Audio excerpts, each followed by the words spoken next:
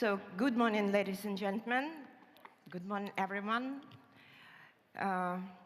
Please help yourself. Feel free, take your seats. If you need headphones set, you can find them over there. And in a few minutes, we will start our panel discussion. It promised to be very interesting because the topic is very important, I think. It's about keeping Ukraine in business. So, and in the end of our panel, you can put the question to our members of our panels. Thank you so much.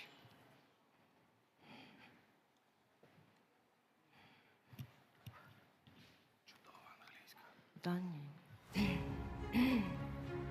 Okay.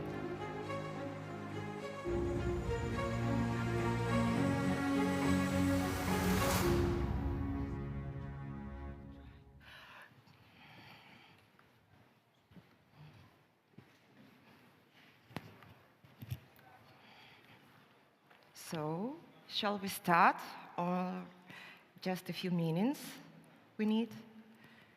We can start. Okay. So once again, good morning, ladies and gentlemen. My name is Carolina Ashion. I will be the moderator of this panel discussion. And it's my, of course, privilege and honor to be with you. It's my, to be honest, the first experience of moderating in English, so I count on your understanding and support, please. So, and, yeah, I'm so sorry. So, you know, this is the third day of this prominent forum, which is very important for my country, for Ukraine. And every panel and presentation in this forum is very important, but I think that this panel is one of the most important because it's all about business, and you know how it's important to keep business in the war conditions. And so what do we have for today? First of all, this is almost complete consensus that in this war we have only one winner, and this is Ukraine. Our army is one of the strongest armies in the world. And in principle, it is impossible to defeat Ukrainians, and I think the whole world is convinced of it. And while our army is getting closer to victory every day, it is very important, it is imperative to hold and not to lose our economic front. Currently, this is a wild discussion in Ukraine about the fact that the economic profile which existed before the war should be completely different. A new economy is needed, and Ukrainian business needs the new new rules of the game, sorry. In essence, now Ukraine faced two big challenges. The first of all, it's to win the war, and the second one is to win the peace. And what needs to be done to win the peace? How it's like to do business in war conditions? From whom is Ukrainian business waiting for help first of all? So how to keep Ukraine in business? This is our topic, and now I'm honored to introduce the member of our panel. Let me start from Dmytro Nataluha. Mr. Nataluha is a member of parliament, chairman of the Economic Development Committee, member of Ukrainian Space Delegation, and co-chair of the UA-UK Inter-Parliamentary Friendship Group, Верховна Rada of Ukraine. Mr. Sergei Loboyko he is not present, he's not with us. Okay, we will wait for him. Mr. Loboyko, we are greeting you, Mr. Loboyko. Mr. Loboyko, head of the Center for Innovation Development and co-organizer of Economic Recovery Initiative in cooperation with DIA Business State Project. Mrs. Tatiana Palamarchuk, Deputy Executive Director, Union of Ukrainian Entrepreneurs. Nice to meet you. Mr. Artem Panchenko, Regional Expansion Manager, Uber Company.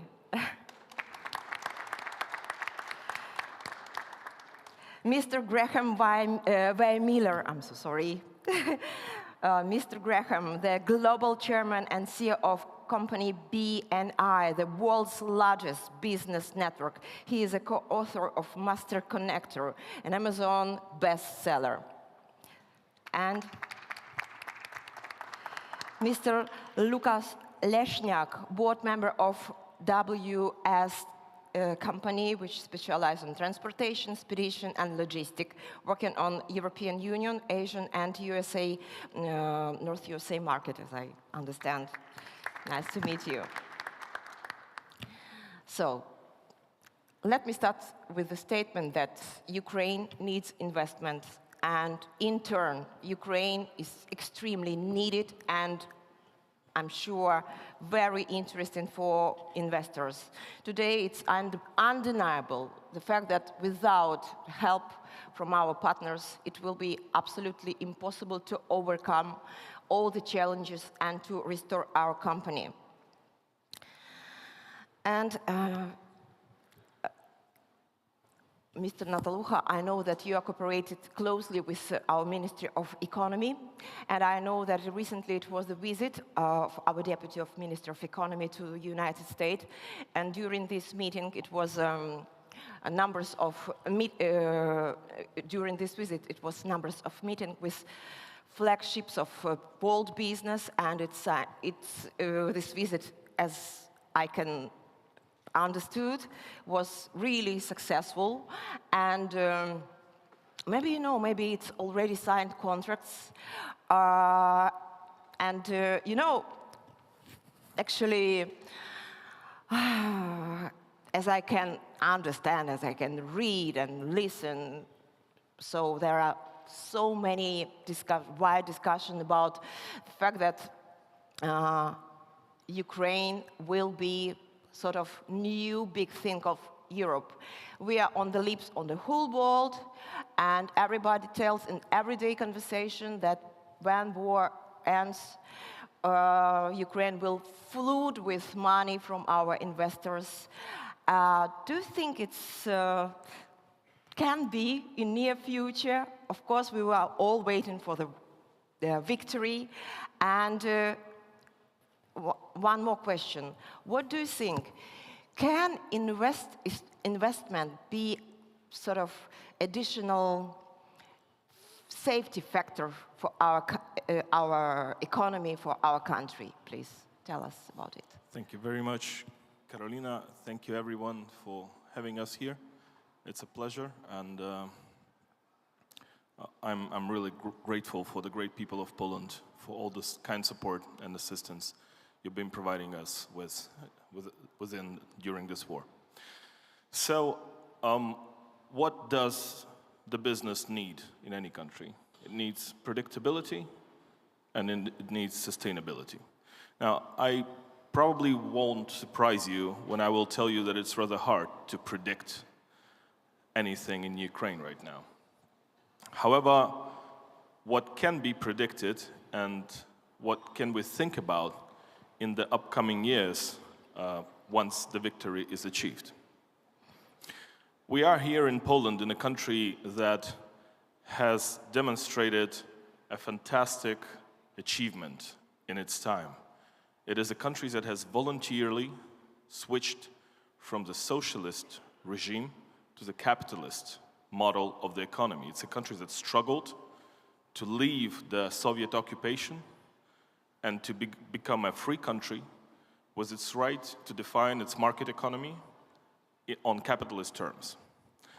And for that, in a way, Poland has been repaid, duly so, by investing here, by creating and forging partnerships, by creating opportunities here, because the country deserved this to happen because of its struggle. Now, in my opinion, Ukraine might follow a similar path. However, we will not be the country that will switch to the socialist to a capitalist model, but we will be the country who will clearly signalize that we are ready to embrace the Western values, to stay the country of the West, to stay a member of the big Western family, not of the East, not an autocracy, but a democracy. not a kleptocracy, but a free country, a country that respects the rule of law, the country that respects transparency. And this is what is the struggle about, basically. It's about these values. So, in my opinion, given how much is the world, the Western world, invested into the struggle, because we are here in Rzeszów, and I'm not the one to tell you how important is the city in terms of what is going on. And you can see the people around, the nationalities around, you understand the processes that are going on. You understand regarding the financial assistance, the military support, the trainings, the intelligence exchange, and so on and so forth. So the Western world is really invested into what is going on in Ukraine. Therefore, once this war is won by Ukraine and the Western allies, and I have no doubts in that, just a matter of time and sacrifices, unfortunately, from our side, but nevertheless. In my opinion, what can be predicted is that we will witness a pilgrimage to Ukraine. A pilgrimage of business, a pilgrimage of politics, a pilgrimage of academia, of tourism, of all those kind of things, because everyone is so emotionally invested into this war, because everyone knows someone who has suffered from this war, because everyone knows someone whom he helped, whom he assisted, whom he provided shelter with, whom he provided some humanitarian assistance, whom he has taken care of, and so on and so forth. So in a way, this indeed will be our joint victory. It won't be just about Ukraine. The victory of Ukraine, in fact, will be the triumph of the Western world, of the Western civilization, because Russia is clearly not a part of that. Russia is clearly a barbaric aggressor who denies all the rules and the norms that we have set throughout centuries. So this kind of triumph, in my opinion, will attract a lot of capital, state capital, private capital, equity, and so on and so forth. And in a way, the presence of foreign capital in the strategic industries of Ukraine, in my opinion, will be the best security guarantee ever. Not some kind of pacts, not some kind of memorandums like the Budapest and all the kind of, bullshit, but the presence of the foreign capital in the strategic sectors of Ukraine. The skin in the game of the Western companies, of the companies from the countries who are already deeply invested in this war, will be the best security guarantee. So, in my opinion, the victory of Ukraine, in a way, will reactualize the West. We have seen a lot of skepticism, especially after COVID, after Brexit. You have heard about the Grexit potentially, the Spanexit and all this stuff. So the populist movements in Europe were rather active, especially in the past few years.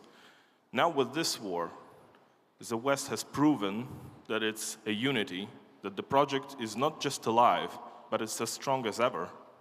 And for that reason, I think that when we're talking about Ukraine, it's merely a representation, an example of how strong the West is and how strong the West can be and should be. And for that reason, to win the war will be just a part of the solution. But to rebuild Ukraine will be to manifest not just the military power, but the economic power that the West represents, the powerhouse of the continent. Because what is happening, in my opinion, right now in Ukraine is Putin is trying to make a very primitive point with this war. We haven't seen in these 9 months a very sophisticated, progressive, and modern Russian army, have we? Probably not. I mean, it definitely did not meet the expectations. But nevertheless, what he's trying to prove is that modern army, modern technologies, sophisticated equipment does not matter. What matters, in his opinion, is the pure number of people who are above 18 years old that are able to carry a Kalashnikov. And that's pretty much it. So in his opinion, what matters is the quantity of the population. And what he intends to do is simply to outnumber all the modern tanks the West has, all the modern fire systems, and so on and so forth.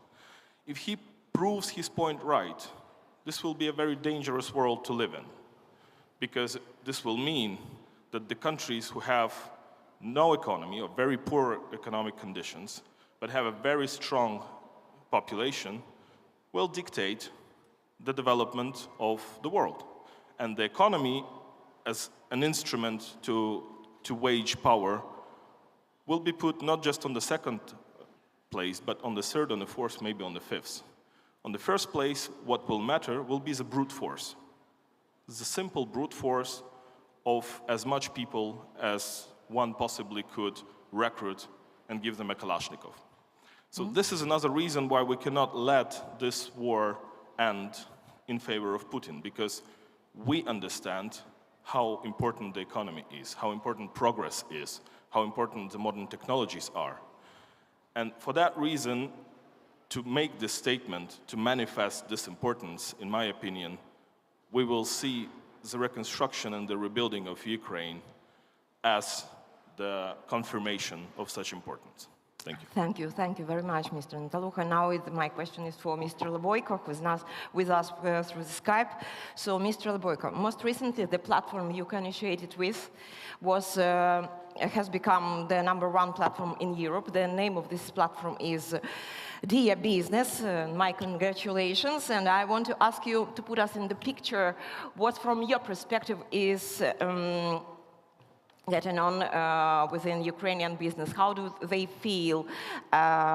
What their main subject of your researching? And I know that you've done a lot about to understanding the trend of business activity, current business activity in Ukraine. Could you please tell us more about it?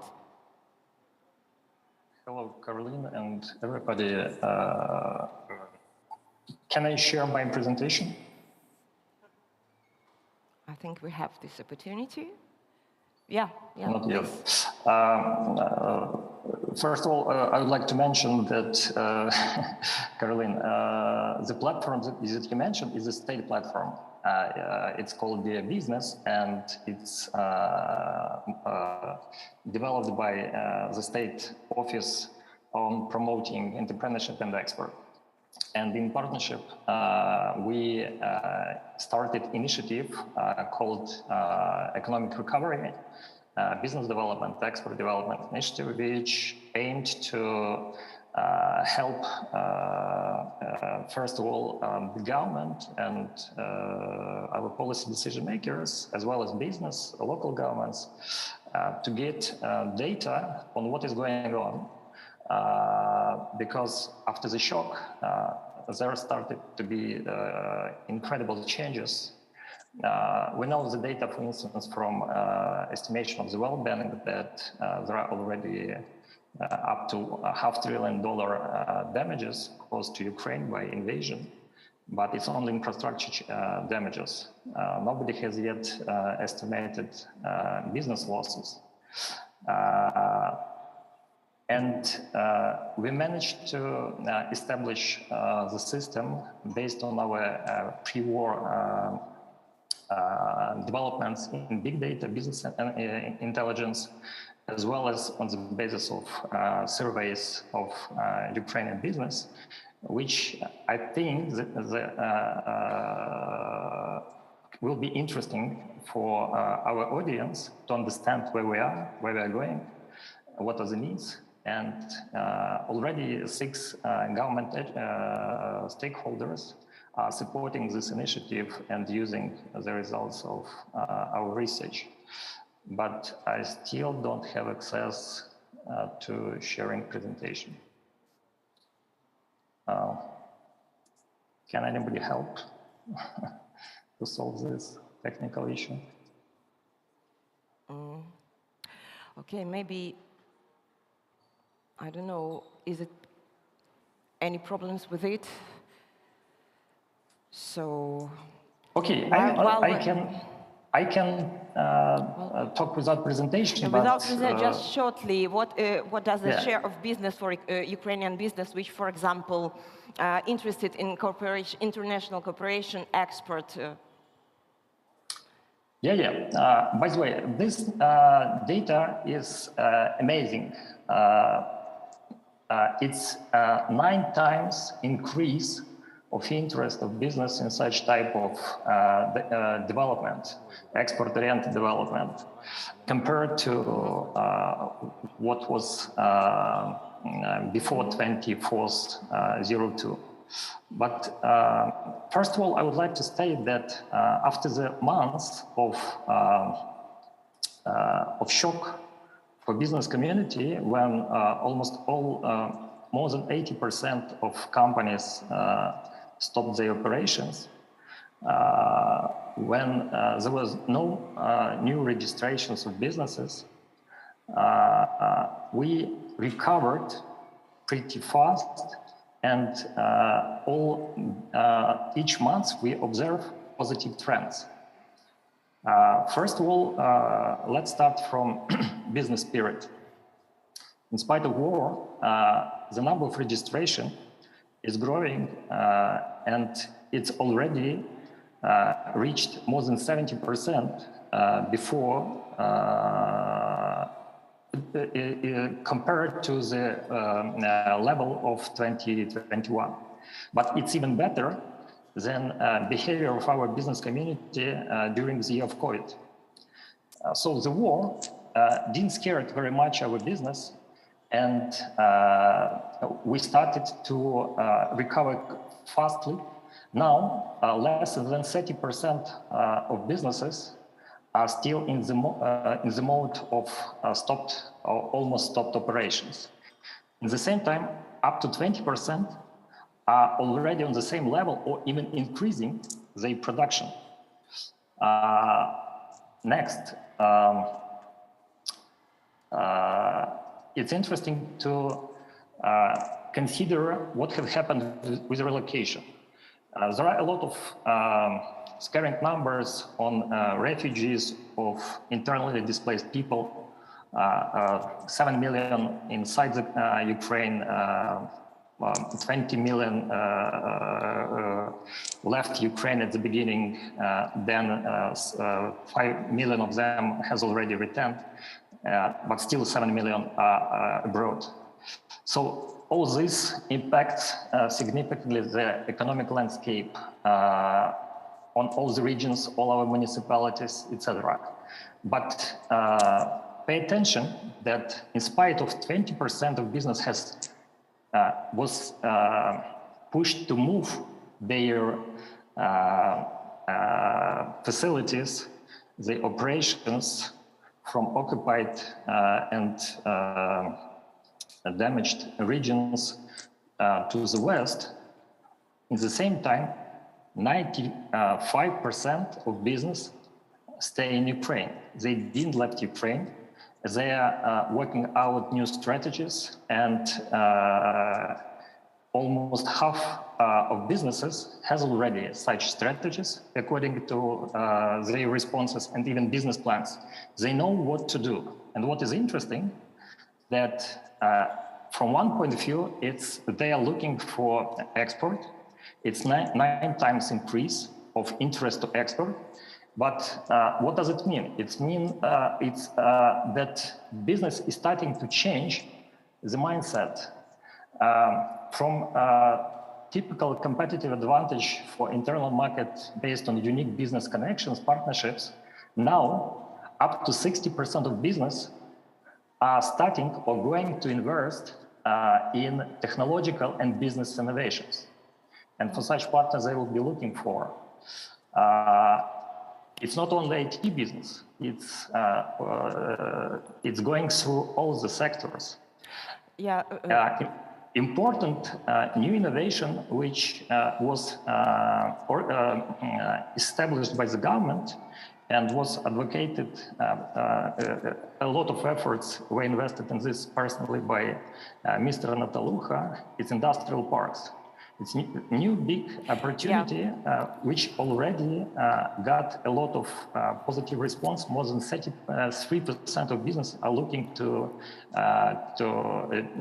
use this possibility. Yeah, Mr. And the last one, last one, inspiring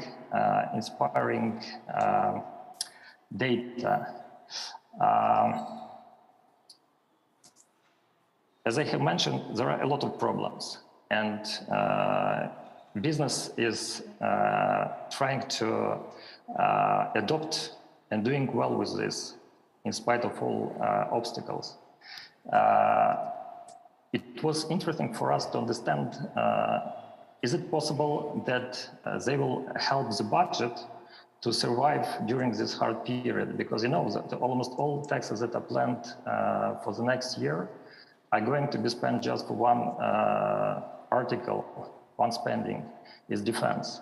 Mm-hmm. So business responds, especially small and medium-sized business, that they're going to pay the same amount that was planned before 24/02 in case of access to financial sources and markets. And they need for this less than 5 billion euro. Compared to $500 billion damages, it's almost nothing. And pay attention that right now, 92% of businesses are already involved in helping Ukraine to win the war and join the volunteering activity. Mr. Boyko, thank you so much for your answer. And let me switch on Ukrainians, because I know that the next panelist, Pani Panomalchuk, Ms. Palamarchuk, will present in Ukrainian. Пані Тетяно, я знаю точно, що, і не тільки я, весь світ знає про те, з якими викликами стикнувся український бізнес, так, що все, що довелося пережити впродовж останніх 3 років, це просто, знаєте, як то кажуть, мікс найгіршого, що може бути.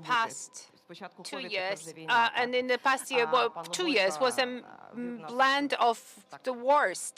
So first we had this COVID pandemic and then the war.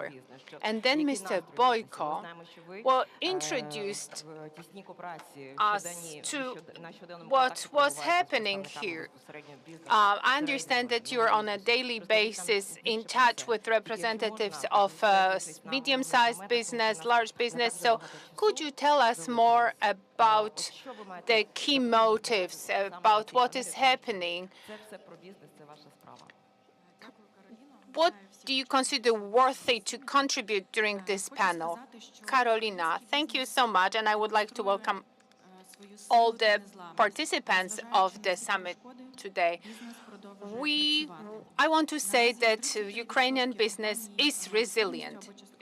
For now, 33% of all companies have postponed their operations, but look at the growth rate in June, that was 44%.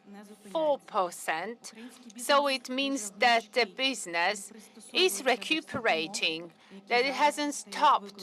The Ukrainian business is resilient, is flexible, adopts easily to what is happening right now, including the blackouts. Our businesses are coping.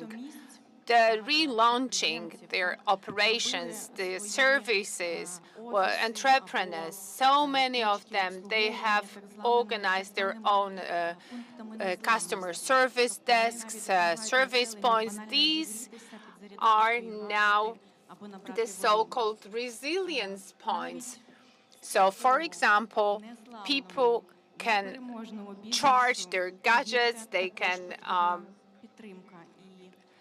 spend some time in warm location. But even the most resilient business needs support. So our business, in order to continue operating, needs stimulation with the participation of external international partners. Some say that Ukraine should be rebuilt after the military operations stop. Let me say that the war is an all-out war at all fronts, and the economy provides our people, our residents, with everything that we need for life. And the support of international partners gives us everything we need to live, to continue working and operating. So right now, without waiting for the war theater to stop, we need to operate. Ukrainians, they have to enter international markets, and you'll never ever find such graceful business partners as Ukrainians. Ladies and gentlemen, we are so grateful to the international community for everything that has been done so far. So this no visa regime, customs exemptions, it was so important that exports restrictions to the EU from Ukraine have been lifted. It was so important that we could enter and we could join international platforms to look for partners on the global markets. 2023 and 2024, these will be years of great difficulty for the Ukrainian business, and this is why we need these signs, manifestations of support so we can continue operating. So, for example, we need to have type approvals, we need to have conformity certification and all other certifications required for our products to be launched on international markets. Our entrepreneurs, they need to get this clear message.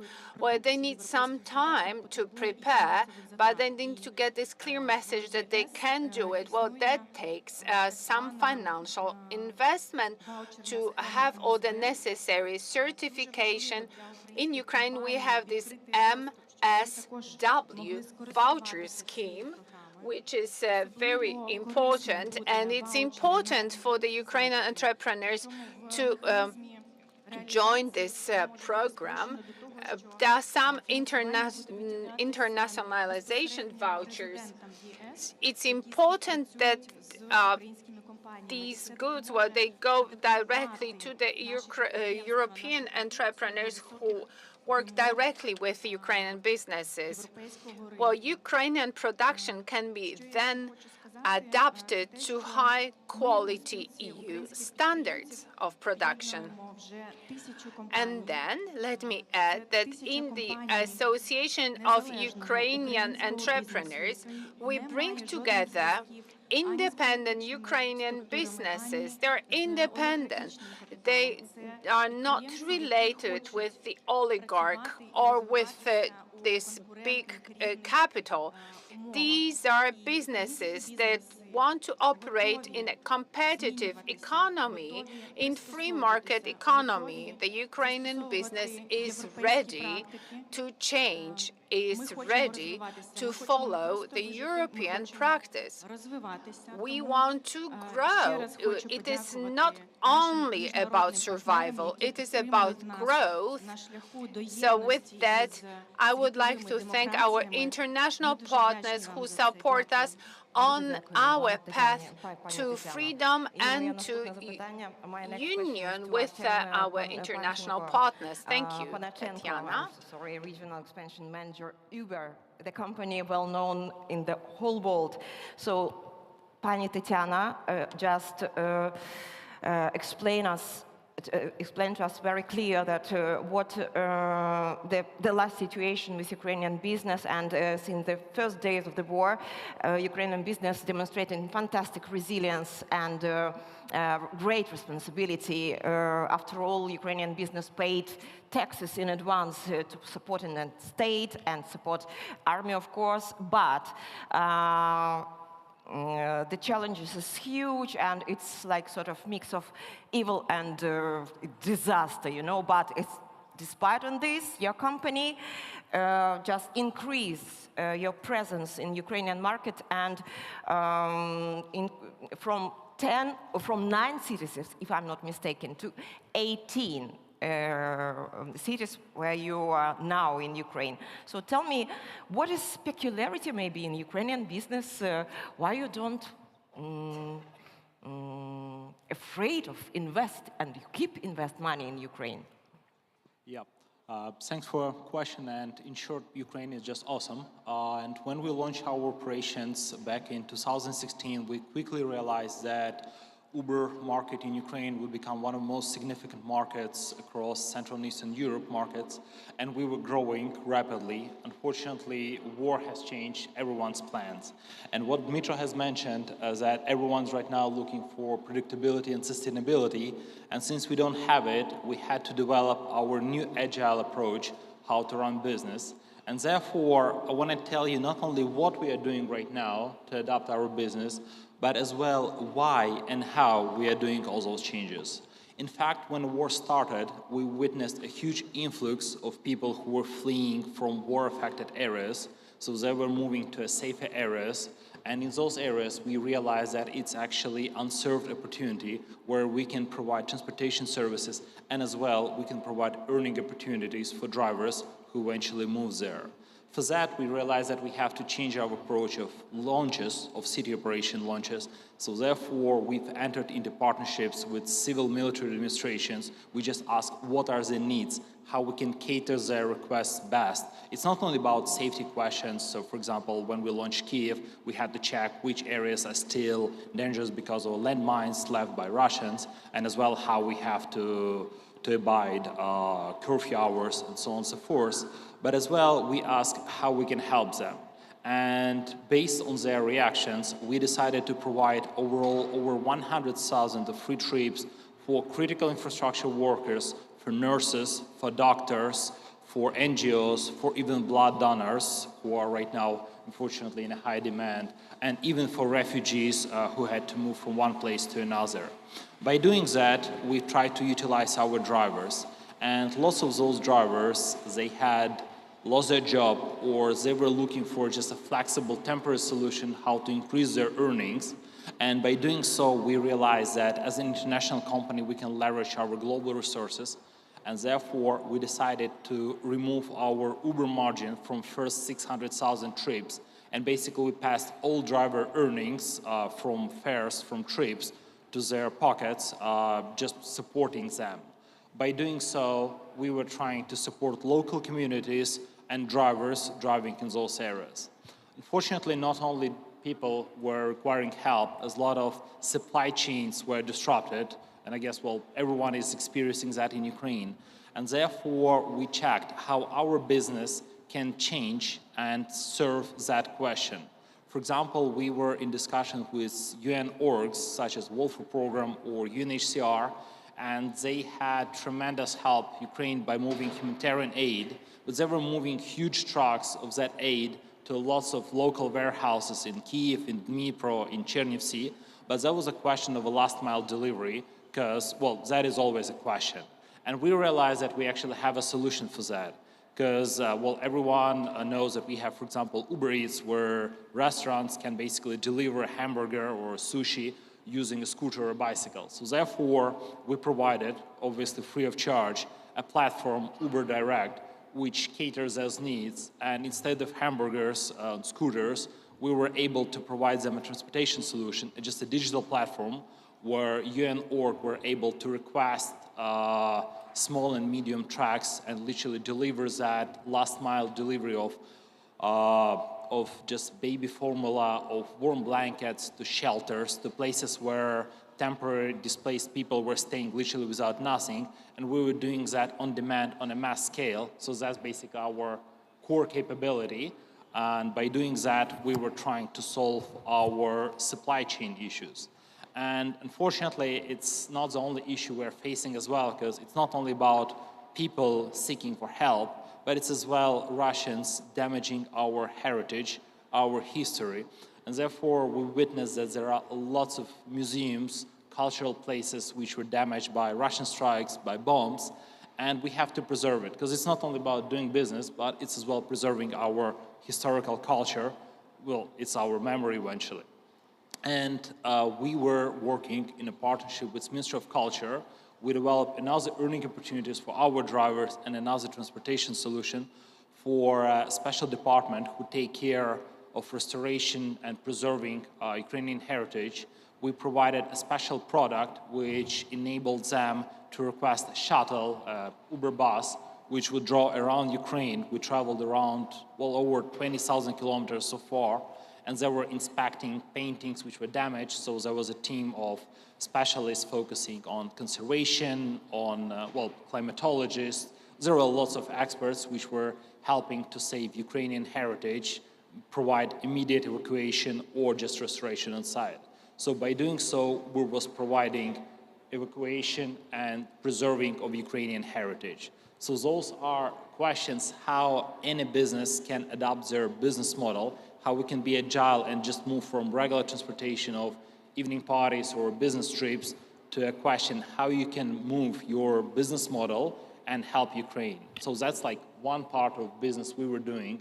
And in addition, we were lucky enough to be a global company, so we leverage as well our global partnerships. So we launched, for example, our special vehicle view, a special product in an app globally, which is called like W4UKraine, where people can request, and we collected donations. That was like almost $3 million. We matched that by our $2 million in-kind donation and passed it to NGOs which were in need. So that was a little bit of a sprint, but now every business has to enter a marathon. So we have to strive and keep on developing our abilities to provide earning opportunities for drivers on site, and as well providing transportation solutions for authorities where we're in. So, well, that's what we are doing for now.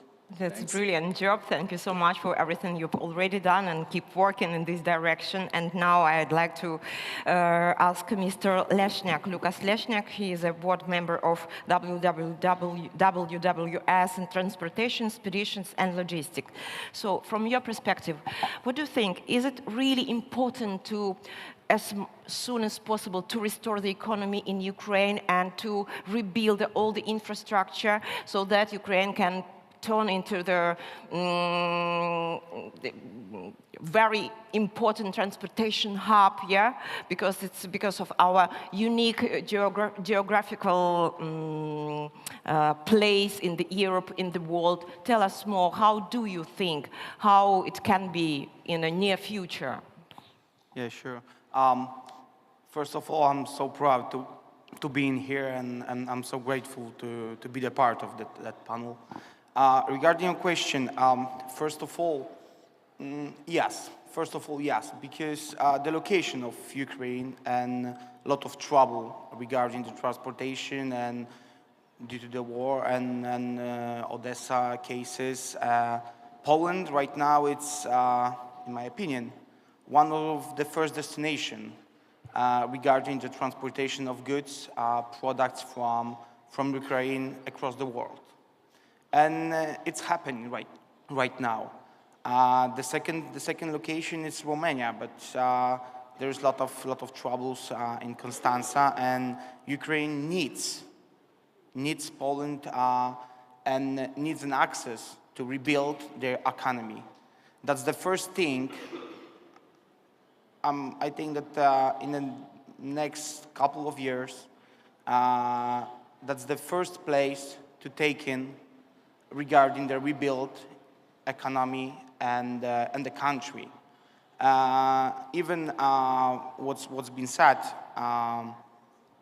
rebuilding the country are not going to start after the war. Right now is the moment to start to do it, think about it, plan it.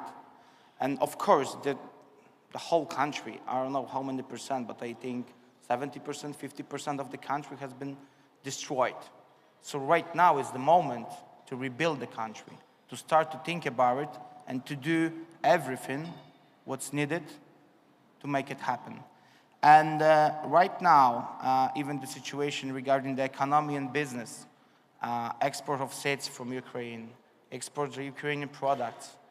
Everything is needed to keep the economy still on a right level. As have been mentioned, that 33% of the companies are still yeah. We couldn't overcome the challenges. Yeah. That's coming from the heart of Ukrainian people. They are strong, they are still fighting, and they are the winners right now. And whatever going to happen, whatever, doesn't matter. Whatever going to happen, they are the winners right now. And they are going to be them in the near future. And we as a people, as a Polish citizens, since the beginning, we were supporting, we were trying to help, as a private sector, as a private companies, public, government, everybody has been supporting. And right now, I think that for Ukrainian business and for Ukrainian people, we are the partners on the same level. We are trying to support, we are helping them, and we're doing best of the best what we can do. And I think that we have to keep that as a sentence of our, maybe that's a hard word, but brotherhood, something like that. That's the way which we have to keep, because I don't know when, but in a couple of months, couple of years, Ukraine going to be free. Free of the war, free from the rockets, free from the bombs, and then Ukraine going to be the country which needs the support regarding the construction materials. I mean, even not the construction materials, all of the sectors which is needed to be rebuilt. So people needs to help. And I think that a lot of people from Ukraine, which are living in Poland right now, I think that maybe they are not going to be back to Ukraine, to go back to Ukraine, to get back to Ukraine, but they are still Ukrainian in Poland. And even the support which they get from us at the beginning, I think that it's going to be the plus for business between Poland and Ukrainian. Even from the Polish history, a lot of Polish people has moved to US, and right now they are doing business. And I think that even Ukrainian moved, maybe it wasn't their decision, but they has been pushed to do it.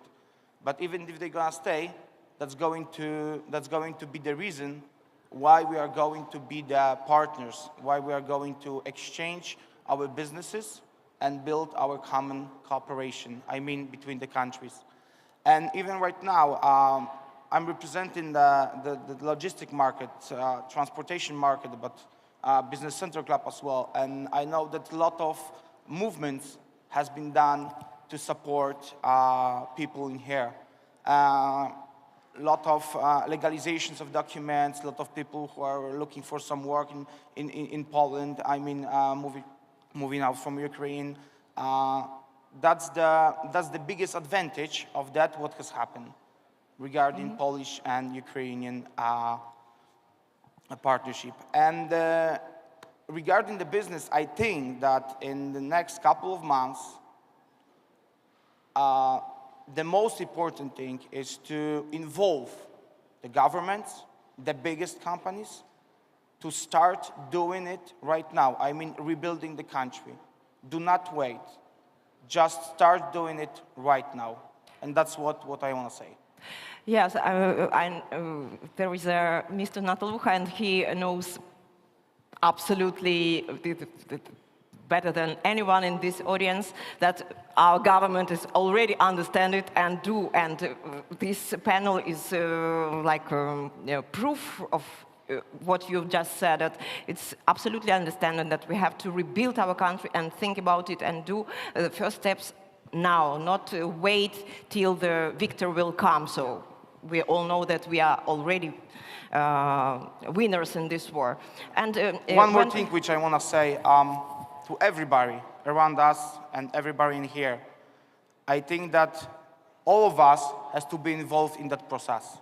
All of us, even with some little part, but all of us. And the victory is right now. Yeah, and when we are talking about Poland, it's very important to mention that according to last polls, opinion polls, 86% of Ukrainians think that Poland is our number one friend, and the total aid to Poland to help with war against Russia, more than $3 billion already. So thank you so much for your help us Polish. Keeping fingers crossed. Yeah, keep our fingers crossed. So and now I'd like to talk to Mr. Graham Weymiller. It's very interesting to listen to you, so that I read a little of your bio, yeah, and it's very interesting and unique experience, as I can see, and I'm sure it will be interesting for everybody in this audience. So your company does not get involved in geopolitics, but instead you are seeking to help every entrepreneur and business leader on the planet to be very, very successful. Each week, your company, it's plus 295,000 member businesses and chapters action across 76 countries. I'm so sorry. Just in the last year, BNA members generated over $20.3 billion US dollars from other members through BNA. So my question is, after a disruption, why are entrepreneurs and business leaders so important to re-establishing vibrance within a community? Yeah, absolutely. So as you mentioned, we don't get involved in politics. We want to support businesses. And we really feel that entrepreneurs and business leaders not only provide critical services and products in times of need, but they generate, of course, income, they regenerate the tax base, they really also get the social fabric of communities moving in the right direction.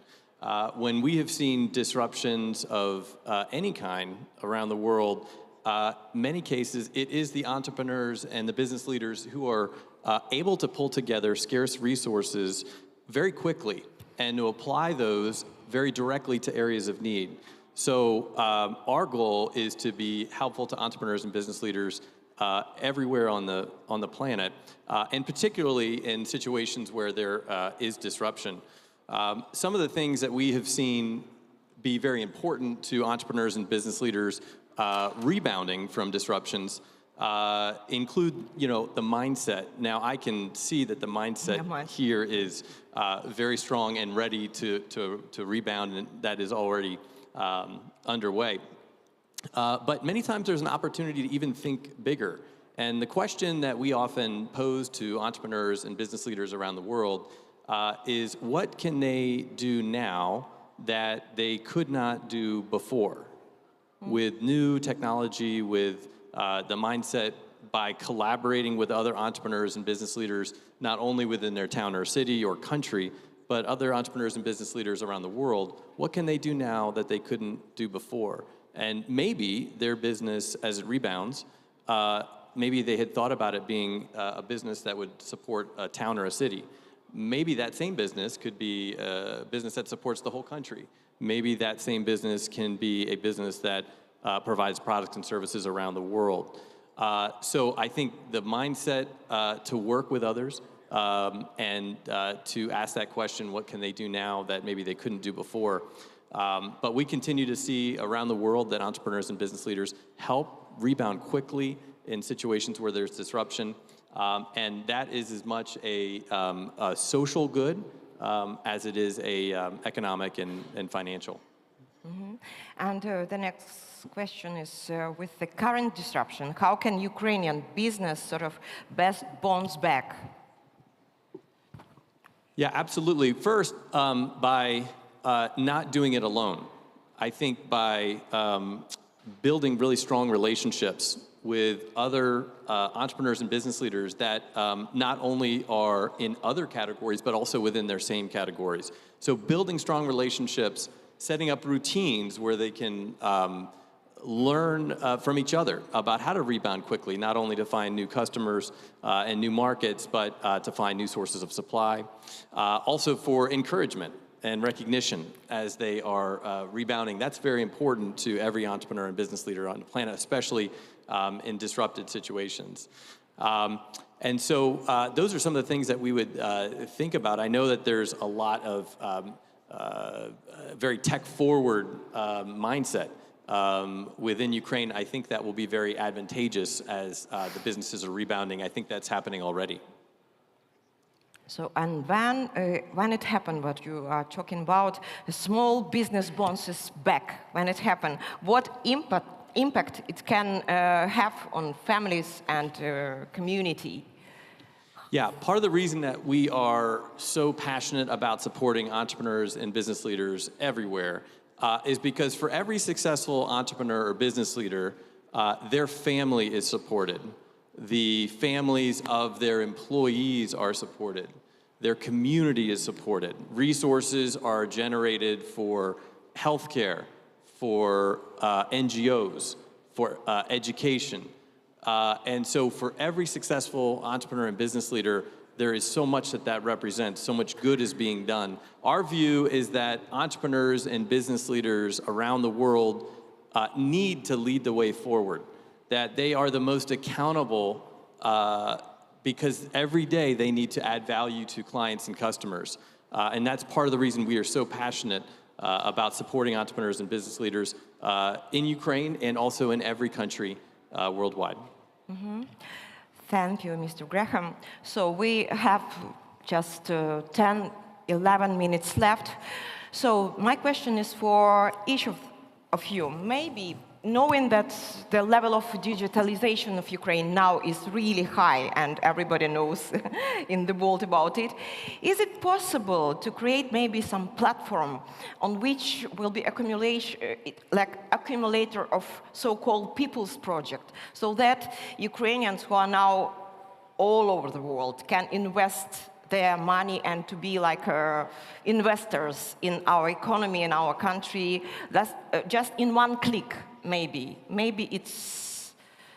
Who wants to start? Pani Tatiana? Дозвольте, я почну.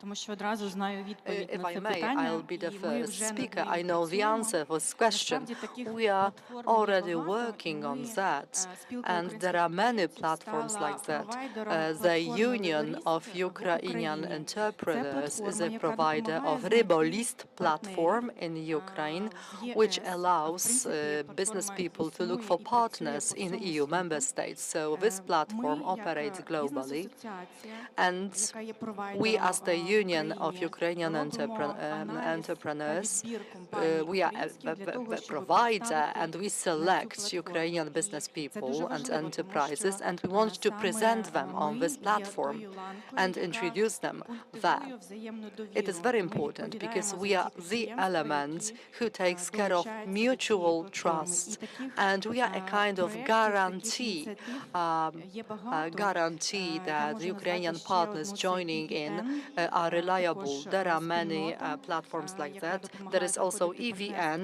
партнерства community по which всьому helps світу.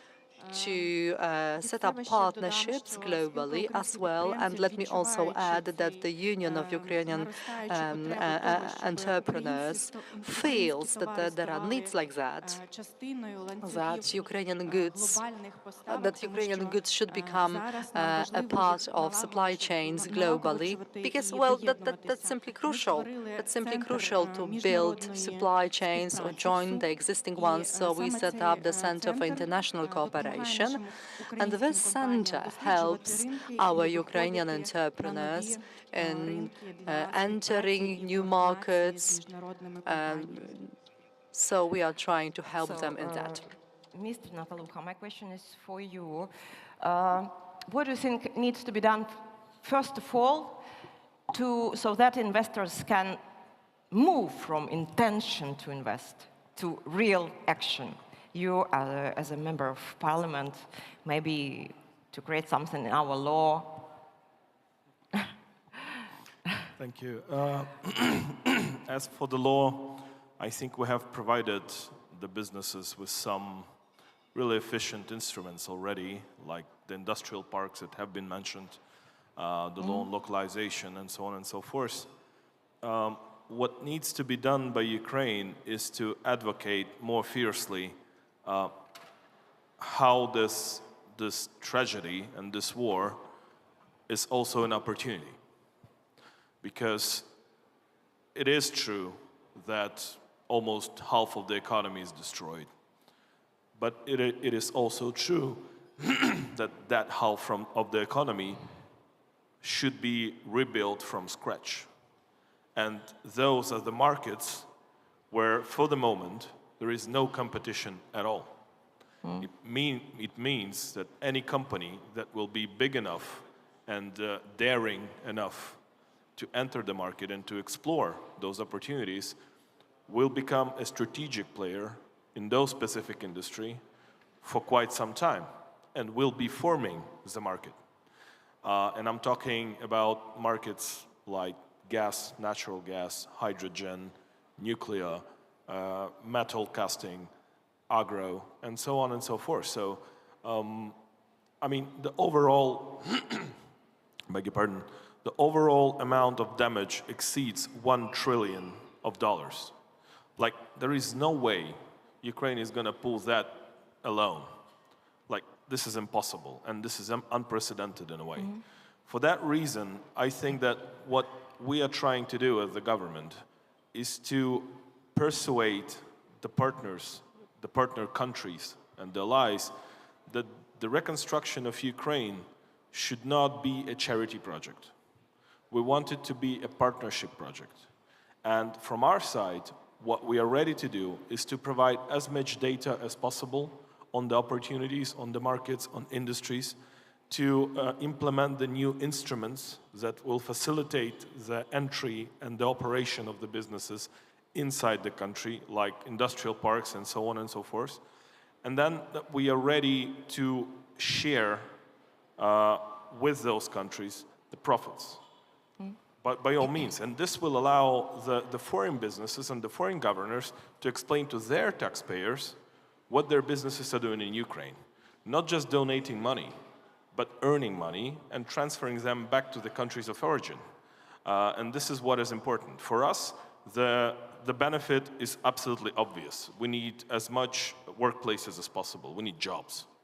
But in order for those jobs to be created, we need businesses to start operating in industries that are now destroyed.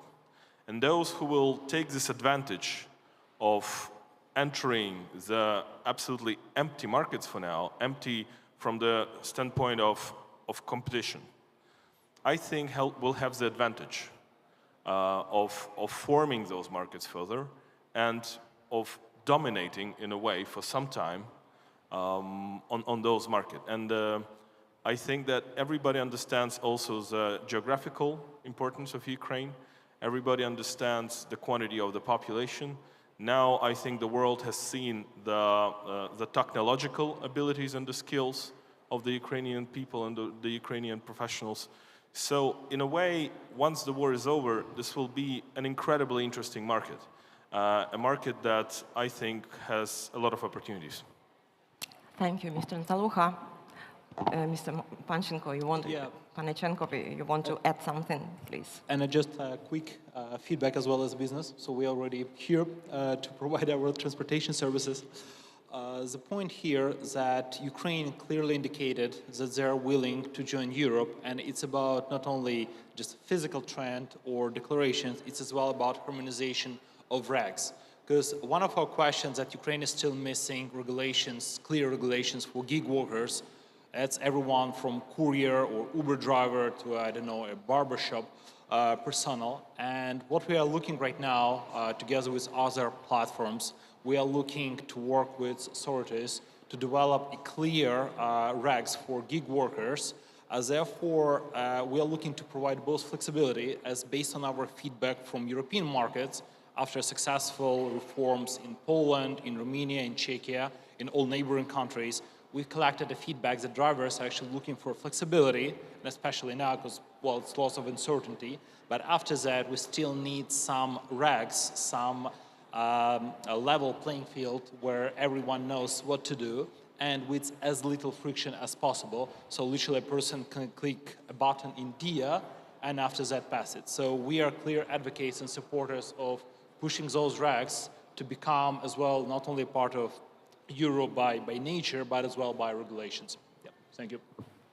So our time is almost finished. So I'd like to thank everybody for your participation in this panel. I want to emphasize that it's really very important topic, and because of the shortage of time, maybe I'm sure it's everybody has something to add, just in case to open and to look at the problem from different perspectives. And so everybody who are now in the hall, please, if you have questions to our member of our panel, you can put this question after the panel and on sidelines.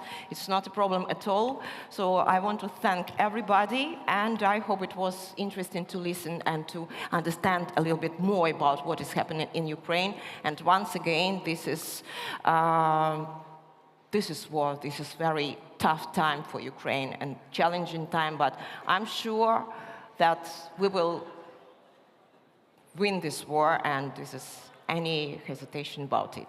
So thank you so much, and have a good one.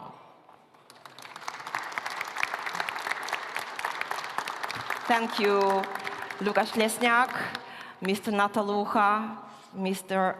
Artem Panachenko, Mr. Graham Weymiller, and Pani Tetiano, and Mr. Loboyko, who are not with us already. Thank you so much.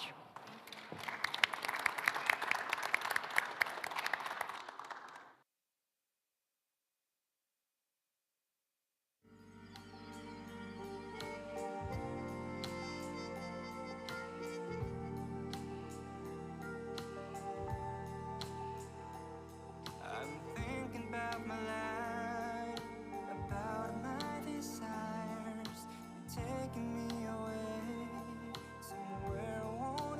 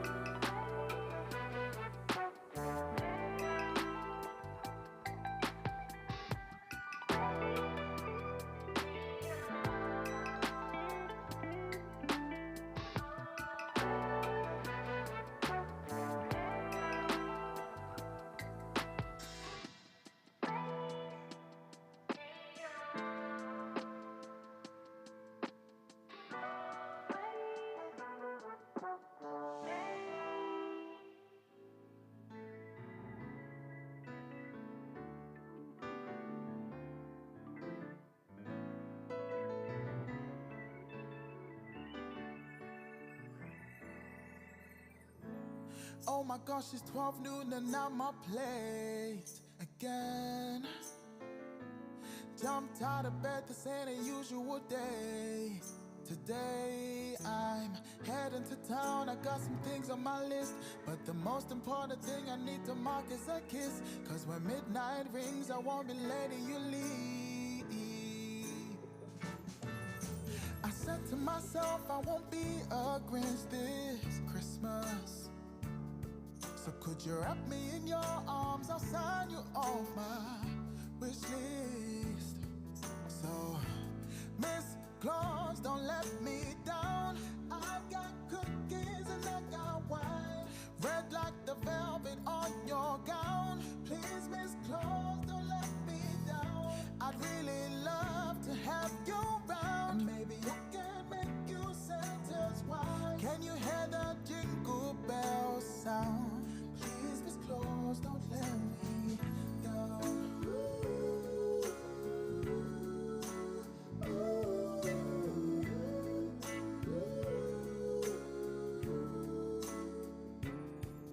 Got the table set so you don't have to do a thing. I put the tinsel and the stockings up ready for the morning. Took the tree out the closet, couldn't find the star, but since you're here, I wouldn't mind your heart. I'm feeling festive, cheers, let's bless this occasion. So, Miss Claus, don't let me down. I got cookies and I got wine, red like the velvet on your gown. Please, Miss Claus, don't let me down. I really love to have you round. Maybe I could make you Santa's wife. Hear the jingle bells sound. Please, Miss Claus, don't let me down.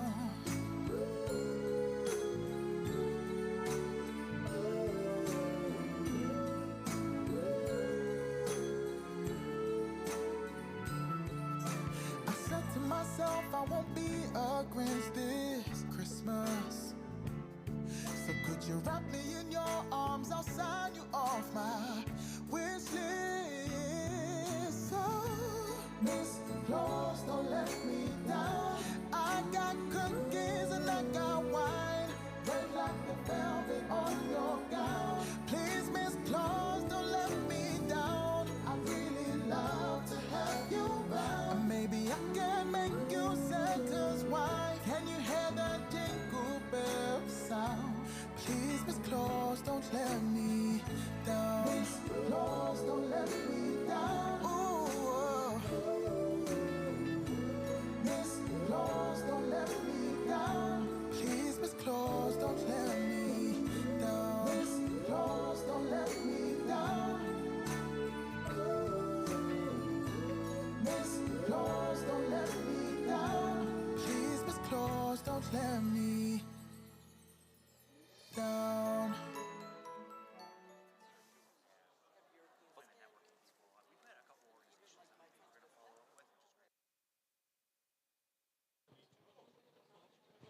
Ladies and gentlemen, in a few minutes we're going to start the next round of lectures and presentations. We just wanted to let you know that also on the floor, on the level 2, you're going to find a workshop room where a workshop by Lemkin Center is conducted on the topic of evidence gathering and battlefield evidence. Thank you. You're welcome to join.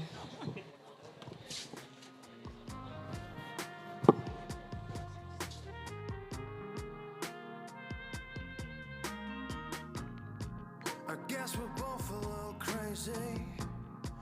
I guess we're both a little shy. But the first day I met you, I knew my life was on the line. Don't ask me what you know is true. You picked me up when I was down and blue. So blue.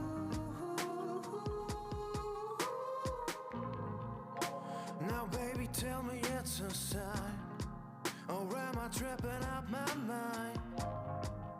You can feel it too, right? All the stars just align. Sun go down before I find my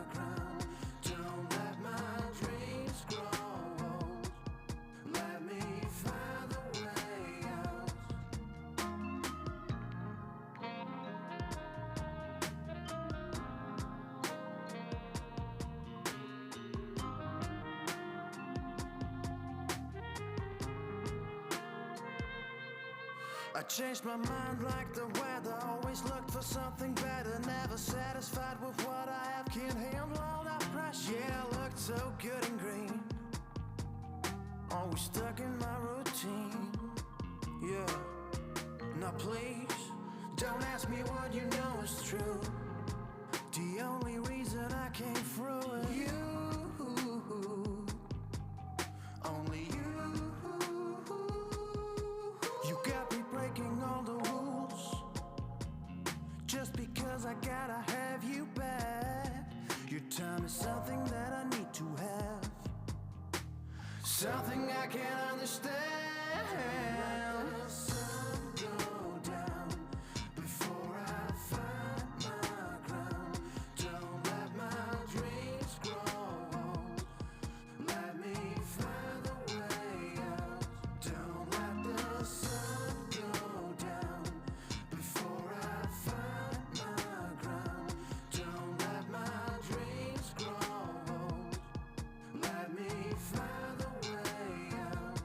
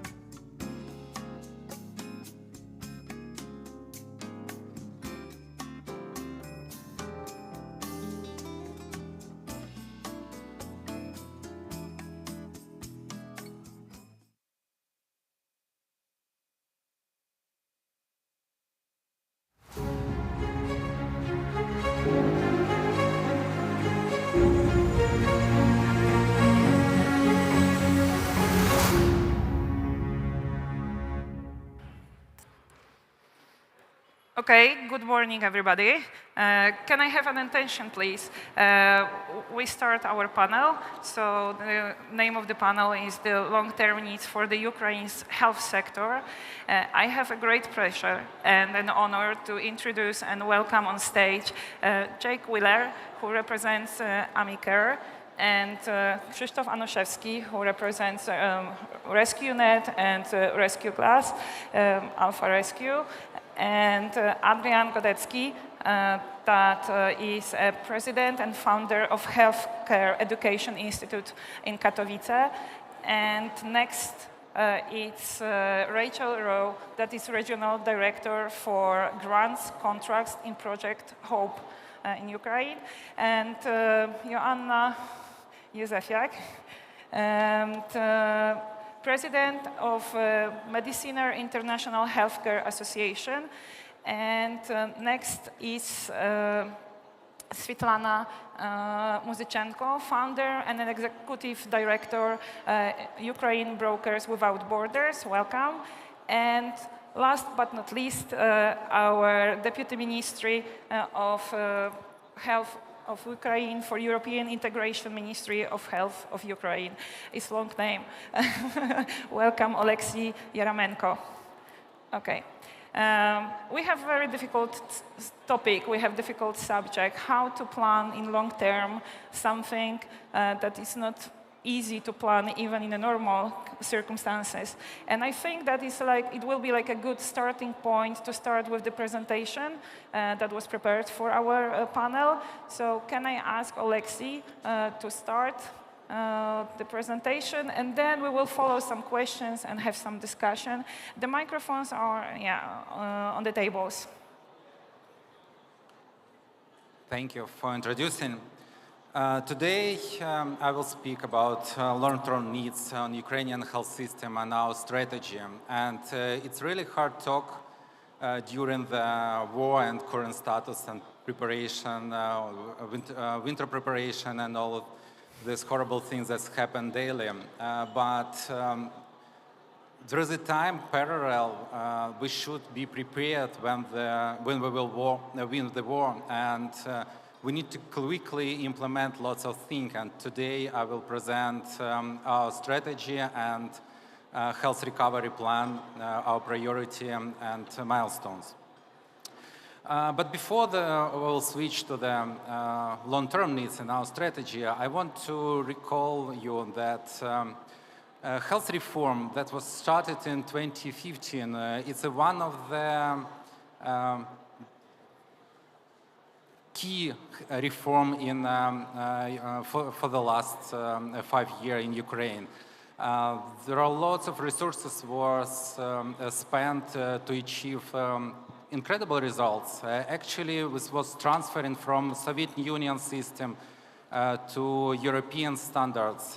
The key component was created like National Strategic Purchaser of Medical Service, National Health Service of Ukraine, other key organizations like Public Health Center, Medical Procurement Agency, SOE Health, and other institutions that now are able to work during this war. And without this preparation, we cannot even imagine how we can deal with it. So this allows us, all the reform that's happening allows us now to keep strong and provide medicines to our people. Just before the war, actually, in the end of February, we finished with the National International Organization National Health Strategy 2030, and it should be the key document for the next 8 years. Of course, now we take a pause and not implementing it because we have other priority in the current situation, but the strategy and the vision how the health system should look like in the next decade we got. And war will not change this dramatically because we see Ukraine as a European country of European community with European standards. And we want to bring health services to all population as better quality and free of charge. But current status for the starting from February 24th, we focusing on providing medicine, and I can highlight 5 key points. First of all, it's medical care. We accept key services like trauma and surgery. We also focusing on the occupied territory to bring services back as soon as we got them. Also, we work with the EU countries to send our people in treatment abroad. Also, it's very important to give access to medicine. Russia destroyed, as you see, more than 500 pharmacies, and it's pretty challenges to deliver medicine on the occupied territory where it's everything destroyed. Also, we continue our financial reform and procure health services from the health provider, and government spent more than 100 billion hryvnia starting from the beginning of the year. We coordinate humanitarian support across the country. We developed our electronic system, My Data, to collect needs from the ground, to monthly and weekly provide requests to all donors and disseminate donor support to the specific healthcare facilities that are really needed. It allows us not to duplicate and to focus our health, our donation and donor support. One more important thing, it's human resources, because without courage of our doctors and nurses, we are not able to provide services. That's why first, we increased salary by 30% comparing to the previous year, even during the war. And second, we see that we allow our doctors to migrate inside the country without any additional problems and provide services where they can physically fit. Again, as we have the occupied territory, we see that our doctors and nurses are going back in 1-2 weeks. Even sometimes we want to have a pause to establish all necessary security issues. But in fact, at minimum 29 medical workers was killed during this period. And it's data that we have officially. I'm afraid that the number is much bigger. Russia destroyed more than 1,157 objects of healthcare facilities. And it's a huge number that will be needed for reconstruction in our future programs. In the first months, in parallel, we start thinking strategically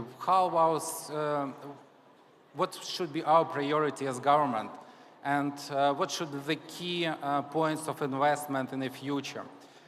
So we, together with international national partners, developed part of National Recovery Plan on the health. And for now, we estimate from 15 up to 20 billion euro only to recover health services at the previous condition, how it was before the war. It's a huge number of cost.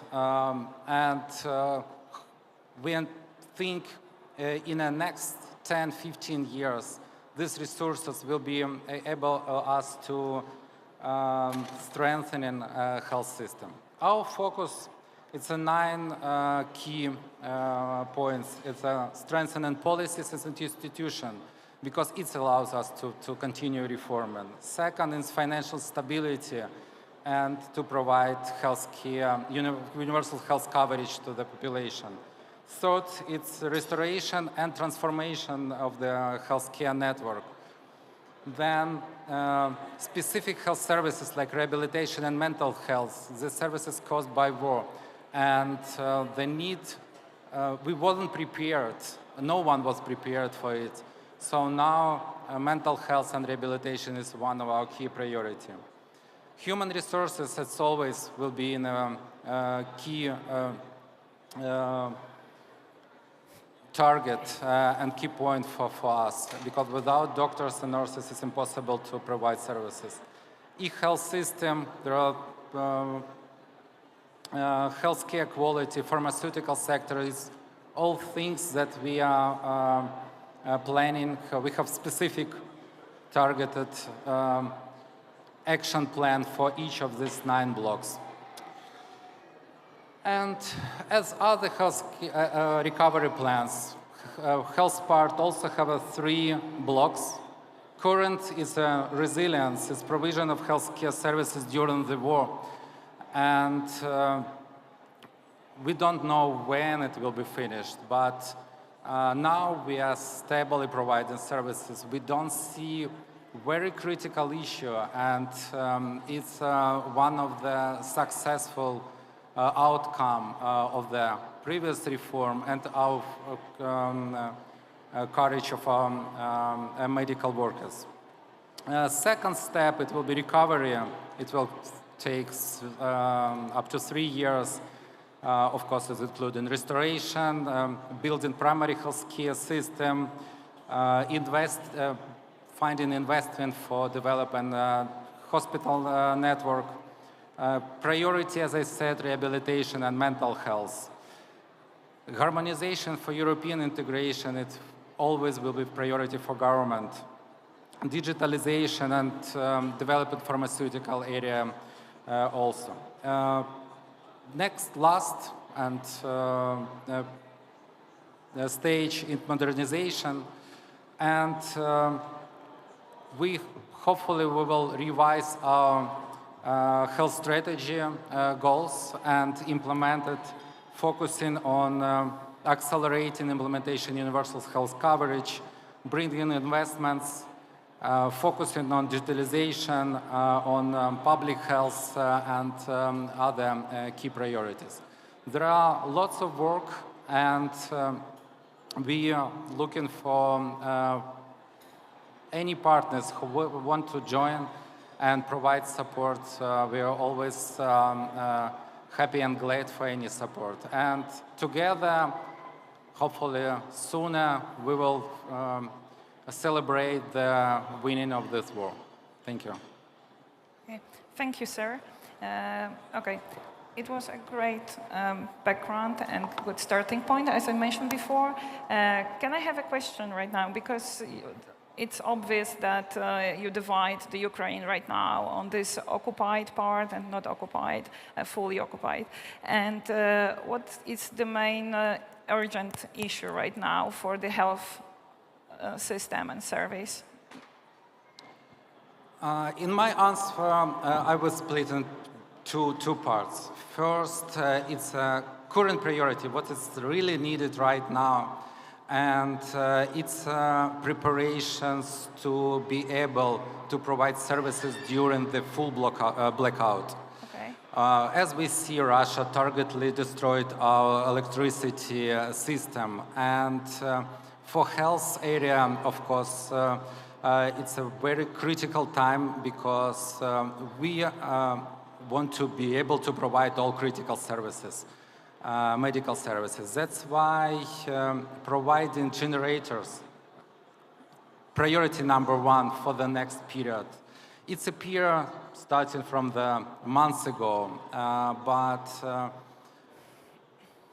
it's what we see.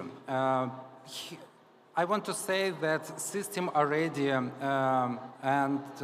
hospitals are equipped at minimum stages of capacity. So each hospital that have ICU rooms, like operational rooms, have at least 1 generator. And we can keep like minimum capacity, but it's not enough. For example, primary health care providers are almost not equipped with generators. Second issue, if the heating system will be destroyed and communication heating will be destroyed, the capacity of generators should be increased dramatically.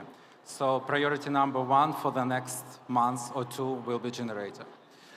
Talking about deoccupied territory, our priority is to bring services back. And with our international partners, we have actually clear algorithm how we are dealing with it. First, it's bring back primary health care. Second, bring back pharmacies, opening pharmacies and medicine. And then we are focusing to restore critical hospitals with operation rooms, with ICU rooms, and so on. what we see is what's different from our, like from Syria or Afghanistan or other territories, that we don't need much mobile clinics because we have huge infrastructure that we could use, and what we need is equipment and people who are able to continue services. So 3 stages: primary health care, medicine and pharmacies, and third it's ICU and doctor specialized care bringing to the occupied territory. What we see from the experience on Kherson and Kharkov Oblast, about 2-3 weeks is pass, and the hospitals are operating in a pretty similar way that it was before the war. So everything happens very significantly fast. So there are no time to think lots of. We need to act, to move very fast and proactively. Thank you. Okay, thank you. Okay, so you deal on the daily basis with the main problems you have. You just give us an example. So power generators and primary care and specialist care is needed, and medicine. Okay, maybe I will address my next question to the Rachel row.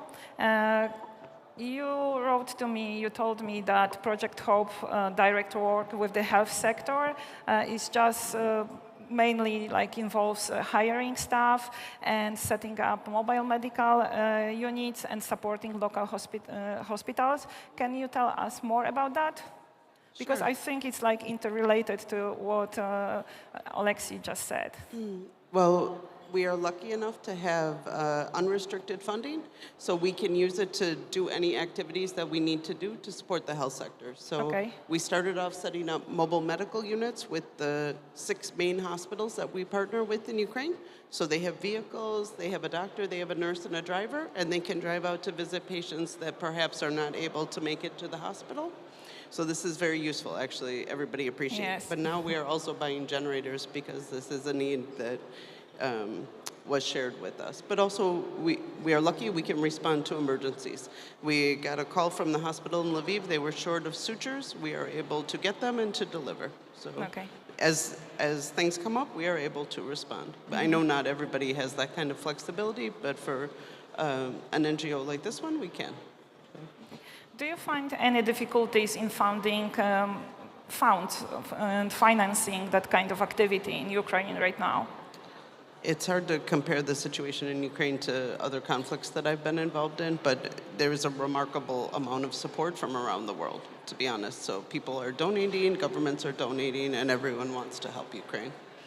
Yeah, and you have like a great experience, because I've read that you have more than 20 years of experience working in a different part of the world and in many global organizations like UN and also American Agency for International Development, so you can compare it. And in your opinion, it's like a great support right now, and you deal with all the needs. That's good. That's good to hear. Okay, maybe second question. Next question will be to Adrian. You deal with the rare diseases, and they are there without, is there a war or not? We have to deal on a daily basis with different diseases. And what problems patients with those diseases are facing right now in Ukraine? Well, rare diseases are rare, and this is no surprise, but on the other hand, when it comes to statistics, around 2 to 2.5 million people in Ukraine suffer from rare diseases, so this is a significant part of the population. So, well, I run a foundation in Poland which helps people with rare diseases. We did different things before the war, but since the war started, we responded to the crisis and first of all started finding specialized therapies to people fleeing from Ukraine. I mean, usually those are therapies which are available maybe in one hospital in the whole country, something like this. So they are very specialized one, and also we started helping people who are in Ukraine. But first of all, I would like to underline that, as Minister said, they had great plans, and they even started implementing those plans also when it comes to rare diseases. They started implementing their own national plan for rare diseases, which contains patient registries, special reimbursement procedure for medicines, and even newborn screening on a bigger scale than it is now in Poland. So they really started to do great things before the war, but the war stopped it somehow. So first thing first, we need to support Ukraine as a country in implementing those things they started to do in the area of rare diseases, because they are good ones. I mean, they are really on the European level when it comes to its complexity and general development. But the war started, and the patients with rare diseases has very specific needs. In most cases, patients with rare diseases receive therapies which are life-saving. So they cannot be interrupted even for a minute. And well, it happened when it comes to war in Ukraine. So we as a foundation helped around 80 to 100 families to receive such specialized care in Poland and other European Union countries. But still there are patients in Ukraine. We are sending them medical supplies to the hospitals and so on, but they still need help, and they are often overlooked in the big picture of helping Ukrainian healthcare system. This is why I believe if there is anybody who is helping Ukraine by sending medical supplies, for example, the key thing is to ask both hospitals what do they need, and ask also patient organizations. And I don't think that you should ask every single patient organization of every single rare disease, because it's impossible, but ask umbrella organizations, patient alliances. Those are this kind of organizations. They are very well developed in Ukraine and then can be a real partner when it comes to cooperation for patients with rare diseases. So not only asking system itself, which is very important to ask specific hospitals and respond to the needs, not sending everything, but also ask patient organization, patient community, what do they need for their patients in Ukraine, which are treated, as I said, often with life-saving therapies. So now what we are concentrating now is to deliver those things to Ukrainian patients, also power generators, power stations to keep respirators working at home, oxygen concentrators, things like this. But in, let's say, a bit longer perspective, always ask about needs of those people. Okay, so how do you get the information, not only through the cooperation with other organizations, but also to communicate with the government or the Ministry of Health? What is your channel of getting information? Well, the key is to ask, because I saw many organizations who are just sending medical supplies that they have in stock, and it's not always help, but asking ministry, asking specific hospitals, and in the end asking also patient alliances, at least to consult with patient organization, with the social side, which is very active in Ukraine by helping it, is the key in my opinion. I mean, ask also the patients what do they need, because they often cooperate with the ministry, they cooperate with hospitals, and they can provide the best information what their patients needs now. And if it's medicine, if it's a surgery, if it's some kind of device, and if it's needed, we can deliver it. But if it's not possible to deliver it, we can always, I mean, we as a social organization taking care of rare diseases in Europe, we can always move to these patients temporarily to European Union and to provide them with treatment. But the key is to get information. Yeah, and that's what I heard, that's what I experienced, that's what I know, because I work as a volunteer in the Polish rescue organization. And what we discovered that at the beginning everybody wants to help, and the aim is not so target. I mean, like you need to ask people what they need. So the reality in many cases just differs than what you think, and it's what's really needed. So it's good that your help, and even in this narrow subject, like rare disease, is targeted, patient target oriented. So then your help is really beneficial. And you told me before our panel that you started from the very beginning, because it was like 27th of February when you got the first patient. So we can see that it was really after the outbreak of the war.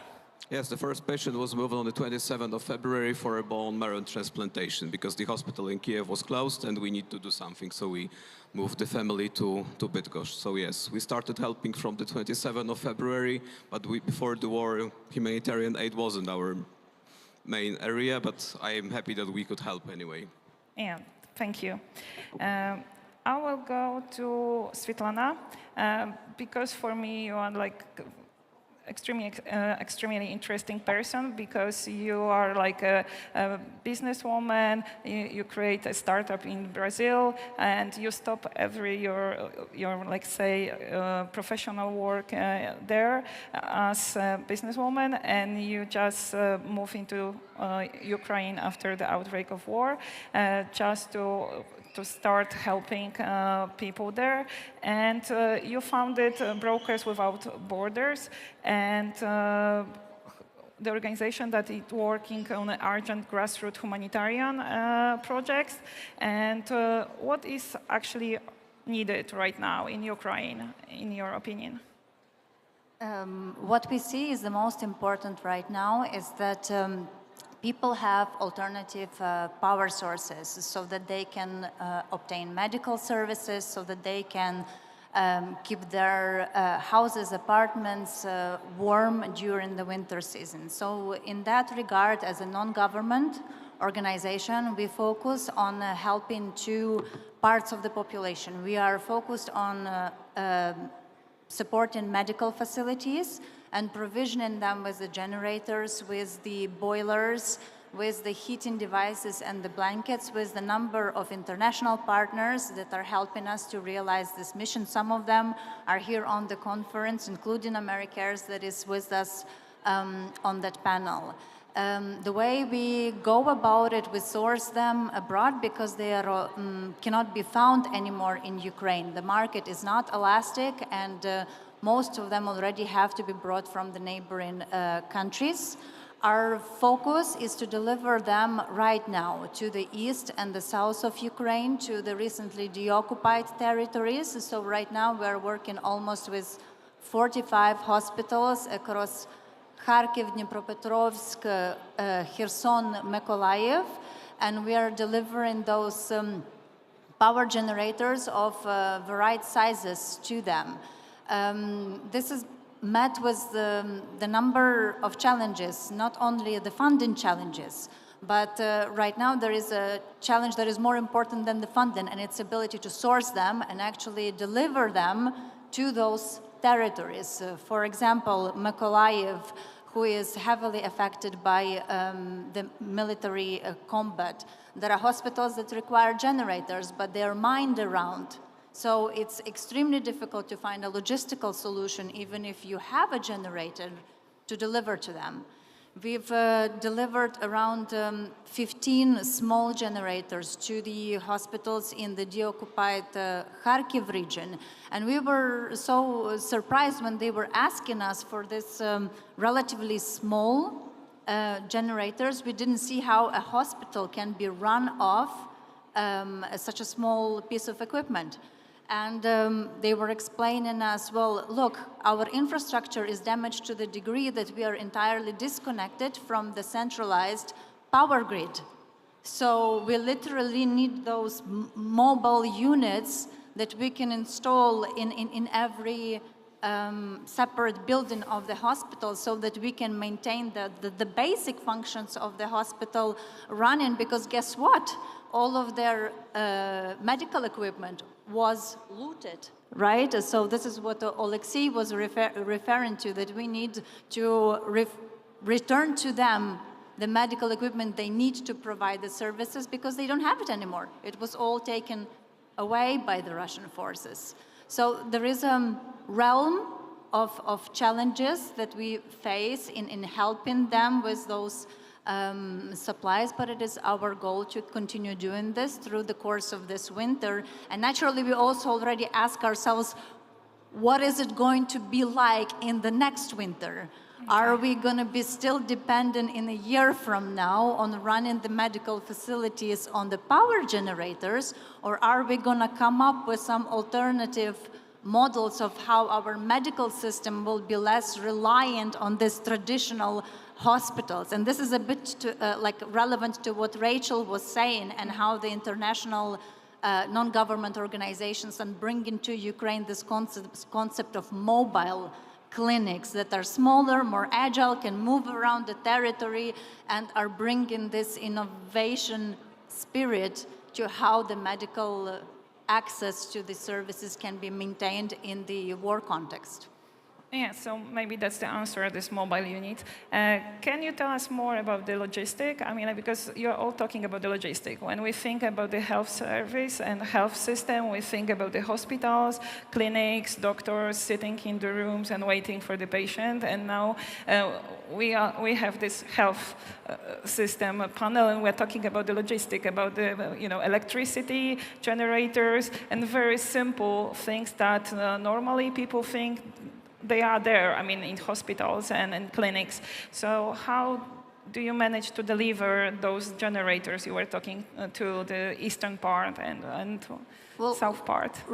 Right now, there isn't one way to accomplish in Ukraine. For every specific destination, you have to explore what the options are. The territories that were deoccupied a few months ago, you already can reach them by the National Delivery Service. They really go as far as it's possible probably right now.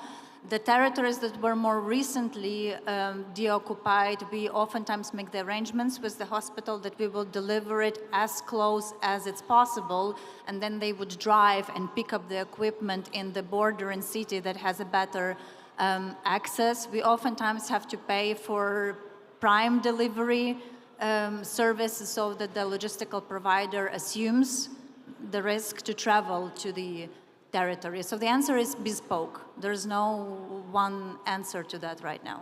Okay, thank you. That was very interesting. Because usually when you think about the war and the logistic is so problematic, people are thinking that if everything is destroyed, so you don't have transport there. And actually, you need to have this channel of communication and transport even in the occupied territories. But the answer is also working with locals, because those people that live on those territories, they are moving aid in and out, and they would know the safe ways to transit to a certain city. And so this is paramount to have these connections in every oblast in Ukraine to figure out how can you reach those destinations fast. Okay. I will go to you, Jake, okay, if I may, because you represent Amikers. So for your organization's slogan is that Amikers is equal to health, and you believe that everybody deserves, like basic healthcare everywhere, every time. And I've read on your website that healthcare is like a human, law and human right. And because you established a quick response team in Poland after the outbreak of Ukraine war in Ukraine. So what did you achieve? What have you achieved for the last 10 months? What cooperation you have in Ukraine and also in Poland and other countries that cooperates with you? Great. Thank you. Yeah. Well, Americares is a health-focused development and relief organization that responds to over 30 humanitarian crises and natural disasters worldwide. And to kind of echo a refrain here about working with local partners, we do not directly implement. We're a donor, and we work through nearly 50 organizations. We've supplied over 280 tons of medicines and medical supplies to organizations providing TB medications in clinics, to grants supporting crisis counselors for Ukraine's largest suicide prevention hotline. And so our goal is to improve access to health services, improve access to medicines, and right now we're very fortunate to work with nearly 50 organizations doing that all throughout Ukraine, as well as organizations in Poland, Romania, and Slovakia. And I think for us, it's really important to remember local organizations that Adrian mentioned we can listen to, that know the populations in those areas the best, they know the needs the best, and Alexei's presentation had a really, really good point about access to medicines in deoccupied or occupied territories. And so we have a great partner, for instance, Source of Revival, that's able to work. They're very lean, they're community rooted, they're smaller, but they're able to reach those most vulnerable populations and either through procuring medicines locally in the local market or those specialty medicines that we have access to through our supply chain. So that kind of represents the comprehensive approach to partnership that we have here. Okay, so what is in your opinion, of course, the biggest achievement you managed to do it, like during the last 10 months? Because you all repeat like medicine, generators, and other stuff. So what is? Yeah, it's tough because we have so many great partners. Obviously, Brokers Without Borders is one of them. We've supplied over $50 million in valued goods, and again, $3 million in grants to organizations. The generator project right now, I think, is something that is meeting a very important need. And AmeriCare's approach is in line with what Alexei had outlined in his presentation. It's understanding the health system before the war, understanding the impact of the war on the health system, and then helping to complement those services that already exist, and where they don't, help fill that gap. And I think with the generators, we're focusing with Brokers Without Borders, with some of these other partners, on hospitals and areas that, to coin Svetlana's term, are stronghold hospitals. They serve a function within the health system. They serve a high concentration of IDPs, and they're maybe close to contact lines, but maybe have a lower risk of being attacked, so that there's essentially a level of safety there for people to receive those services. And so, those generators are powering COVID wards, they're powering surgical departments, they're powering maternity hospitals. So for us, I think that's something that right now is in the pipeline that we're really excited about. Okay, thank you. I will go to another speaker, Joanna, because you represent an organization that helps to support immigrants for a job abroad. And you help them on many fronts, including providing psychological help. And Alexei mentioned also in the presentation that the psychological support and is very important, especially for those who fled from occupied territory. And you have a numerous project to support those refugees, even those fighting on the front. And how your organization support looks like right now, or how was at the beginning? Is it changed right now? But I'm sure it is. As the war began, I already informed all of my partners, my medical partners. These was companies, NGOs, hospitals in Poland and Germany, because I'm actually I was active on the board between Germany and Poland, working with the government, German and Polish government. And after war began, I just decided overnight, I'm gonna focus on this topic. And I wrote a letter at night to all of my partners and asked them, what can we do? And in the morning, I get the answer from all of them. And all of them told me, Joanna, we are with you. What can we do? And for example, some of a Jewish hospital in Berlin gave me all of the goods they had. And we organized next day the first transport, the first truck to Ukraine. And at this time, I spoke with a lot of doctors and from the field. And they just said, Joanna, we need everything.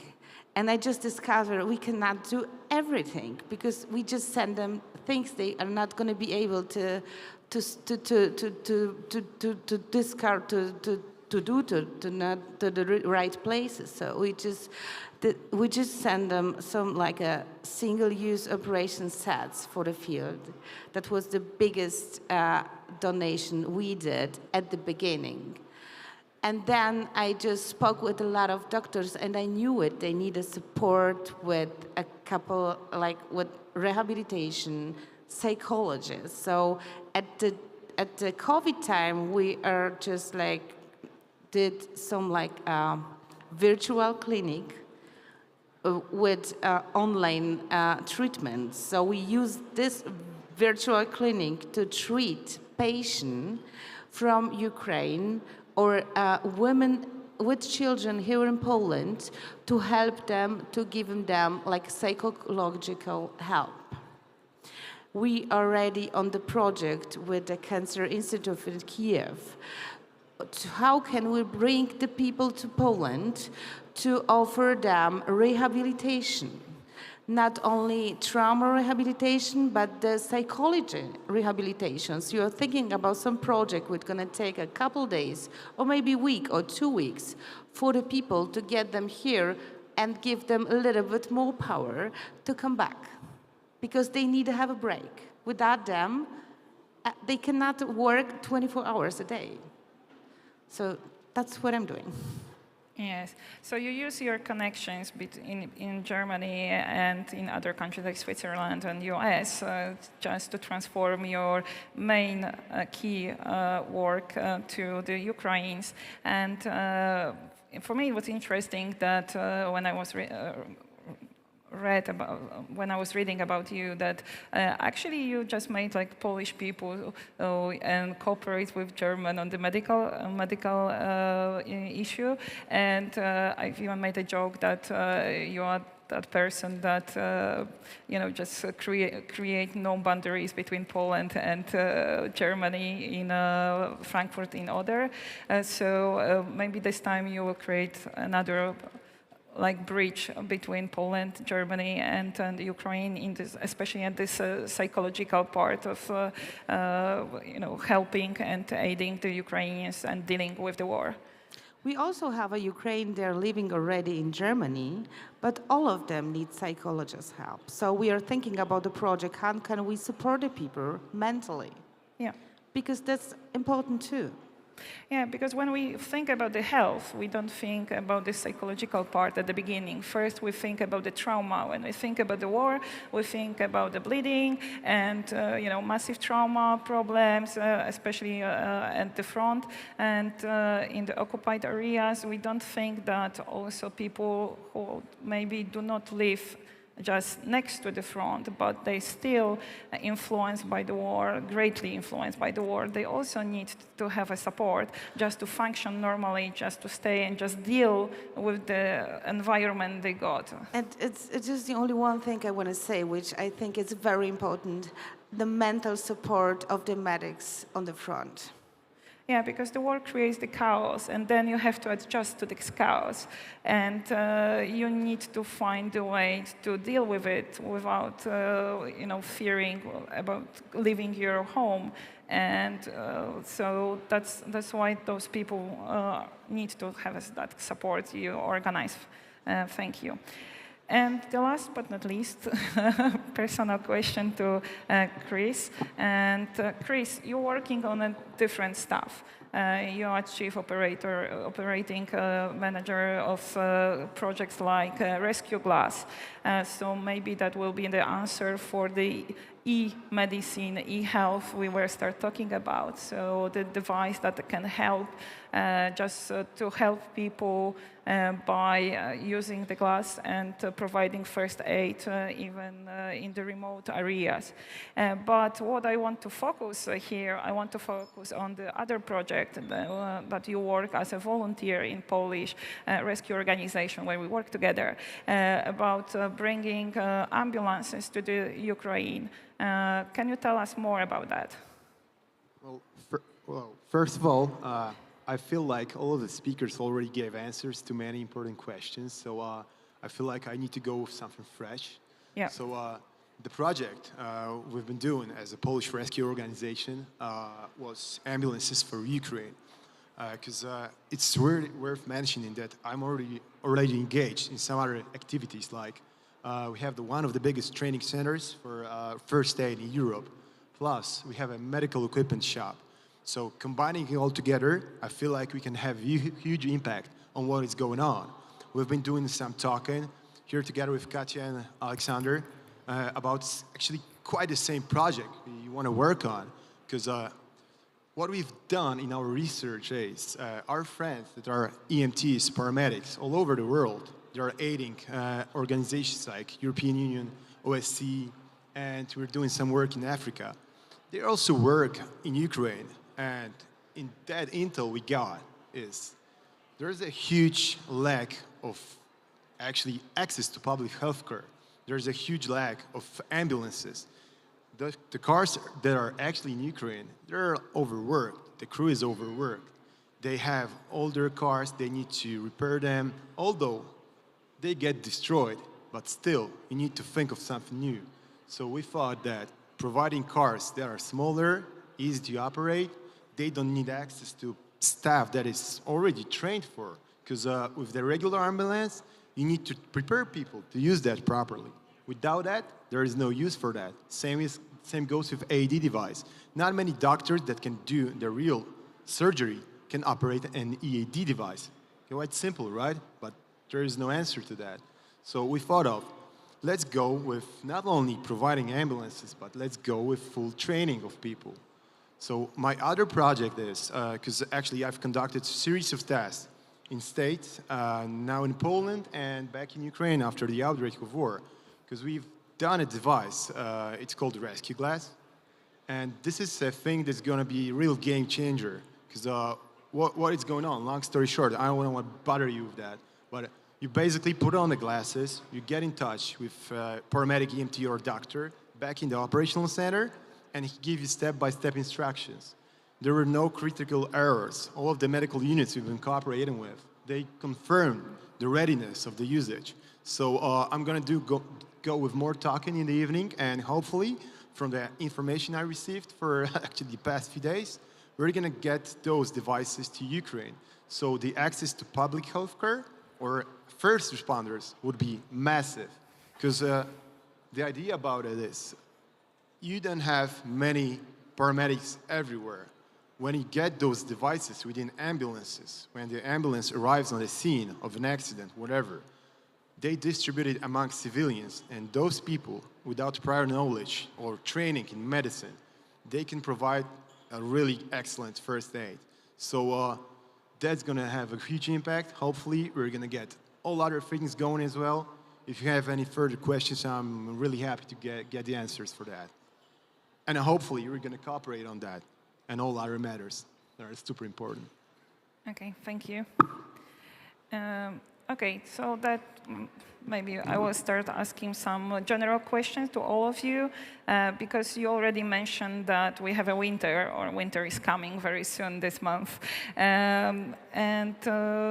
Of course, we know, Oleksiy mentioned the temperature, that is a problem without heating system, and it's quite easy to destroy the infrastructure for Russians. It's like a normal tactic that you use during the war. So when we think about that, not only generators are needed, what are the other needs you have to think about just to secure civilians and civilians in Ukraine, because we face the winter. And Svetlana mentioned that you think about another winter as well, as looking for the future. So how will the health service look like this winter? You mentioned generators, but how did you prepare already for the winter?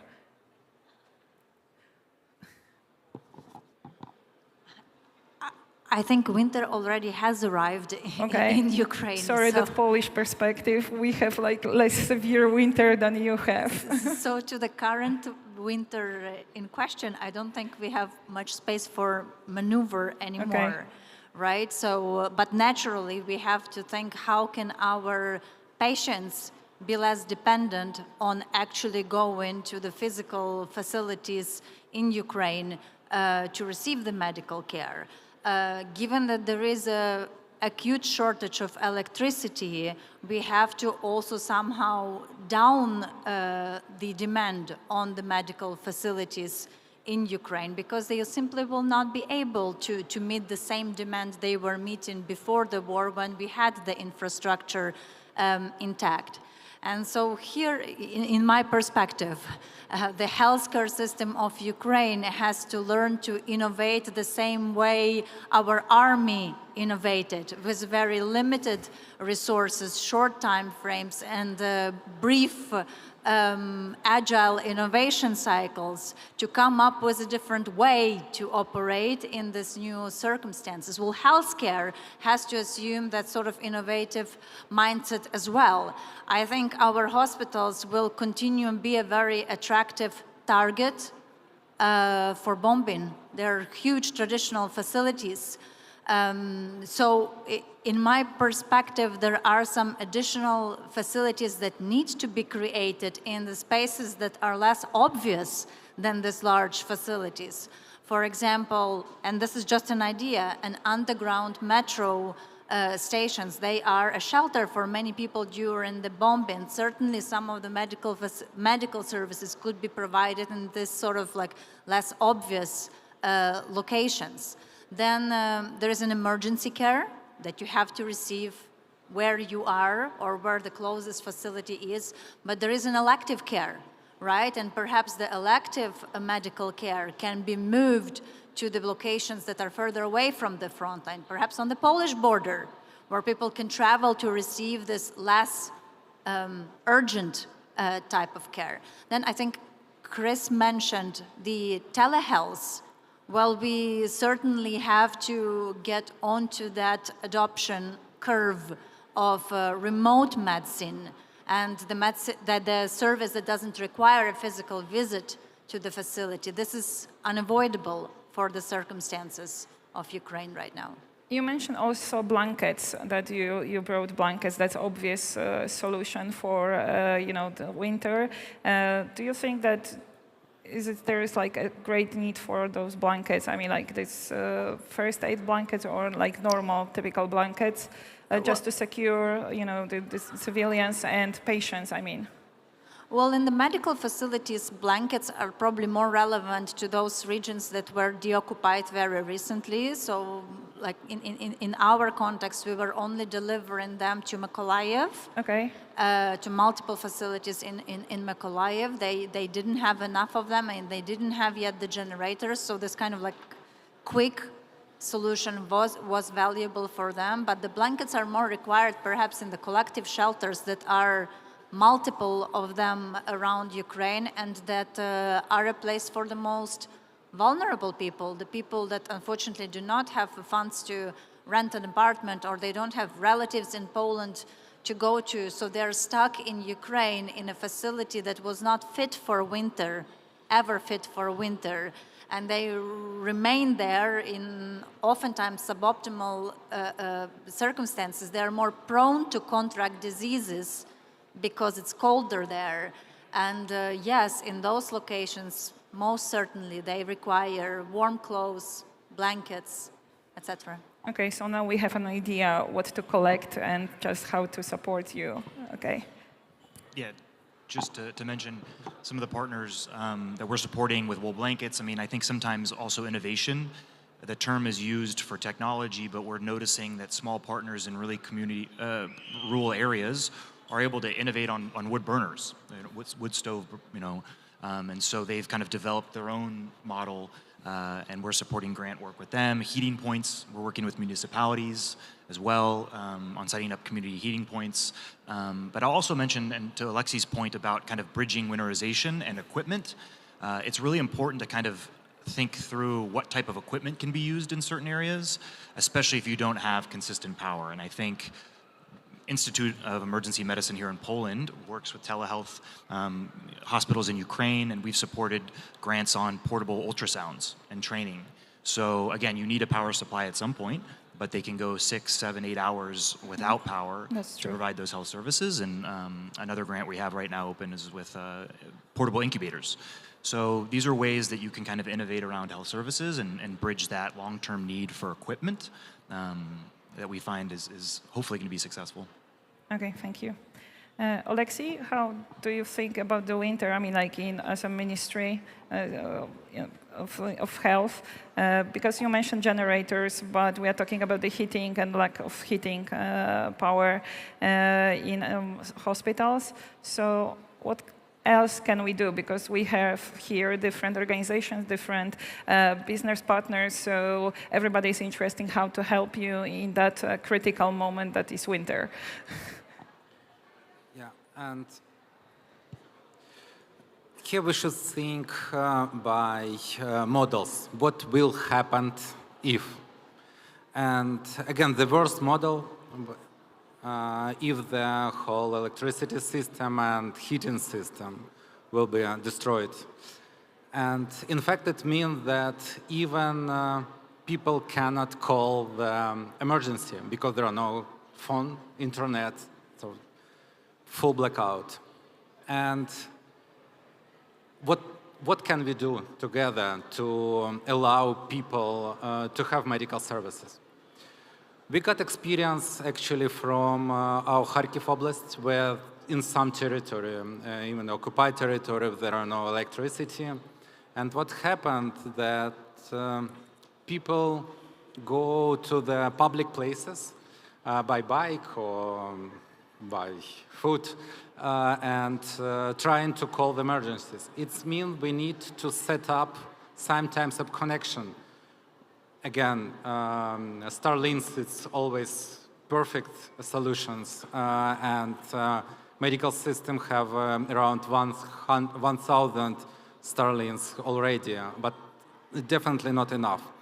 But the volunteers can bring some resources to public places where can people go and call emergency. It could be, again, by car. So our strategy is to have emergency point everywhere where it's possible, but we will not cover everyone. So here the volunteers and other organizations could additionally support to be this bridge of communication between hospitals, between medical system and the patients, because we understand that number of heart attacks, strokes, and so on will now increasing.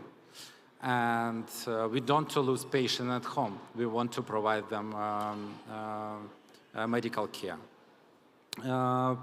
Another layer of model when it's still now there are temporary problems with electricity, and as I told, the increasing number of generators will support conditions, and hospitals are ready to work in current condition. And but of course we have some requests on medicine, and it's data available on the Ministry of Health website, so you can always go there and check what type of medicine do we really need, because we don't need everything. Actually, sanitizer we got from EU countries, like tons of them. So no sanitizer and mask needed anymore. But there are some specific drugs really needed, and targetedly it will support support system. But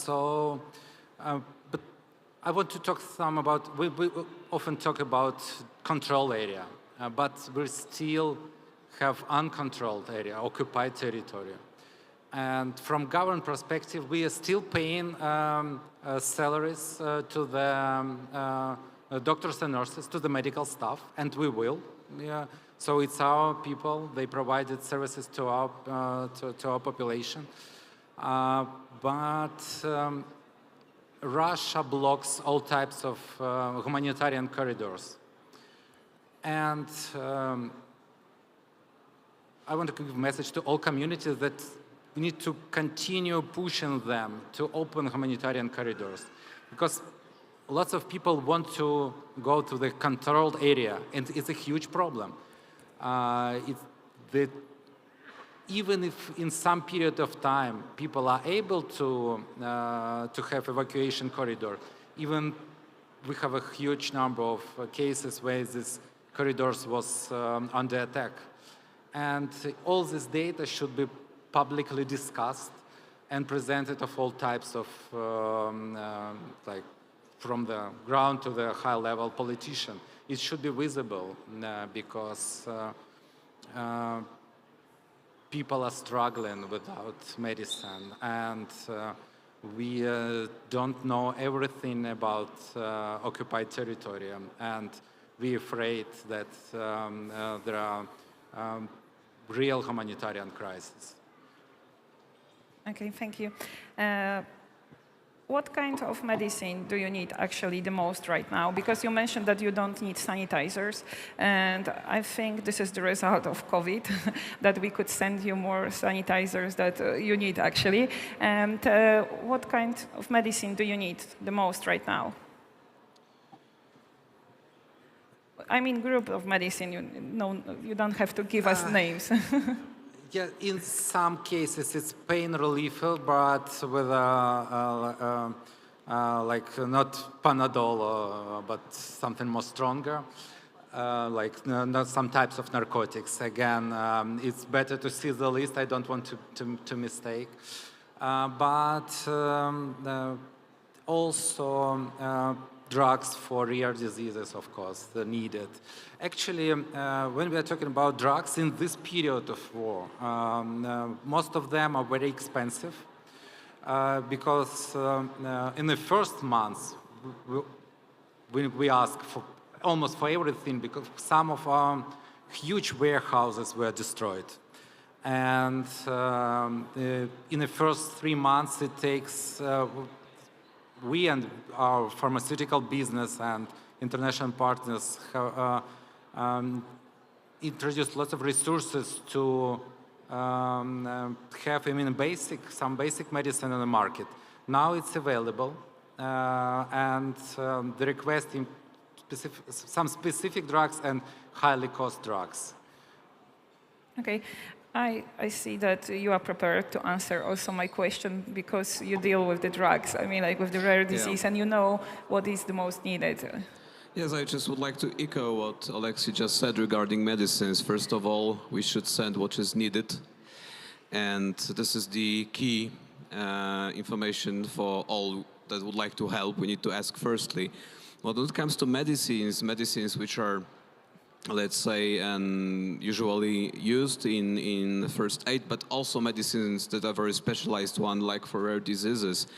The key is here to convince the industry to enter Ukraine, to not be afraid to be in Ukraine.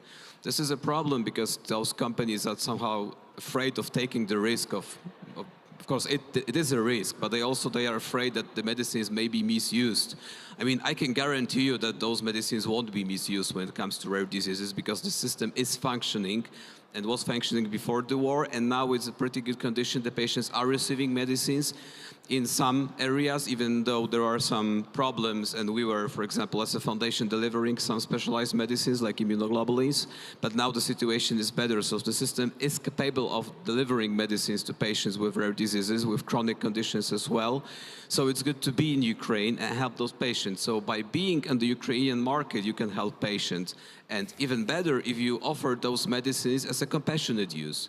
This is a tool used by many pharmaceutical companies around the world when they are entering some markets. They are offering some free therapy for a group of patients. Why can't you use it in Ukraine to offer free of charge therapy for patients in Ukraine for a specific period of time, let's say for a year, for how long it would be needed during the war, and maybe then start business negotiations. But now offering medicines as a compassionate use for patients with rare diseases is a solution. It's used by pharmaceutical companies in other countries as a business tool. Now you can use it as a humanitarian tool in Ukraine. So if anybody from the industry is here, just please check the list of medicines of the Ministry of Health and maybe consider entering Ukraine and helping those patients, because you can help them by providing medicines. Now they can, and by that they can stay home. They don't have to leave the country and seek for medical care in the European Union. And just one side comment here, we did a survey among the patients with rare diseases who left Ukraine, and there are places in many countries of the European Union, and about 93% of them declared that they would like to go back to Ukraine as soon as possible. So also they will need this treatment at home after the war. Okay, you start like final remarks already for me. Actually, I was going to ask some other question, but actually you answered those questions about like regular healthcare now in Ukraine, because you're divided. So we could see that it's different in this occupied area and not occupied, and how the people deal on the daily basis with that problem, and especially in that time when time matters the most. I mean, like heart diseases, I know, strokes and other problems, because they do not disappear because of the war. They are still there, and people have to deal with them when they need it. So any final remarks about the health system? What would you like to achieve in this time right now, and something that it's like a long-term aim, target for you? We can start by one, or as you wish. Just free. There's certainly a one for me, because as the people lack access to public health care, and they lack actually people that are first responders in every area of Ukraine, because it's everywhere in the world, but in Ukraine especially. I feel like it's a great idea to start building a network of people that are fully trained, and they could provide training for others. So this would increase the numbers. So basically, as you train properly at one person, it can go like as far as he can go back to where he was and start training all others. So you can build a system like that. And that's the cheapest solution, actually. Okay. Yeah, I'll echo the comments about the importance of training. And I think for a donor, it's recognizing what the needs are, listening to partners, being responsive, and also providing funds to support operational costs, right? I think it's really important to provide salaries when possible on projects. That serves the benefit of other organizations working with that partner. And so I think that's something in the long term, in addition to training, providing equipment and training for that equipment, maintenance costs, also providing operational support to organizations so that they can continue to do the work, not only for the project they're supporting with your funds, but other organizations' funds as well. Okay, thank you. Any other remarks? Rachel? No? I think from my side, I expect that we are able to generate more humanitarian innovation in the coming year. And besides this short-sighted emergency response, we are capable to elevate our planning for at least more long-term type of perspective. And I don't mean like 5-year perspective, but that we think about the next year's winter right now, because this emergency response that we are all carrying out collectively right now, it creates a number of other risks for the country. I don't believe we can replace traditional electric infrastructure with generators.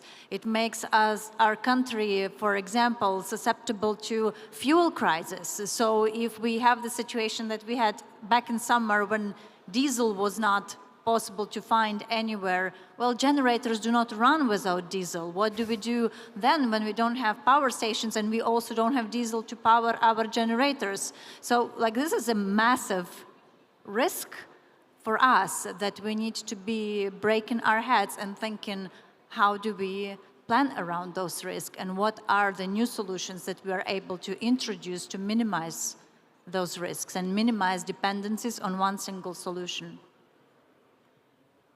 Any other remarks?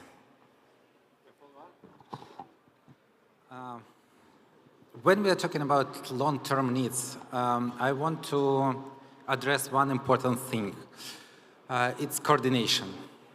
Because number of resources that are available now for Ukraine, it's actually very limited. And yeah, we see hundreds of donors and NGO and humanitarian project, and it's all great, but it will not enough for Ukraine. That's mean how we use these resources should be very efficiency. And without proper coordination across donor sector, across government, across regional, it's impossible to achieve such result. And actually, quite openly, we have a bad experience starting 2015 when lots of resources go to the Donetsk and Lugansk Oblast. Because of lack of coordination, resources was specified only on some points, and it doesn't allow to people to get good quality of services. And having such experience now, we again with different international partners creating platforms how the resources could be coordinated. It's a health cluster of Ukraine that coordinated by WHO. It's national platform. We are on constant communication with Oblast Health Administration and ask donors to speak with them before implement something. It's very important message for long-term development because now we are using resources. We think, yes, we need to deliver hundreds of generators, but where it will go, it's very important because duplication or triplication of humanitarian support will not allow to get good health services for the patients. We think we should think started from the patient, who will get what they need, and then coordinate our support. Yes, I think that's the best sum up we could have. We should coordinate our aid and just spend it wisely. And as Svetlana mentioned, innovation is the key right now, just to solve based on the experience you have right now, what will be next in a long-term health service in Ukraine.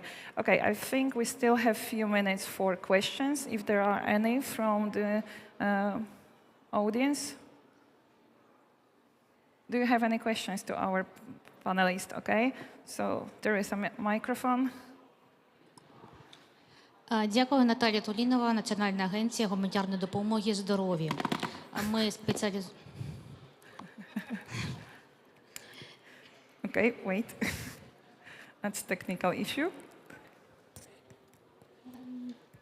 Наталія Тулінова, Національна агенція гуманітарної допомоги здоров'я. Ми спеціалізуємось на медичній допомозі, на аналітиці потреб для лікарень, на логістиці, справедливому розподілі. Analytics of medical needs of hospitals, logistics, and we also cooperate with partners like you.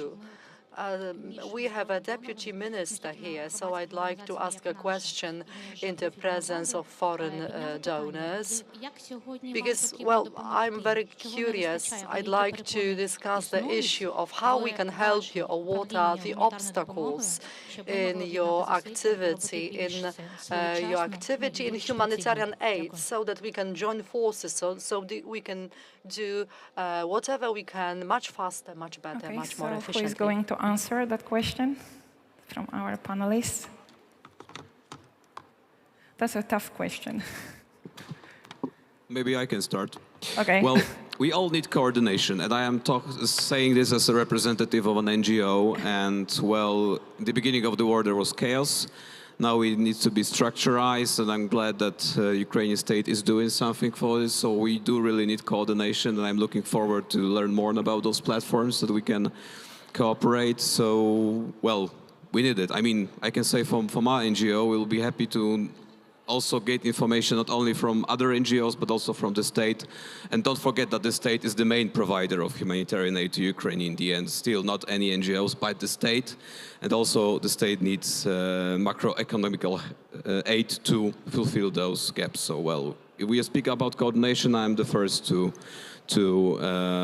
work like this and to structurize our activities. Rachel? I think for those of us who lived and worked in Ukraine, we know that corruption used to be a very, very big problem. And I've been told from many Ukrainian friends that this problem will not be tolerated anymore. It is the end. Finally, we are finished. But I think all Ukrainian people can work on this, not accept this anymore.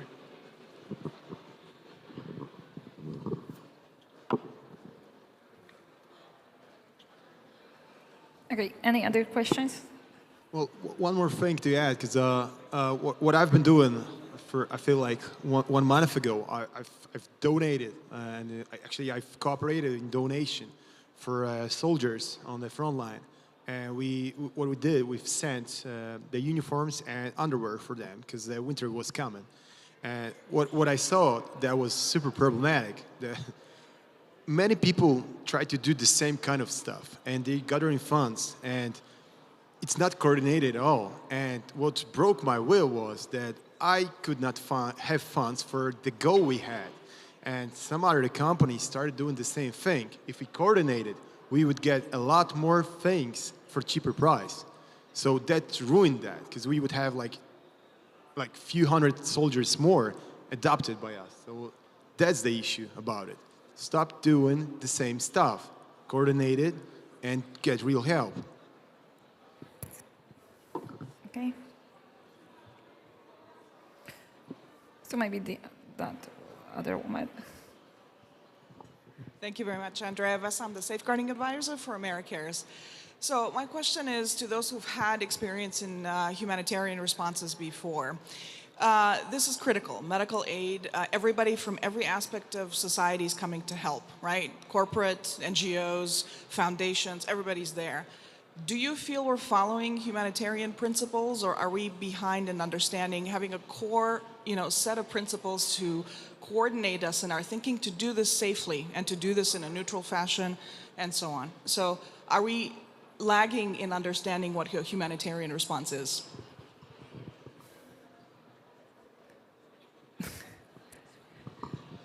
Please answer the founding question. Wait. Thank you for that question, Andrea. Yeah, I think right now a lot of the humanitarian principles come up seemingly on a daily basis. And I think it's important for organizations, especially the larger international organizations, to really think critically about those, to really sensitize staff to those, because right now, in some of the areas, right, the access for humanitarian organizations, especially in occupied territories, can be challenging. If there's a risk to them to work there, that needs to be discussed with that partner. There needs to be an openness, a willingness to communicate honestly and transparently. But the do no harm principle comes up, I think, for us at AmeriCares, and what we're really focused on, I think, in this response is safeguarding. It's really protecting our partners, the communities that our partners work with, against essentially the support that we're giving. Make sure we're not doing harm in communities, and sensitizing, again, our own staff, those communities, to be able to raise issues if they see that, to better improve our programming, not only here, but elsewhere in the world. And so, again, the safeguarding component of it is critically important, especially when we're talking about a lot of the protection work. Some of the grants that we support go to, gender-based violence and things like that, as well as our MHPSS work. So thank you for raising that, but safeguarding is an important component of the work, and I think should be streamlined in all areas of the work, whether it's relevant for protection or medicines and increasing access to medical services. Okay, thank you. Can I have a microphone to the, yeah, okay, you've already have it, okay. Hi, my name is Nazik. I'm with Project Hope, and I'm based here in Poland. We have a huge team inside Ukraine that is working very closely with the Ministry of Health. But I wanted to talk about coordination here. So we have huge coordination bodies inside of Ukraine. OCHA is one of them, and their mission is the coordination of humanitarian assistance within the country. We have the WHO, who works directly with the Ministry of Health and coordinates all the medical needs in the country. So just for all of you to know, and I'm sure some of you here know, that coordination is key. And like the representative of the minister is saying, they have a website that is actually very good, and it provides a lot of information. So yes, go to that. Our team is coordinating very closely with the Ministry of Health and with also hospitals. So whenever we do medical donations. We do a lot of medical donations, medical trainings, training of nurses, social workers. So most of that is coordinated through the Ministry of Health. Another point that I want to bring up, they talked about the need for blankets this season. So I was like really scared when you said that, because I don't want people to go collecting blankets and ship them to Ukraine. Coordination is key. Most of the time, I highly advocate for by donating money to the organization. Don't send stuff. Always donate to the organization that is working on that particular commodity and let them ship it in a professional way, because they will coordinate with organizations inside Ukraine that can distribute these items. We don't want a pile of stuff sitting somewhere right now. So just wanted to make that point about the blankets and other stuff. Thank you. Okay, there was like a woman at the back. Okay, this blouse, yeah. Thank you. Blandine Bruyère, International Medical Corp. I'm working in the mental health and psychosocial support sector. I have actually two questions, but maybe we can discuss about psychotropics needs in the different hospital and area. But I wanted to react to what you were saying, stop doing the same thing. And immediately I thought, yes, we all want to stop doing the same thing. The issue is that we need to advocate again and again to our donors, because they want us to provide the exact same services everywhere.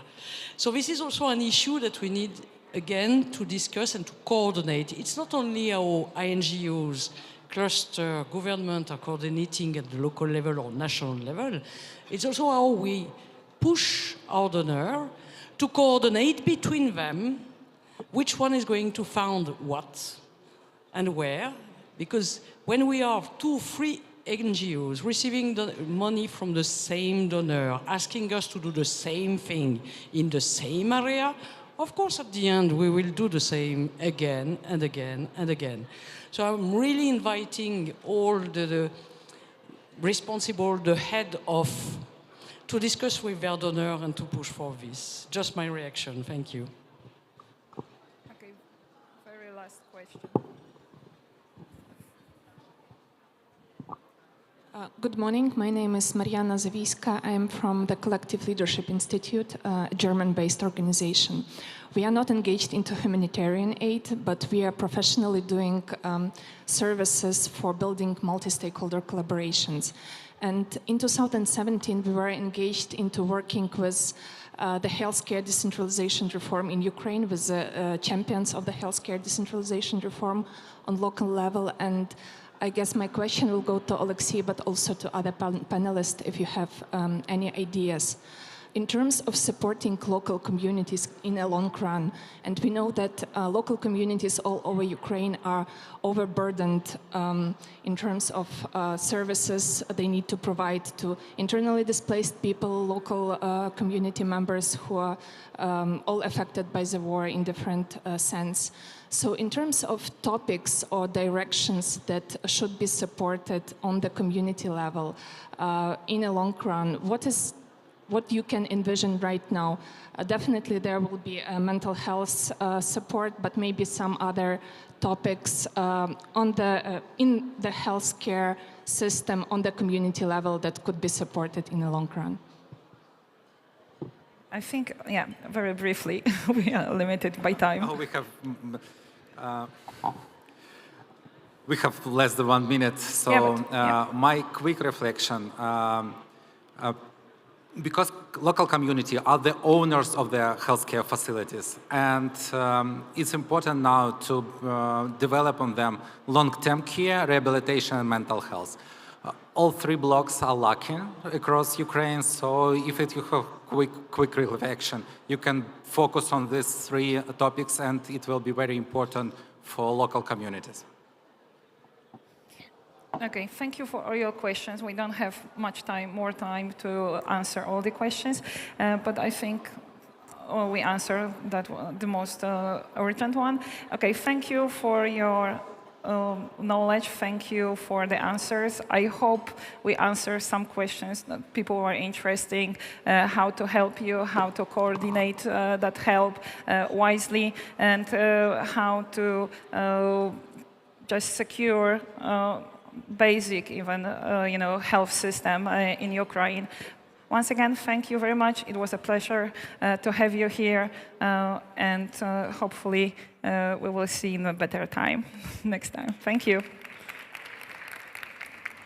Okay.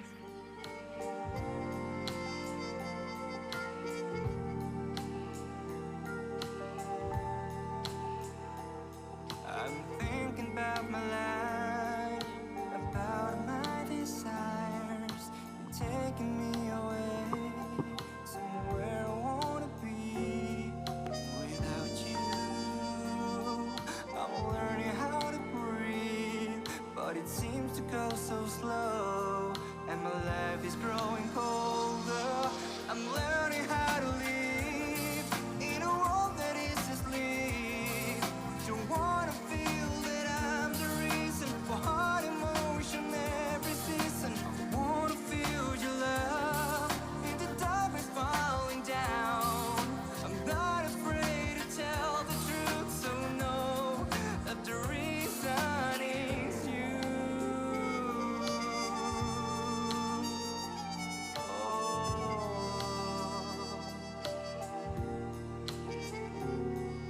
I don't wanna say that I can find a way to share some joy with other people, to feel the love that's sent my way. No, that's not right. To run away and hide, to act like I'm right alone, like I don't need you anymore. I'm learning how to live in a world that is asleep. Don't wanna feel that I'm the reason for hard emotion every season. I want to feel your love in the darkness falling down. I'm not afraid to tell the truth, so know that the reason is you.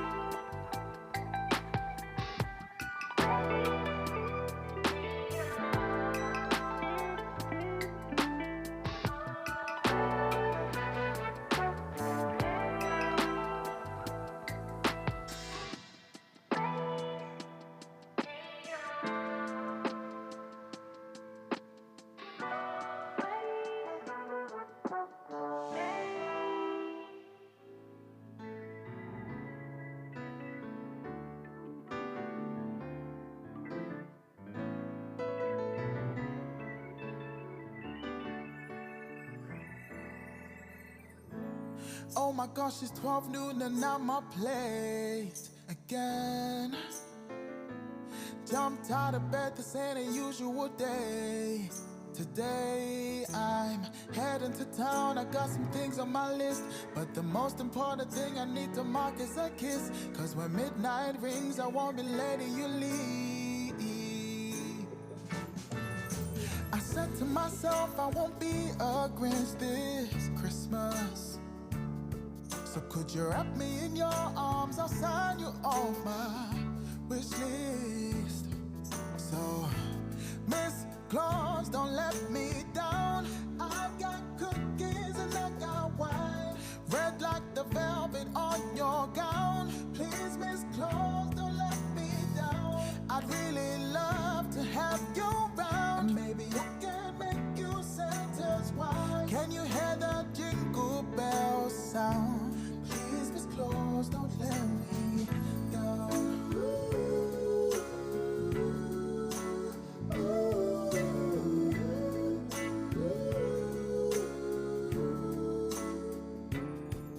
Got the table set so you don't have to do a thing. I put the tinsel and the stockings up ready for the morning. Took the tree out the closet, couldn't find the star, but since you're here, I wouldn't mind your heart. I'm feeling festive, cheers, let's bless this occasion. So, Miss Claus, don't let me down. I got cookies and I got wine, red like the velvet on your gown. Please, Miss Claus, don't let me down. I really love to have you around. Maybe I could make you Santa's wife.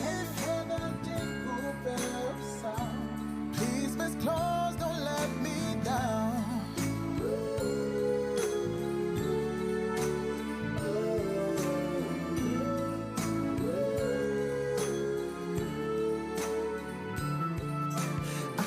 Myself, I won't be a Grinch this Christmas. So could you wrap me in your arms? I'll sign you off my wish list. So, Miss Claus, don't let me down. I got cookies and I got wine, red like the velvet on your gown. Please, Miss Claus, don't let me down. I really love to have you around. Maybe I can make you Santa's wife. Can you hear the jingle bell sound? Please, Miss Claus, don't let me down. Miss Claus, don't let me down. Ooh. Miss Claus, don't let me down. Please, Miss Claus, don't let me down. Miss Claus, don't let me down. Miss Claus, don't let me down. Please, Miss Claus, don't let me down.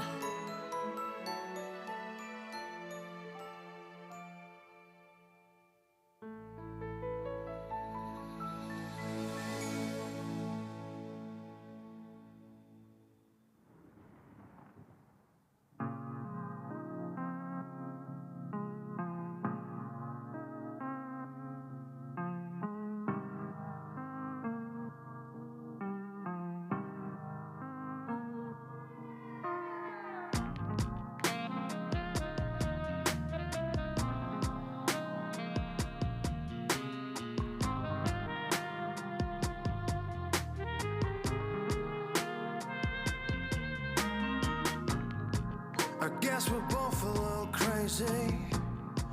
I guess we're both a little shy. But the first day I met you, I knew my life was on the line. Don't ask me what you know is true. You picked me up when I was down and blue. So blue.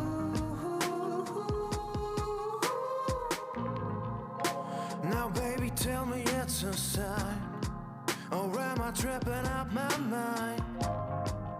You can feel it too, right? All the stars just align. The sun go down before I find my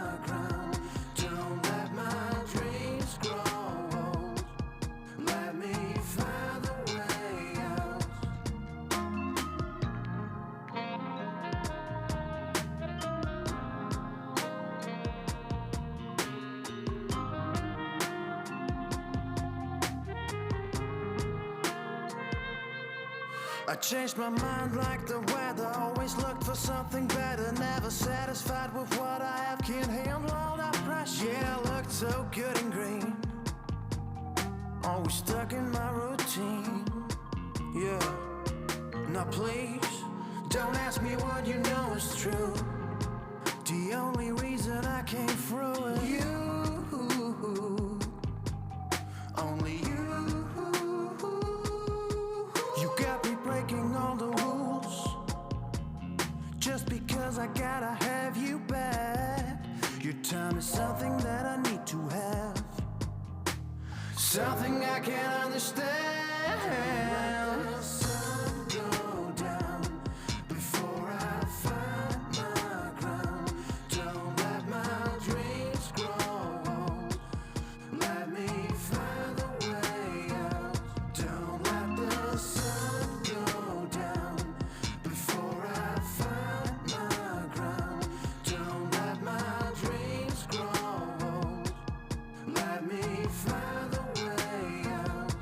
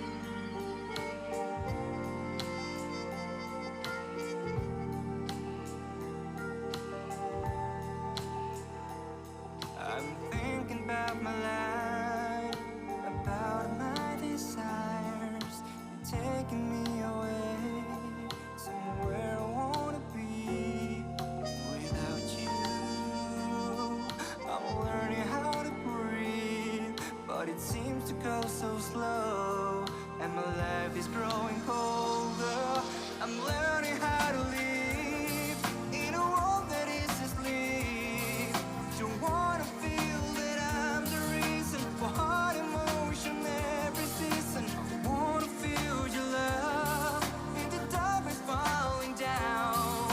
I'm not afraid to tell the truth, so know that the reason is you. Oh.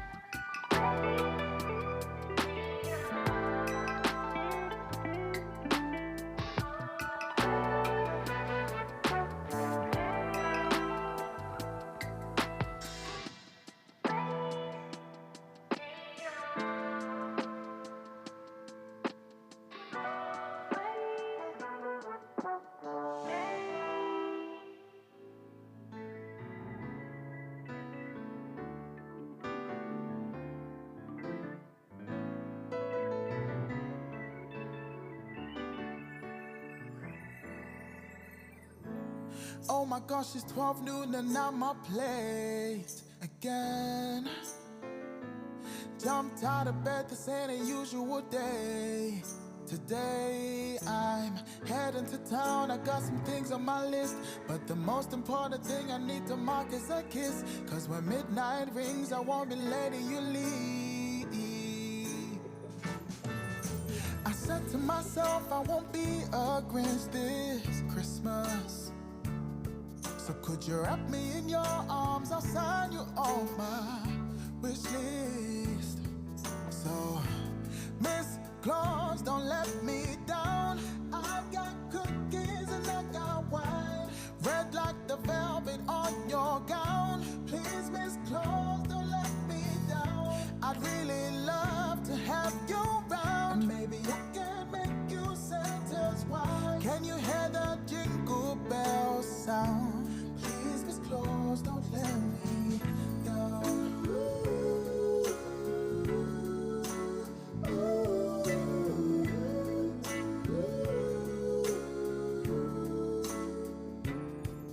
Got the table set so you don't have to do a thing.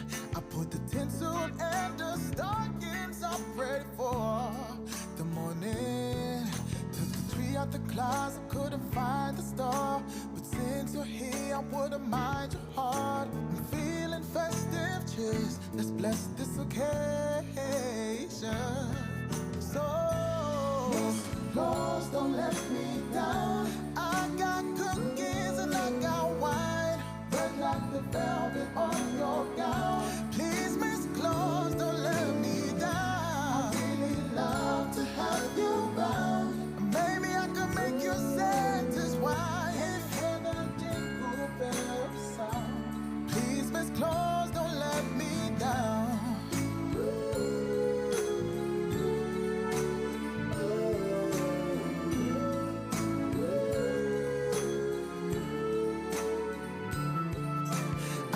Myself, I won't be a Grinch this Christmas. So could you wrap me in your arms, I'll sign you off my wish list. So, Miss Claus, don't let me down. I got cookies and I got wine, red like the velvet on your gown. Please, Miss Claus, don't let me down. I'd really love to have you around. Maybe I can make you Santa's wife. Can you hear the jingle bells sound? Please, Miss Claus, don't let me down. Miss Claus, don't let me down. Ooh, Miss Claus, don't let me down. Please, Miss Claus, don't let me down. Miss Claus, don't let me down. Miss Claus, don't let me down. Please, Miss Claus, don't let me down.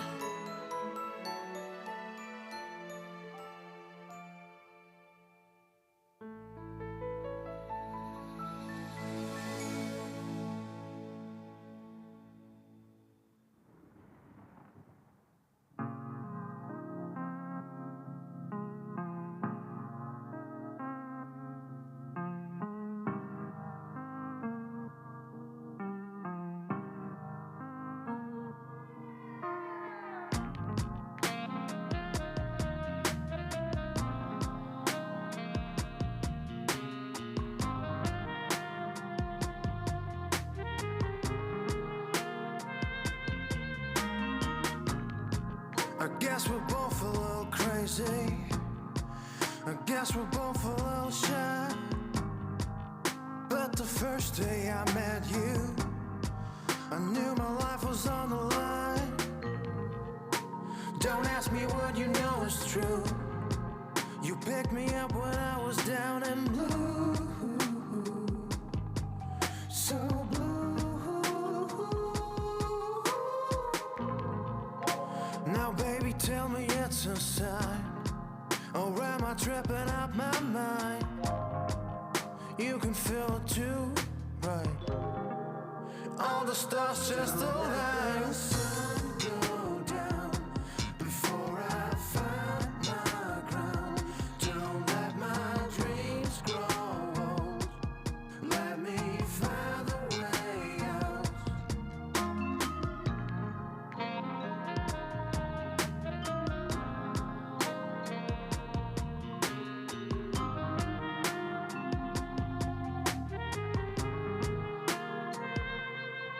I changed my mind like the weather. Always looked for something better. Never satisfied with what I have. Can't handle all that pressure. Yeah, I looked so good and green.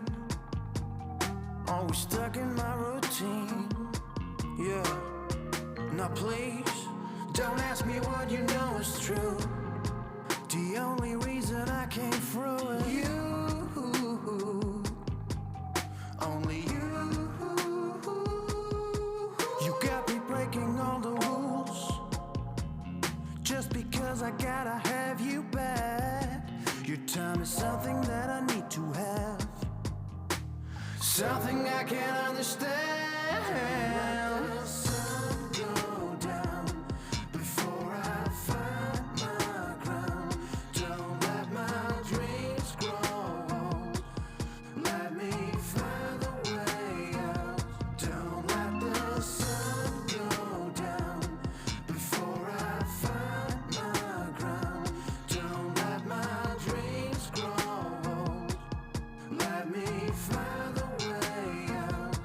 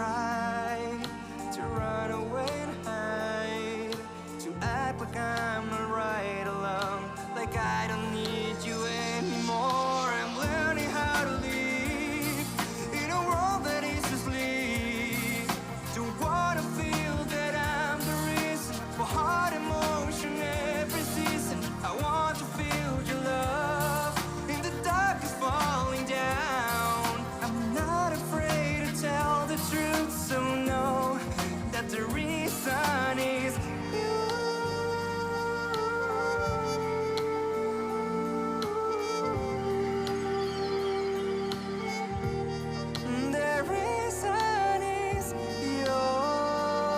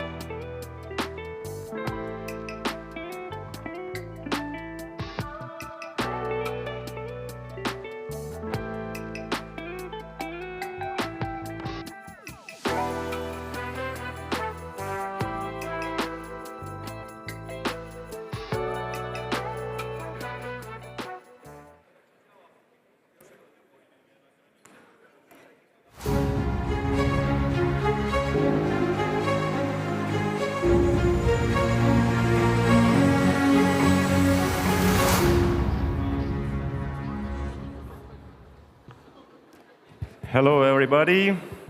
We are going to start our panel, so I encourage you to take your seats and prepare your headphones in case you need the translation from one of the languages we will use during this panel. It's Ukrainian, English, and Polish. Of course, it's always a challenge to have a panel discussion on the third day after the lunch, but I hope you are interested enough to listen to ideas of our panelists, of our guests from different countries. I am going to introduce our guests, and I want to start from our host, from the mayor of Rzeszów, Konrad Fiolek. I will switch for a while into Polish. Panie prezydencie, ja szczególnie chcę podziękować panu w imieniu Mayor of Rzeszów, on behalf of all Ukrainians and residents of Lviv, because I represent them, an advisor to the mayor of Lviv. I want to thank you so much, sir, for all you have done for the Ukrainians. And the title of the city, the relief bringer, the city, the rescuer. It is a real and true rescue of millions of people. Speech to the mayor of Rzeszów, and I wanted to introduce, I will introduce other speakers and I will give you then the voice. So our other guest is Andrei Horvat, the Deputy Director of the ULEAD with Europe program, Council of European Municipalities and Regions. So please give some applause, and also applauses to the mayor of Rzeszów. Jana Brovdi, advisor on international partnerships, Council of European Municipalities and Regions. Applauses. Magnus Lilleström, senior advisor to the International Development Projects and Swedish Association of Local Authorities and Regions, please, applauses.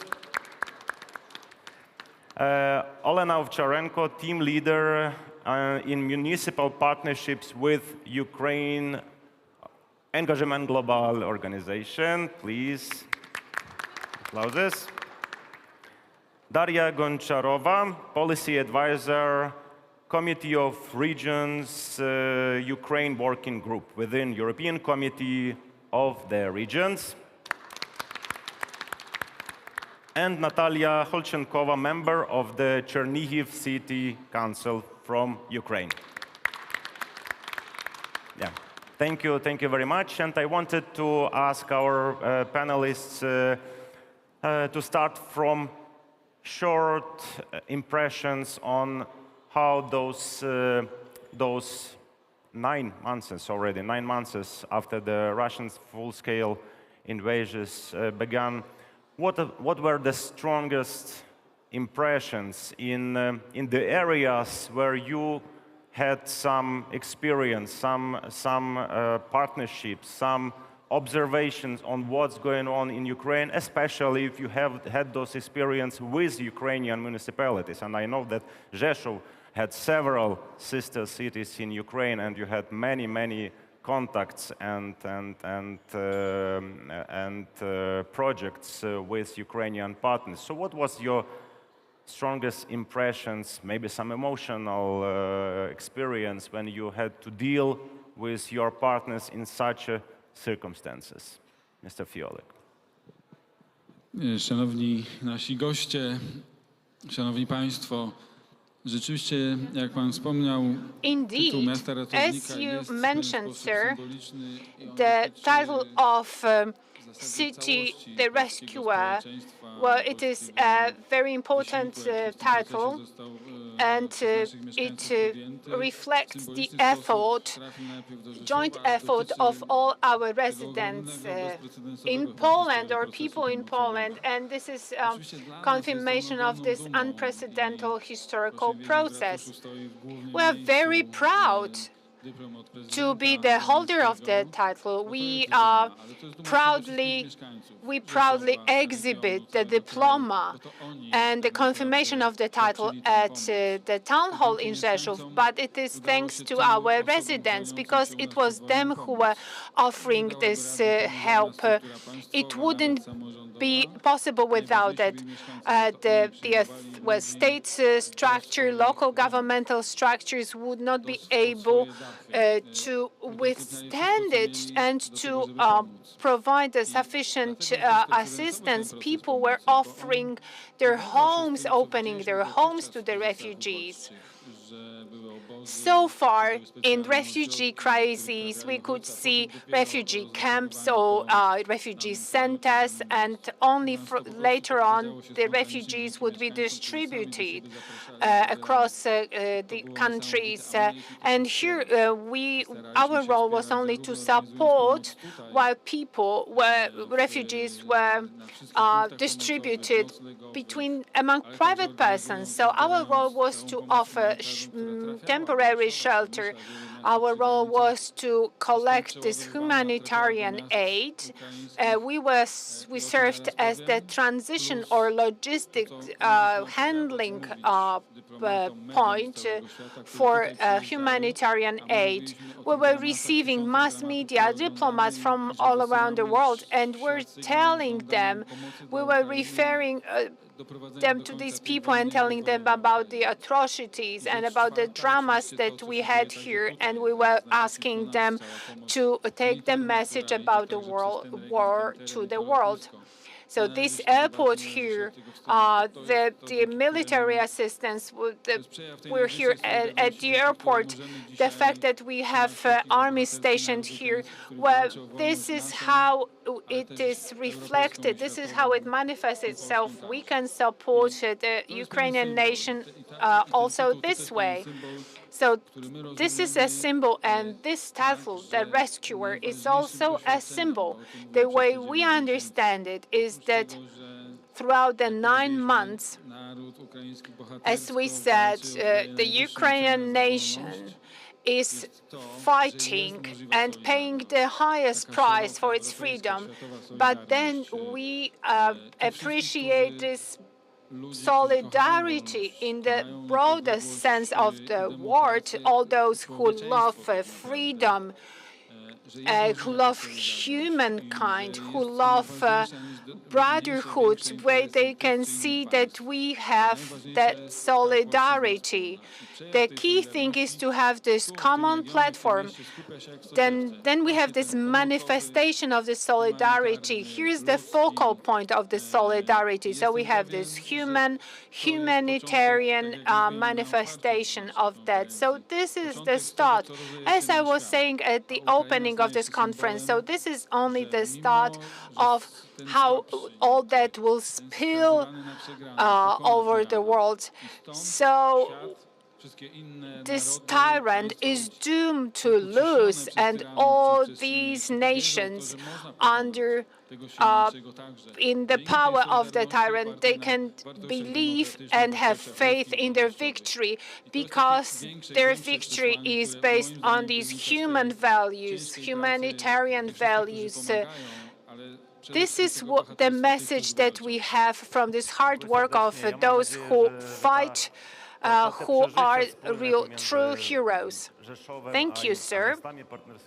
And I believe that the shared experience among Rzeszów and its partner cities, municipalities, will boost collaboration and will carry us over to a less difficult time. And Jana, we know that Andrei have to leave a little bit earlier because of the flight.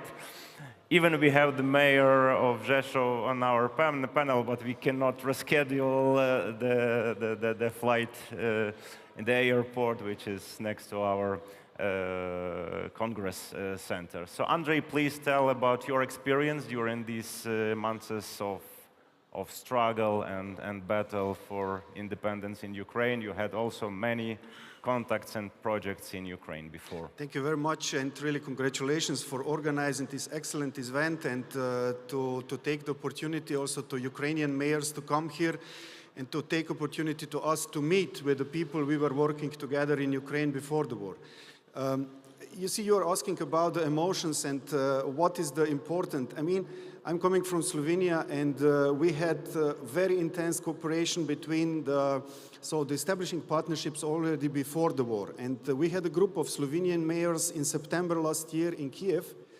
And you can imagine that when the war started in March, you know, the mayors, they were really active. The Slovenian mayors were very active to say, okay, Andrei, what we can do, what you lead with Europe can help us, and so on. And then we improvised really first trucks of the aid that crossed the Romanian border. And on the Ukrainian side of the Romanian border, we had one of our colleagues who was waiting for his truck. Because you know the story with the papers, I must not tell you all these things. So it was very much guerrilla partisan approach in the beginning.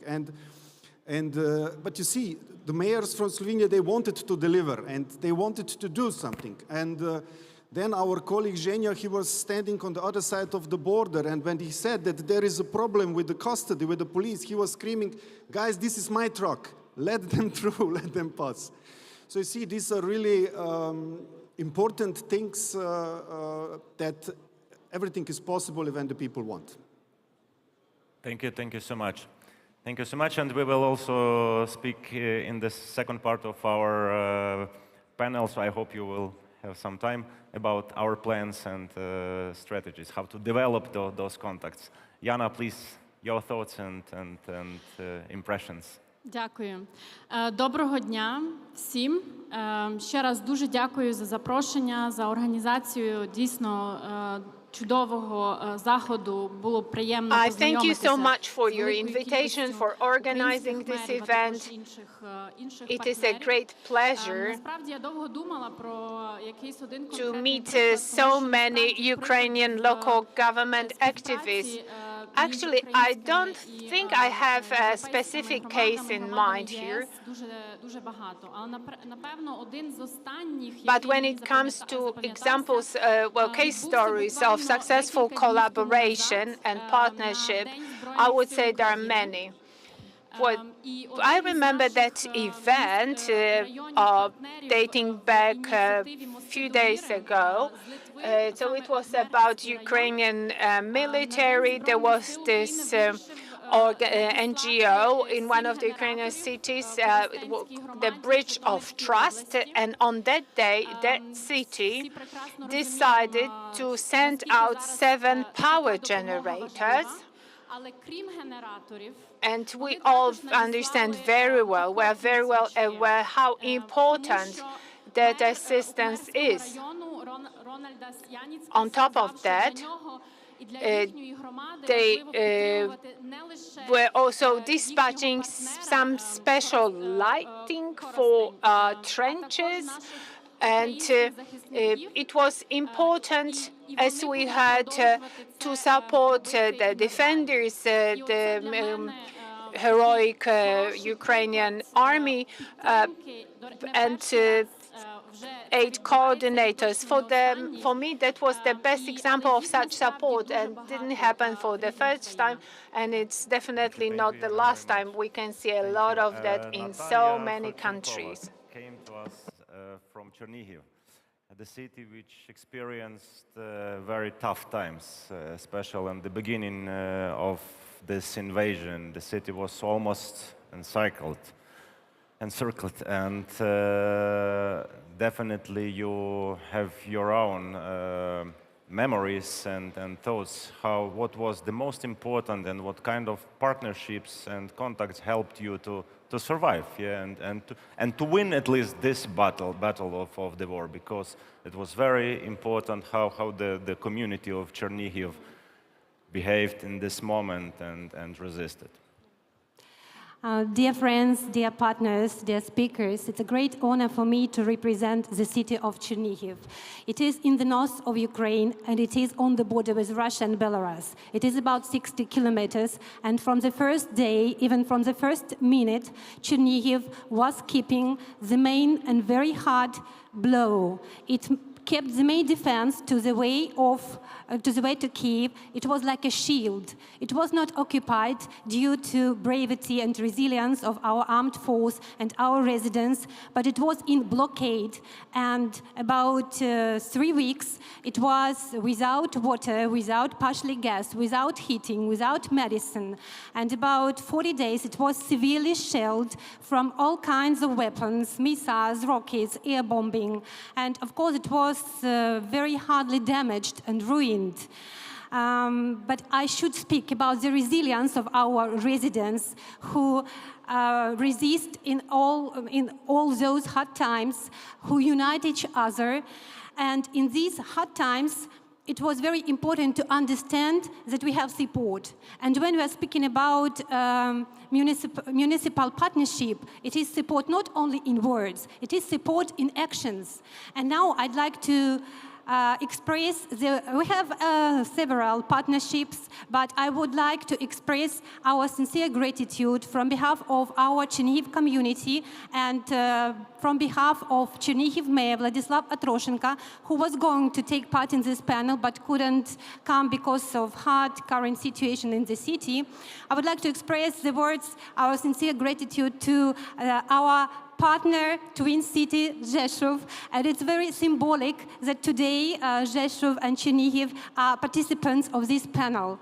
You know, we have a rather young partnership, but we appreciate that it was established not in peacetime, when we could be strong and equal partners, but in those hard times when we really need help, we really need assistance, and it was very firm and quick decision with no all official procedures. Just we contact very quickly, and thank you from all our residents, to residents of Rzeszów, and personally to the president of Rzeszów, Konrad Fiolik, for such partnership, fruitful and perspective. Thank you for all kinds of directions. We appreciate it, especially now in our hard times.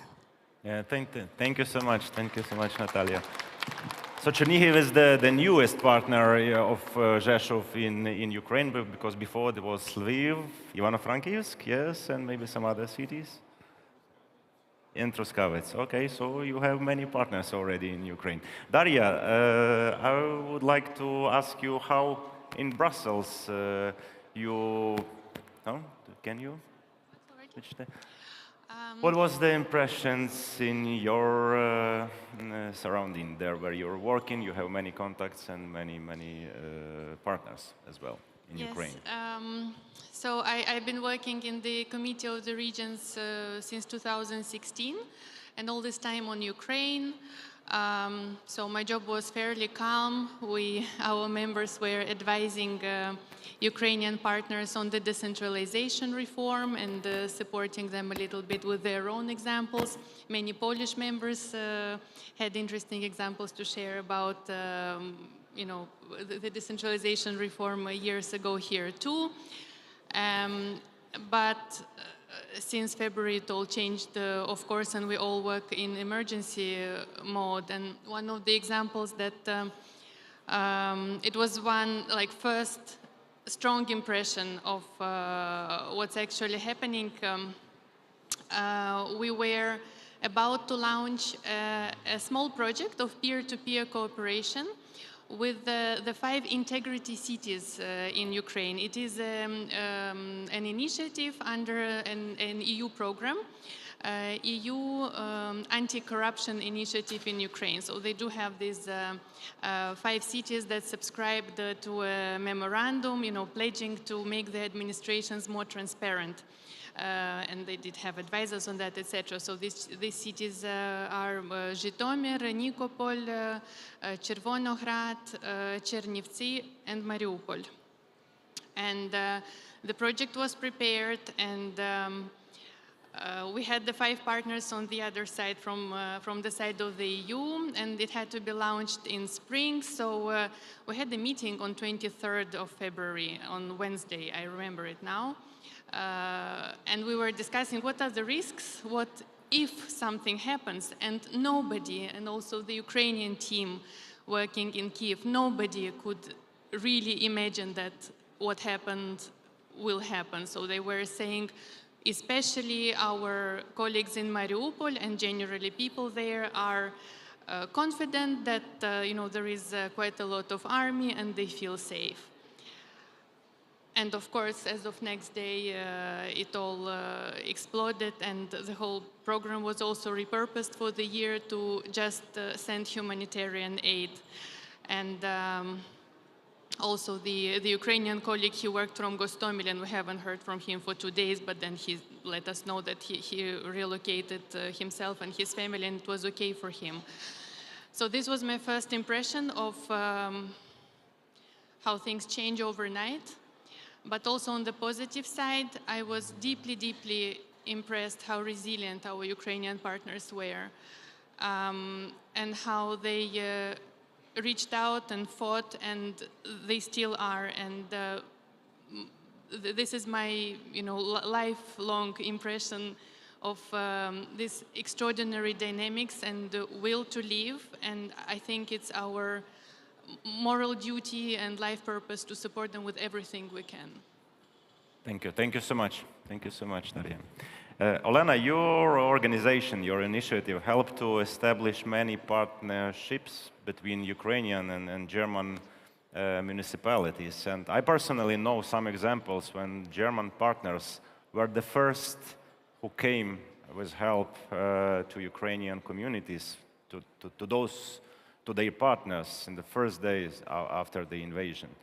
And how do you observe this? What were the best examples, in your opinion, of such cooperation between existing partnerships between Ukrainian and German municipalities, and how they improved after that and developed?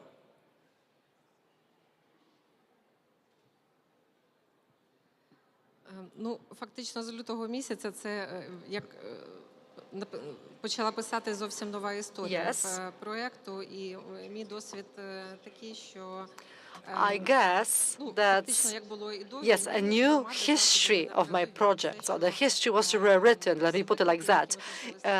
So there were always many challenges for municipalities, but new challenges came up, and we as heads of communities, of communes, of municipalities, after the 24th of February, these were like frontline challenges, both in Ukraine and in Germany, because municipalities themselves started to solve problems.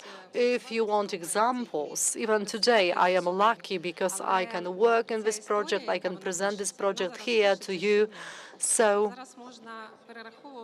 actually, the history is rewritten every day and is being written every day as well. There are so many initiatives and activities which are happening in Hromadas, which is local communities. I remember an October conference. We met a mayor of Drohobych who said they received 40,000 of migrants within Ukraine who were relocated. So obviously they had to bake more bread. They had to take care of people with disabilities. They had to admit people to hospitals, but they started to relocate people from the east. But also they started to do it with farms, so animals, farm stock. They had to treat these animals sometimes. There was a horse which was evacuated to Germany within the partnership of cities, and on the way, the whole network of mayors or heads of communes and municipalities received these people on the way. As for the German mayors, after the 24th of February, we started to receive a tremendous wave of phone calls, questions, queries, and since February, this network grew by more than 40 new partnerships, and 60 applications are still in the pipeline. So it will be 206 partnerships or hromadas in our partnership. So it is a great growth. I know heads of German municipalities, sometimes they get into their private cars, drove near the border, they came with humanitarian aid and they took back women with families back to Germany. I'm very emotional to that because it's close to my heart. Happy to work in one project, one of the projects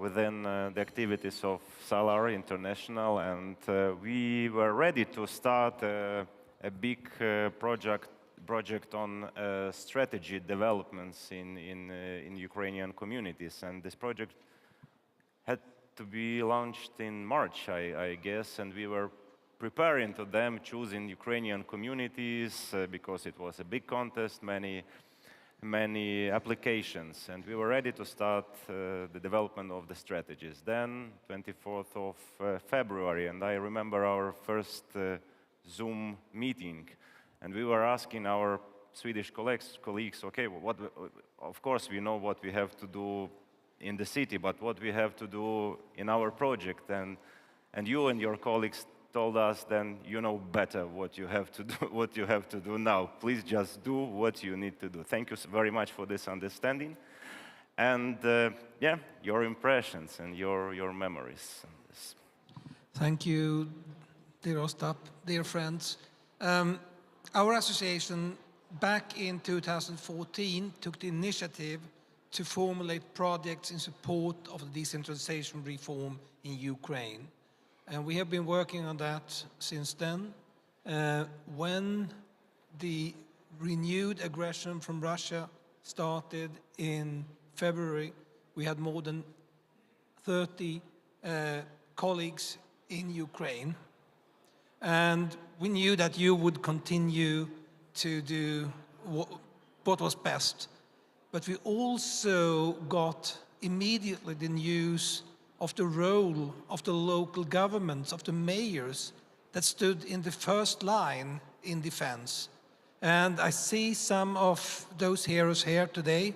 It's really good to see you.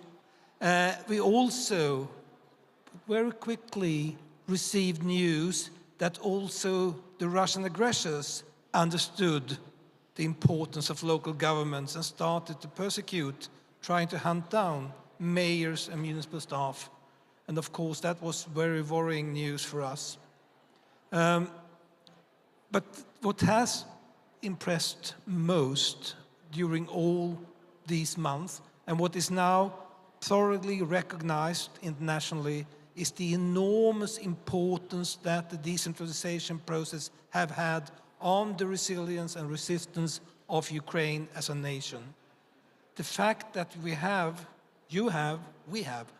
in Ukraine strong local governments with the trust of the population, with mandates and resources, have meant that,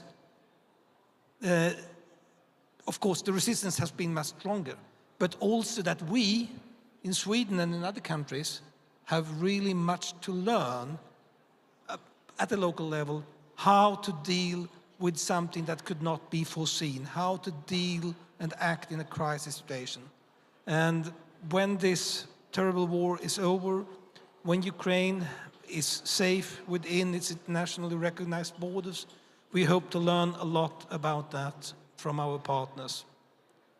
At the same time, I will also stress that what has impressed me just as much is the enormous capacity of the armed forces of Ukraine at the strategic level, at the operational level, at the tactical level, at the level of using and inventing new weapons, new techniques in the resistance to the aggressor. And there it's equally clear that the world will learn a lot from Ukraine. Thank you. Thank you very much, and thank you for mentioning the armed forces of Ukraine, because many participants from Ukraine are here only thanks to their bravery and their struggle. So let's give some applauses Armed Forces of Ukraine. Also, thank you. Also, Magnus, thank you. You mentioned Ukrainian mayors here. In this conference, we have over 30 mayors of Ukrainian communities. They came here to find new partners, find new friends among international organizations and among Polish and other international communities. So if you are interested in meeting some mayors, some of them are in this audience, some in others, you can come to the stand with the name Meet Brave Ukrainian Communities, and there are some opportunities to find new friends and new partners.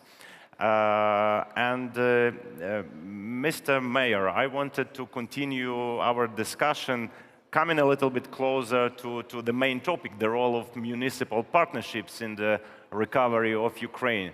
This is, of course, this is important now, this urgent needs and quick help to Ukrainian communities, but we hope the victory will come faster than we expect, as always, and the question of the recovery, of the reconstruction will become more important than battles and the war. And how do you see the municipal partnerships could help, and what, especially you as the mayor, what could be the interest for you to participate in such a process? Yeah, not only your friends in Ukraine, your partners, your emotions, but how the process should be organized for the city mayors, for the communities in European Union to be interested in participation. Gentlemen, before I answer your question about what will happen next and what we can suggest for the future, let me mention one more important thing in the context of what was said by other speakers today. Like our Chernihiv friends, as it's been said, we had 4 partner cities before the war: Lviv, Ivano-Frankivsk, Lutsk, and Truskavets. But very fast did we understand that we need to set up relations with Chernihiv, Ochtyrka. So these are the cities which were defending themselves, and they defended themselves against the invasion, but they are close to Russian border or Belarusian border, and we need to have partnerships over there and relations as well. We need to build various bridges of help very soon, so we did not hesitate for a single moment. And when we came up with this idea to set up this partnership with Chernihiv, we did it very fast. And today I hope we can continue this partnership in various fields, in various ways. We expected that after so many months, we'll be able to think about reconstruction of Ukraine, and not necessarily about the support during the war, but Russian aggressor is unpredictable, so the war is still waged. It is still cruel, and the Ukrainians are still losing their lives despite of that. So I'm afraid we are going to talk about help during wartime as well. But there are so many initiatives that you have mentioned, and we have to organize them very well, because at the very beginning there was a lot of spontaneous activities, friends from Slovenia, from Romania, friends on the Polish border, conversations online with our Ukrainian friends who will go to the border when we are going to bring something, they are going to take it over on the Ukrainian side. There were no humanitarian corridors back then, and we were trying to do that, and it actually worked. There were fantastic initiatives that you have mentioned, like German cities, French cities, many other cities which organized themselves, that sent assistance, and we were trying to help in that, and actually it is an ongoing process. But these are hundreds and tens of initiatives of bringing help and organizing assistance. Perhaps now we should do it in a better organized way. So we should have like one database of initiatives, ideas, projects, and very soon perhaps we can have also recovery projects and reconstruction projects for Ukraine. We should exchange information there.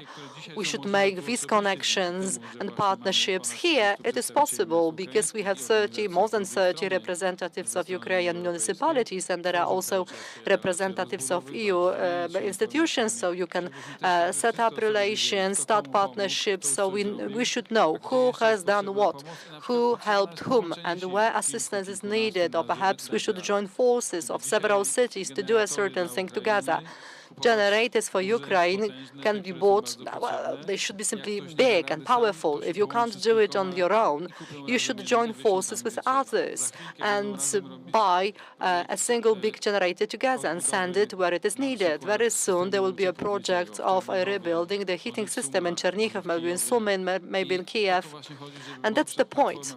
There is a platform for exchange of information. Maybe the European Commission should do that, the Committee of Regions, in cooperation with EU cities, perhaps someone should start that, and then it should be developed. We are ready. In Rzeszów, we have the biggest IT company in Poland. We should start and try doing that. But I think that's the right direction. That's my conviction, my belief after the 9 months, that if it is organized in a better way, if we have a single database, it will mean it is a more efficient help, it is a better targeted help, and then recovery projects. Let me add one more thing to that, one more idea, how to go about that. Rzeszów and the forum, Worldforukraine, can become the place of an annual meetings like that, maybe more frequent meetings like that at various levels, more political levels, more practical levels, and it might be the destination or the location, the venue of meetings for various organizations. Maybe I'm too pushy here, but I have an idea. We can meet this challenge, we can undertake this challenge. Rzeszów with governments of states and EU, Ukraine, business people. We can talk to Elon Musk to become our patron, and we can continue our dialogue here. Thank you. Andrei and Diana, yeah, you have this very beautiful experience in helping Ukrainian communities to establish partnerships and helping them. I know you have the presentation, so we have, yeah, so let's do it. So there is a, yeah, great. So thank you very much. I will hurry because even if I'll be late for the plane, it is worth for this cause, let's say so. Yes, Bridges of Trust is the title of the program that we are developing already we are developing this already before the war, and now with the war, it became a little bit different, of course, but even more important. So it is establishing partnerships between municipalities of the EU member states and the Ukrainian. And it was said today already that we have 30, 40, 50 mayors here that were today that were here on Wednesday. We need also 30, 40 mayors from European member states here, and I know that you're planning such events, and you're planning such events in other European member states, and that's very important, you know.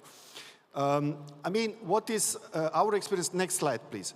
I'm coming from the You Lead with Europe program, and you see we have 24 regional offices, 180 people employed, and we are supporting decentralization reform in Ukraine already since 2016.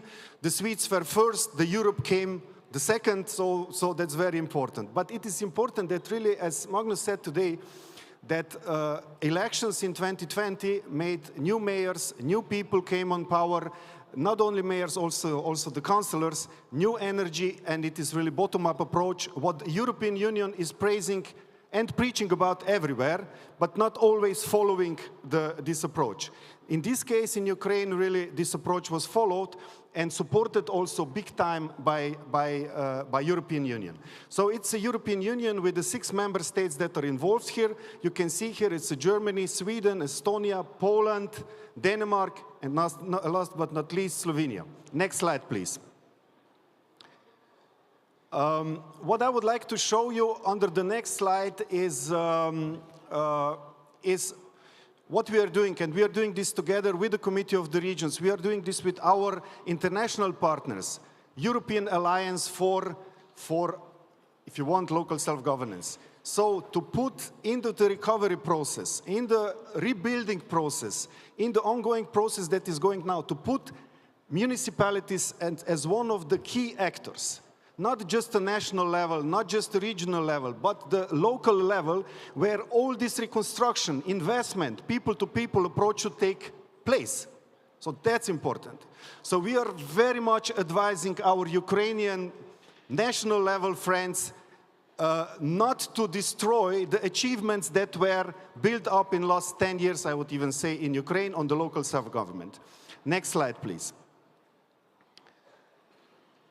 Yes, so with my colleague Jana, coming from the Council of European Regions and Municipalities, we prepared this presentation also together, and Jana will give some very concrete examples of the success. Unfortunately, I would need to leave, and just to tell you, within the Bridges of Trust, we are currently working with the 12 EU member states and more than 50 municipalities on the EU member state side. So the approach is really drank nach Westen, not anymore drank nach Osten. So we are trying to involve also countries like Italy, like France, like Spain, like Portugal, to participate. There are two very important, I would say, methods that we believe that are needed now and that are functioning. One is exchange of people, so organizing internships. Here we will go and work together with the Polish Solidarity Fund, and it's a very good story that people from Ukraine municipalities that are developing projects, that have not just ideas, but also willingness, that they are spending a time in the EU member state municipality for 2 weeks, 3 weeks, 2 months, learning, getting the experience, working on the concrete project, and then coming back and trying to implement something. So I believe that this exchange is the most important. We are working big time on that. So what is also our experience working with the EU member state municipalities? They are not interested just on the exchange. We are forbidding the word tourism in our vocabulary when we are dealing with the Ukraine. You know, in the country of war, we cannot speak about tourism. We can speak about culture, sport, and so on. Tourism is future, and we should focus and we should open the eyes of our partners in the West. You know, this is not just a twinning, exchange, good food, good drinks, you know, nice clothes, Vishivanka, and that's it. No, we need really to support these municipalities.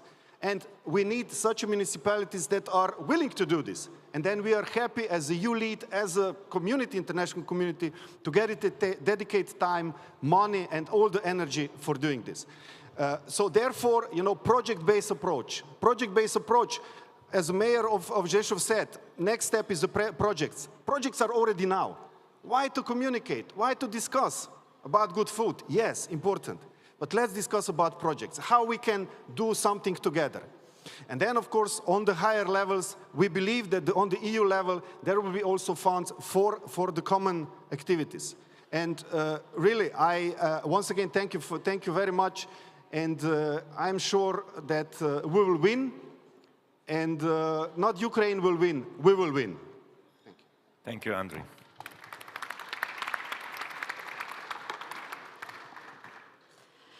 Дуже дякую за початок нашої спільної презентації. Thank you so much for this first part of our joint presentation. I speak here on behalf of the Council of European Municipalities and Regions. This council is based in Brussels, so it is headquartered there, and the council brings together 60 associations for 40 European countries. And I would like to welcome the Association of the Ukrainian Cities. It is our member, as well as the Polish Union of Cities, the Union of the Polish Cities. Then we have also our colleagues from Norway, and we work together so well. We have excellent working experience. last year, we were engaged in a program that was March last year. We launched a small pilot, and that was the first pilot which was dedicated to our organization, and we were focused on collaboration of municipalities with Ukrainian horomadas. Earlier, we hadn't had such projects. We started working together under this Bridges of Trust initiative. We selected 5 Ukrainian horomadas and then 5 European countries, Poland, Lithuania, Slovakia, and one more country, and that was to agree Slovakia, France, and Poland, and it was about range assistance to these horomadas up to 20,000 inhabitants. Experience shows that such small communities, society groups, they do not have any international experience, and they need the support from organizations like ours, like Association or Union of Local Government Organizations. So these first contacts were initiated as early as in the autumn, and we had these online contacts.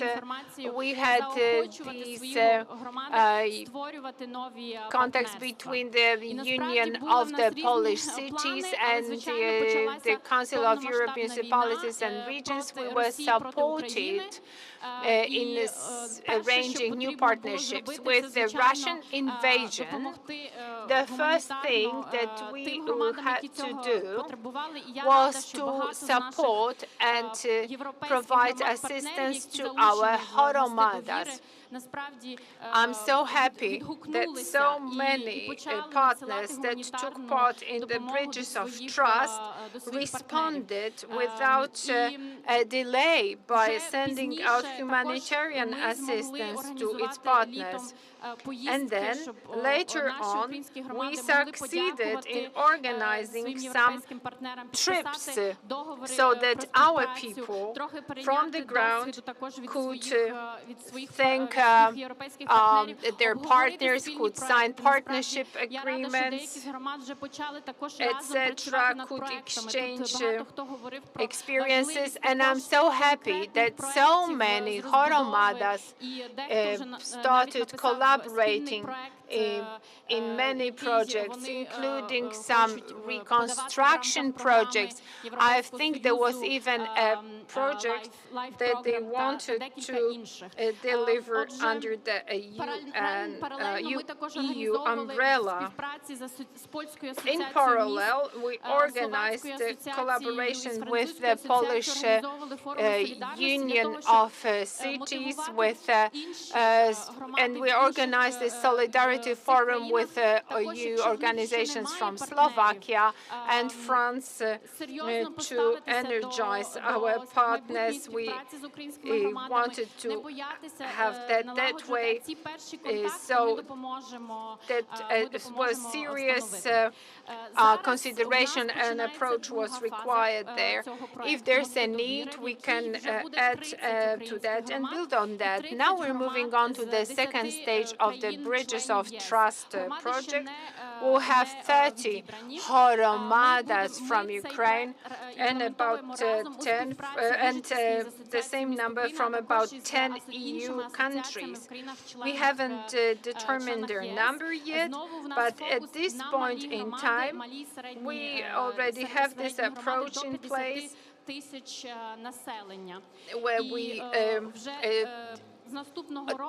try and organize small horomadas up to 50,000 people. And then next year we'll be also supporting small partnerships, and we'll be organizing joint projects so that we can have financing from the EU, and we can also raise financing, organize financing in some specific countries. We're very busy, and the more organizations we engage, the better.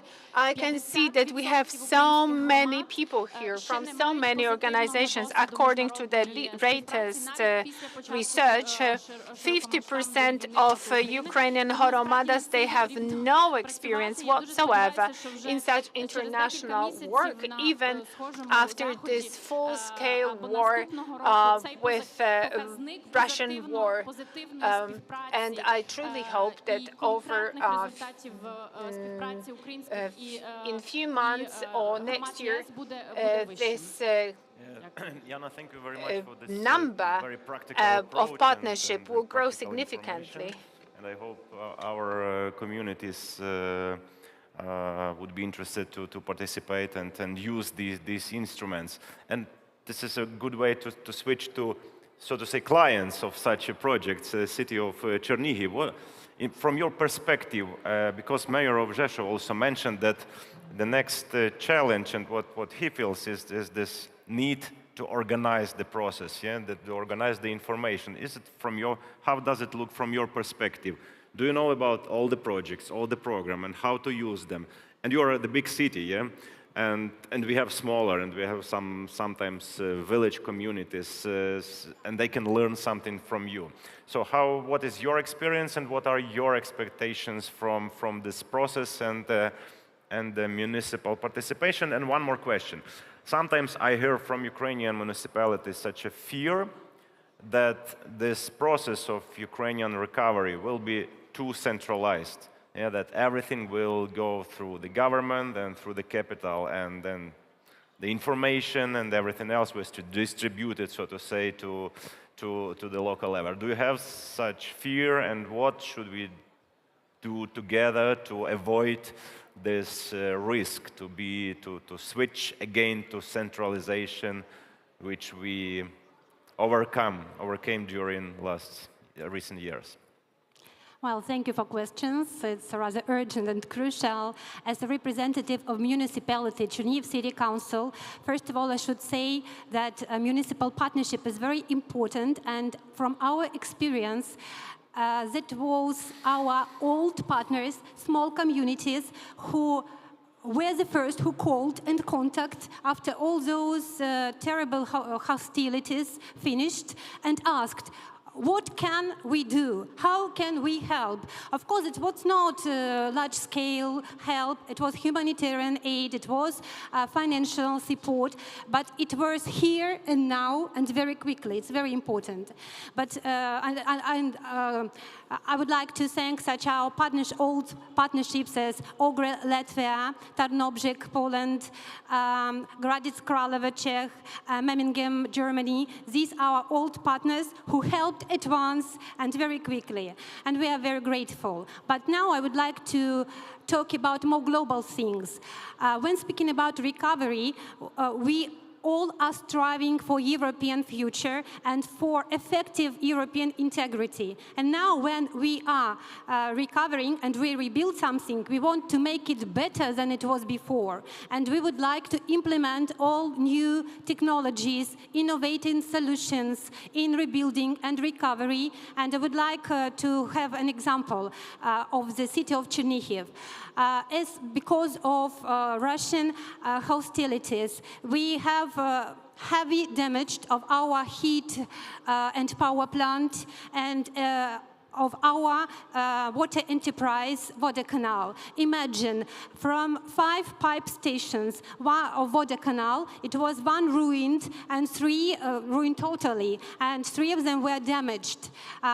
A lot of networks were damaged. So now when we are thinking about recovery and renovating of water supply system, of course, we are interested of implementing European high-tech solutions in all the spheres. And in this direction, we hope very much, and we have some negotiations with our new partners like Rzeszów.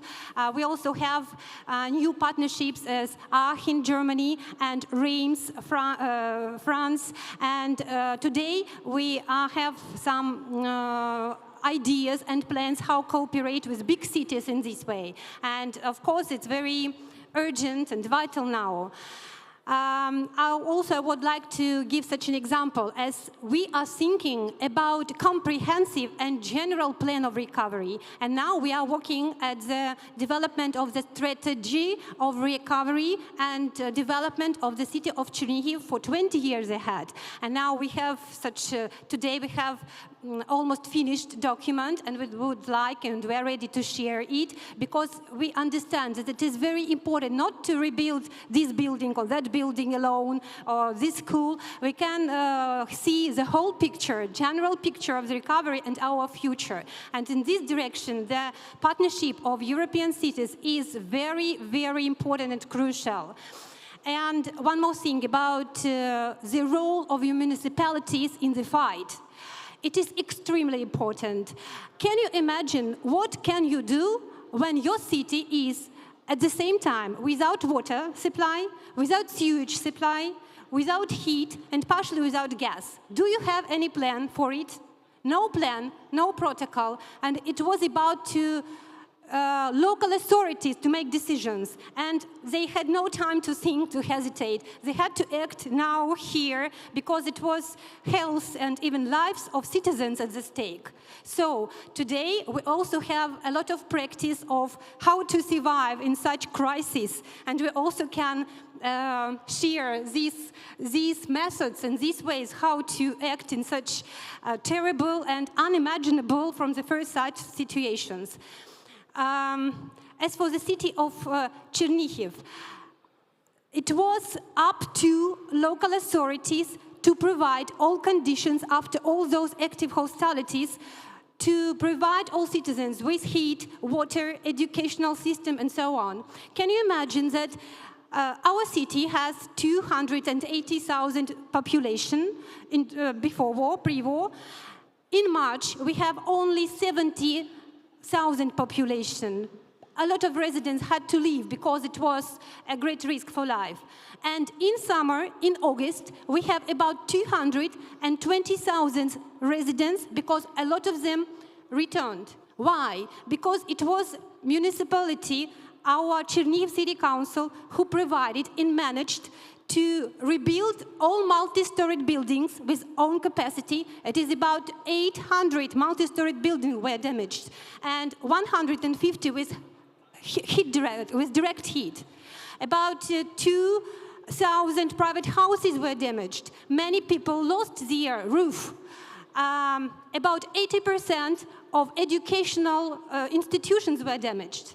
And it was the task of the mayor and of all our council to provide all residents with all supplies, with all accommodations, with all utilities. So our municipalities managed to do a great amount of job. And a lot of people believed and returned because they understand that it is a strong local authorities here in the city. Unfortunately, we have got new issues as with power outrages, and it's up to local authorities to provide with generators, all institutions and also business enterprises. So I would like to emphasize that it is very urgent to continue the reform of decentralizations because the local authority is close to residents, and local authorities make decisions here and now, not meeting with all those long meeting decisions, protocols, and so on. So I would like to thank that we all together should also work at this concrete moment, decentralization, and to strengthen our municipalities. It is also our common joint task. So unfortunately, we can't choose neighbor. We have a very crazy, unpredictable neighbor, but we can choose friends. And we are so lucky that we have so many friends. And we of course win together, only together. Thank you. Yeah, thank you, Natalia. And congratulations on these efforts and results you achieved during this time, and the fact that people are returning to the city, which is still on the very risky zone. Yeah, it's very significant. And I want to confirm that according to several surveys I've seen that over 80% of Ukrainians, which are in different countries now in Europe mostly, they say they want to come back home. And so it's our common task to make the conditions for them to come into the safe and prepared communities. Mr. Mayor, you started this part, but maybe you want to add some information. I just wanted to add, because you mentioned about the potential role of Polish business in the recovery of Ukraine, and I want to confirm that Polish business is doing quite important job even now, right now, because, for example, in Lviv, where I come in from, the Polish firm was won a tender, a European tender. We are cooperating with the European Bank of Reconstruction and Development, and there was a tender to build a waste recycling facility, and the Polish firm won this tender. And it took only 2 weeks after the invasion started for them to change the plans, to change the logistics, and continue their work. So this work is continuing in these conditions and under very difficult circumstances, and this is a good sign for other Polish businesses to be interested and to take this experience from their colleagues and to come in Ukraine during this recovery plan, so congratulations. Yeah, so if you want to add something to this part, and then we continue. Ja chciałbym tylko dodać, że właśnie bardzo mi się podoba podejście społeczeństwa i nas ukraińskich, of którzy Ukrainian mówią, communities, Ukrainian cities who say, we are not going to rebuild the country. We want to build a modern state, a modern country, using state-of-the-art technologies. Various modern solutions. So that's the wisest thing out of this all-war tragedy. I'm not saying it is an opportunity, perhaps, because obviously the war is tragic, but now you can build Ukraine as a super modern country on the basis of cooperation, partnerships that we are discussing here. So this combination of ideas, experiences from business, perspectives from business, from other partners, we may come up with various joint business partnerships. And we can build the capital on the Ukrainian side as well. That's this super wise approach. That's amazing. So this wisdom and determination that the ladies have mentioned here, that, well, I guess in Kherson it was said beautifully, there is no water, there is no heat, there is no electricity, there is a scarcity of food, but there are no Russians. So a lot of determination plus wisdom and idea how to build this country anew, to take advantage of all the solutions which are available in the world. It must be successful. Thank you. We are going to take advantage of the experience of Rzeszów. I visited the city throughout many years, and it has been changing tremendously in a very positive way. Thank you very much.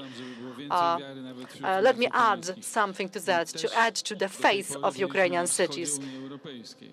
Till now, we were to the east of the Ukrainian Union, far away from Paris, Brussels, but the example of Rzeszów shows that you can take advantage of your development opportunities. You may create a city which is dynamically developing. Now we are going to be in the middle, in the center of the European Union, and all Ukrainian cities will have an example that you can do that, you can do things like that, you can develop hard work, determination. They have all of that. They need technologies, they need technological support from the EU, from the world. It will happen for them, and Rzeszów is a very good example to follow.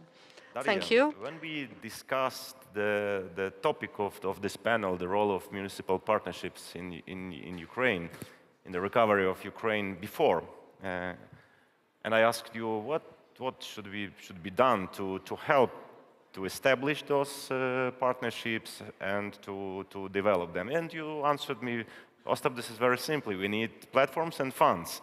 So what should be done on this political level and on the level of European organizations to have those platforms and funds. Thank you. You're absolutely right. This is my conclusion after years of work, and even more so during the very, intense year. We need a platform where people find each other, and we need funds. And then, to each of those strands of this coordinated approach, let's say, there are challenges as well. I mean, in this panel, there are amazing and excellent practitioners. This is who make the world move on and work. And maybe from my side, I will add a little bit of the meta level in a way to show what can be done on the EU level for coordination, let's say. So not very practically hands down on the ground, but institutionally. So what is the Committee of the Regions? I'll spend 15 seconds on that. It's an EU body, EU advisory body, and it gathers together 385 members who are all local politicians. For example, from Podkarpatsky region, there are 3 members. The president of the region, Mr. Ortil himself is, and also your colleague, president of the Rzeszów District Council, and the third one. So they all gather together 5-6 times per year and give advice to the European Commission. This institution doesn't have a lot of powers in foreign policy, in the EU foreign policy. It doesn't. But as I said, we all do much more than we're supposed to, and we will, and we'll do even more. So as the war started, of course, the Committee of the Regions and its members, because this is who we are. It's a conference of local politicians. Of course, we started thinking, what can we do more and how? And then we created a little, platform to coordinate humanitarian help. Then another one for cities to support each other in supporting Ukrainian refugees, because some of the cities were really overflown. And then, as of April, as the topic of recovery, of immediate recovery and future reconstruction appeared, it was a call from the Ukrainian side themselves. We were thinking what we can do in that area to coordinate a little bit, because CMR has a huge network and they were doing a lot of things. Also, other EU associations such as Eurocities, Association of European Regions, they were doing mobilizing their members as well. And in the same way, from the Ukrainian side, there was a lot of demand. So we proposed and thought to do what we are normally best at, to coordinate, to offer a platform where all our partners, and those are all EU associations of different levels of governance, and all Ukrainian associations could come together and coordinate the approach a little bit. So that's one thing. This is how the European Alliance of Cities and Regions for the Reconstruction of Ukraine was created. It was launched in June. It's a network. It's an alliance. It doesn't have a budget or anything, but it's a goodwill of everyone coming together and coordinating. Another purpose or strand of this alliance is that we as an institution have a little bit of an added, well, not added value, but something more than associations would normally have, and that is we can speak to the European Commission directly, and then, well, how much they listen to us is another question, but normally they do. I mean, especially now in this difficult situation, we really talk openly and closely. You may know that the European Commission will launch Ukraine Reconstruction Platform. It's a platform where they should channel donors' contributions from the member states, from the banks, both in form of loans and grants, and where this alliance that I mentioned will have an advisory role. So what is important from our point of view is to have this one voice that really, all municipalities can subscribe to, all regions can subscribe to, and, all little villages and big cities and everyone. And basically those messages are just several. It's, we need funds. ideally grants and ideally directly accessible to local authorities that would be used not only for physical rebuilding, I mean, this is a priority, of course, and this will be done, but also for partnerships, just to, to support the possibility to build partnerships, to implement projects together, and to do simply capacity building. We all agree here we need capacity building in various formats in Ukraine, and they know it themselves as well.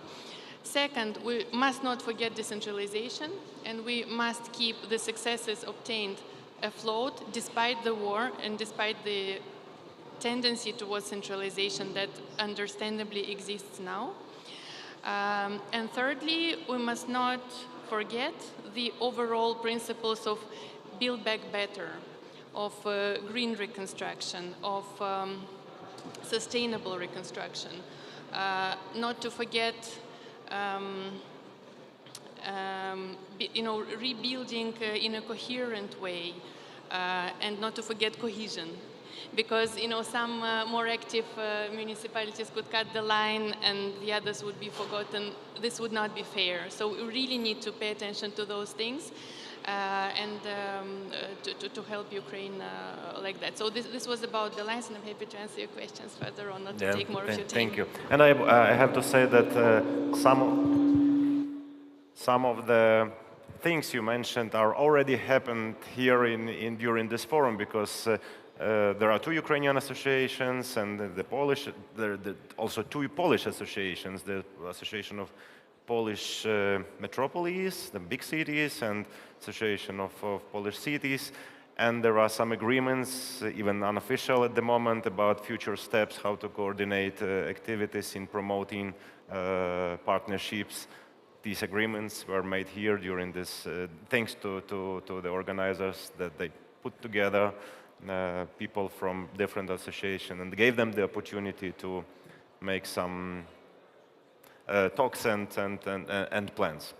So thank you, Mayor, again for this event, and thank you, Daria, for these very practical things which had to be done to protect this idea on big political level. Thank you very much. And coordinate us, and we will do with our things what we can. Thank you. Olena, yes, so you have done already very much for Ukrainian and German partnerships. What should we expect? What new projects, new instruments? We heard from German officials who visited Ukraine and Lviv during last months that this idea of partnerships will be supported, will be promoted in the future, and we see already, again from my perspective, from Lviv, we see already some results from our partner city, Freiburg. We have already some very concrete steps proposed by them, thanks to the governmental support of the idea of partnerships. Yeah? How do you see this perspective and the future? Дякую, Остапе. Перед тим, як крок назад трошки відступлю, я хочу подякувати всім, хто прийшов на сьогоднішню дискусію. Я сподіваюся, ви ще не спите. I'd like to say thank you to everyone approaching us here, and I'd like to thank everyone in the audience. I hope you are not asleep yet, so I will try to be very brief. We started this project back in 2016. First, we suggested to our municipalities that we will provide them with various kinds of support, also funds, individual support. It was all before the war, actually, and it allowed to strengthen the whole network. And then communities started to use it in a very active way. If we talk about German-Ukrainian projects, then it is not a virtual reality. These are real practical projects which are happening in Ukraine. You have mentioned the project from Freiburg, with Freiburg. We also had projects about water supplies. more than 80 projects like that. So they have been implemented. What happened after the war broke out? These communities started to cooperate even more closely. And now we have 75 projects which are being implemented, and we receive generators, we have shelters, we have food products, and many other things. My observations? Well, I can see that there is like accumulation of certain resources in Germany. For example, the Ministry of Development allocates certain resources, but the society and various communities collect various funds and things in kind, and they do really a lot. What is new then? Well, we have launched a new initiative. It is called Partnerships in Solidarity. Why? Because beforehand, and even now, we've been receiving many questions, many inquiries from the German partners whether they can help, and they suggest financial support to us. And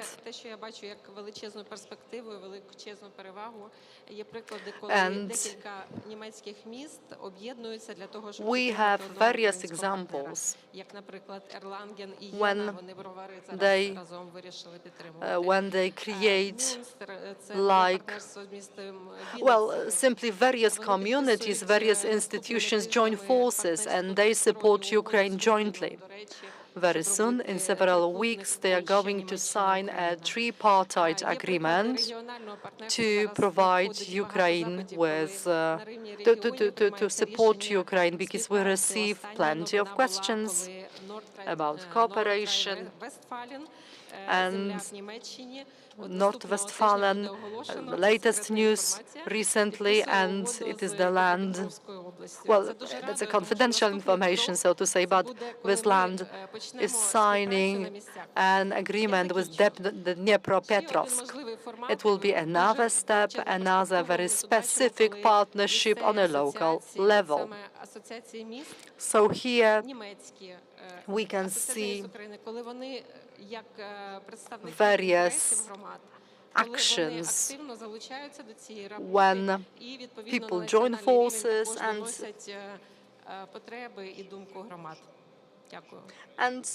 basically it very often starts with communities, but then it is on a broader level. Would like to encourage you to think about the questions. We'll still have several minutes to questions to our participants, and yeah. After Magnus will tell you. Magnus, yeah, I wanted to ask you, because you had probably you had a Swedish association, and as a Sweden, you had this experience in supporting countries, your neighboring countries, during this process of a European Union membership process, yeah, on the local level. I mean, Baltic states and probably also Poland, yeah. If you have some successful cases, and how can we use this experience in our case, in the case of Ukrainian recovery? Yeah. Thank you, Ostap. To answer your question, I will take you all on a time travel back to the 30th of November 1939, when the Soviet Union attacked our neighbor Finland. My father was then, had just turned 19, and he was Swedish, but he grew up in Helsinki. So on the very first day, he volunteered to support Finland's resistance to the Russian aggression of that time. Only 7 months later, our other neighbors were invaded by Nazi Germany. Norway and Denmark became occupied during the war. But in 1945, with peace, something called the Nordic Association was formed, and it had as its goal to create precisely partnerships, four-party partnerships between cities, towns in the Nordic countries. And this is something that goes on all today. I remember as a young boy that this was my first experience of getting to meet people from other countries, because there was every summer there was a meeting in one of the partner municipalities that attracted people, not so much from the municipal administrations as from the local societies, sports clubs, churches, companies, scouts, whatever, came together. And then fast forward, I would like to go to 1990 with the fall of the Soviet Union and the freedom, the renewed freedom of the Baltic countries, where the same thing happened. Swedish municipalities at the first instance gave support to partners, but soon there were formed programs and partnerships that were meant to be long-term and meant to be of mutual benefit. And many of these partnerships continue still today as not a formal sister city relation, but as living partnerships. Our association was fundamental in the process of supporting such partnerships, and we have since that in our international projects also used thematical local partnerships as a methodology to develop experiences, methodologies, whatever, in many countries. So when we saw what was happening with the renewed Russian aggression in Ukraine, of course we saw the initiatives from municipalities in many countries to give the immediate support, but we also saw the possibilities in longer-term relations. And we got the same signals from our Ukrainian partners, from municipalities and from our strategic partner, the Association of Amalgamated Territorial Communities, which organized mainly the new amalgamated and often rural communities in Ukraine. So we have taken then this initiative to help these municipalities to present themselves to potential international partners. We call it United for Ukraine, and Ukrainian municipalities have the chance to, on our website and through our team working, as you know very well, present themselves to potential partners and also get the possibility to participate in international events. And we see the result of this as emerging long-term partnerships. All of you here today are not representatives of local governments, but you're all members, inhabitants, citizens in the local community, in a municipality, in a city, in a town. I would like to urge you to have a look at the stand up there, speak with my colleagues, see could there be a municipality that would fit my hometown, and then go home and speak to your local politicians with this idea. We should partner with the Ukrainian municipality. We will gain from that, and it will be a very important contribution to the future development and resilience of Ukraine. So just go up ahead. Yeah. Thank you. Yeah, but before you have the opportunity to ask some questions in front. Yeah. Do we have some volunteers? Thank you so much. Yeah, please introduce yourself and tell us who should answer your questions. Okay. It was very great to hear this especially valuable contribution of the members of the panel.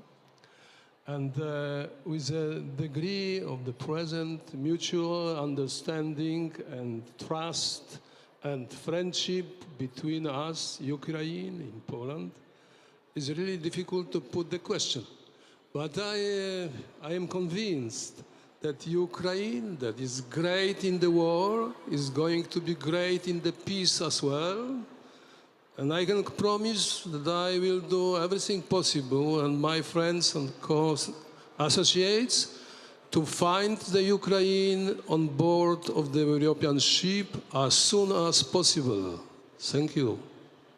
Thank you so much. Thank you. Yeah. Do we have some other questions in the audience? No more questions. So, yeah. Do you want to add something? No, I would just like to add one comment, and I will switch into English.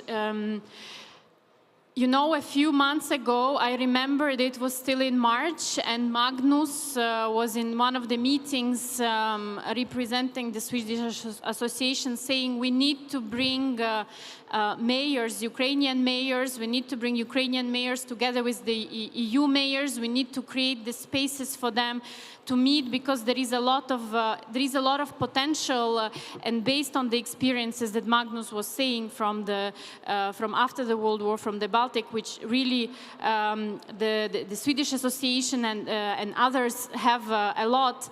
And I am just really grateful to him and to all of his colleagues in the Salar, in Lviv City Council, in the initiative that they represent here today, for actually you know, not only speaking, but also making these things a reality with the concrete and practical actions, and really following up through, because still, unfortunately, today a lot of good ideas don't get materialized, and I think that we need more of this going forward, of this kind of forums, of this kind of platforms, to really bring people together, because of course we all got used to COVID things, COVID times and things like that, but I really think that only this kind of platforms and physical meetings in then can result in the more long-lasting contacts and the partnerships and concrete projects for recovery of Ukraine, but also that would be beneficial also to the EU, different EU municipalities, cities and villages and regions. So thank you very much, Magnus, Marta, and all of the team that I might not know all of you by heart, but you have really made a huge effort here today with bringing Ukrainian mayors, with bringing EU partners, and for this my gratitude to you. Thank you, Jana.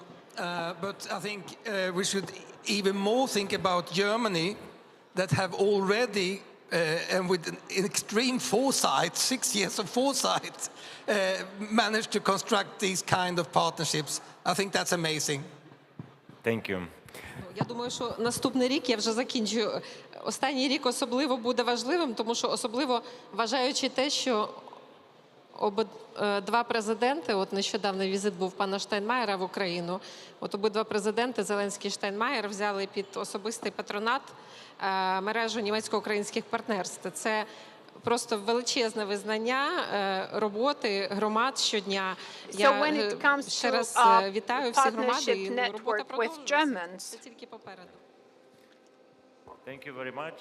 Mr. Mayor, if you want to finalize something like that, because our time is over, we want to keep, to help organizers to be in the schedule, but if you have some final word for us, yeah, please, you can do as a host. Ja już tylko chciałem dodać, że zapraszam na kolejne edycje. The only thing I wanted to add is that I would like to see you again here at the next editions of the World for Ukraine Summit. This is what I wanted to hear, and I'll see you.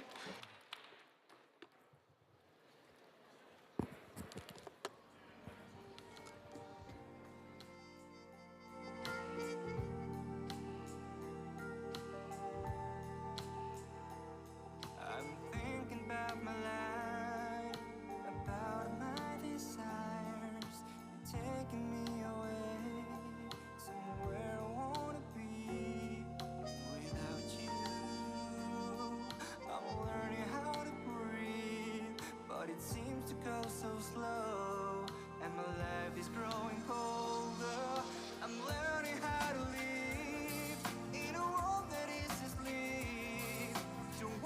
feel that I'm the reason for heart emotion every season. I wanna feel your love in the dark is falling down. I'm not afraid to tell the truth, so know that the reason is you.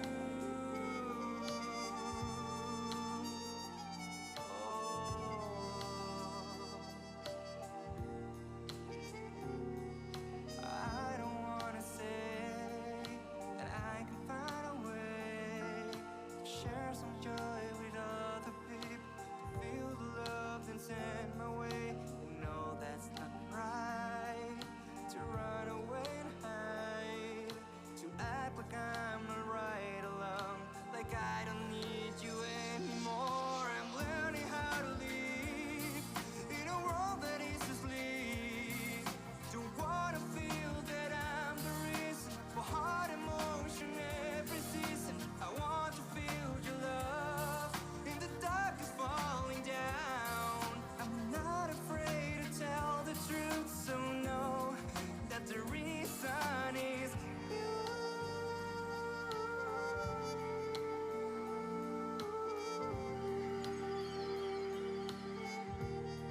The reason is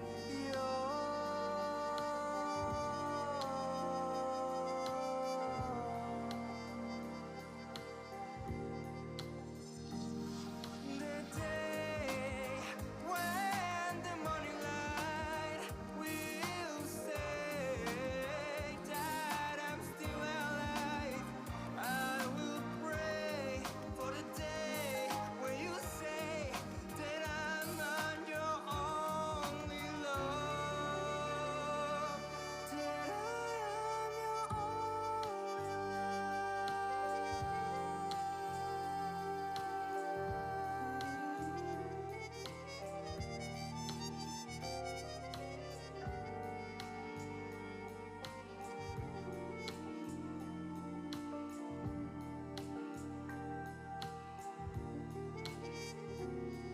I'm thinking of my life, proud of my desires, taking me away to somewhere I'd rather be.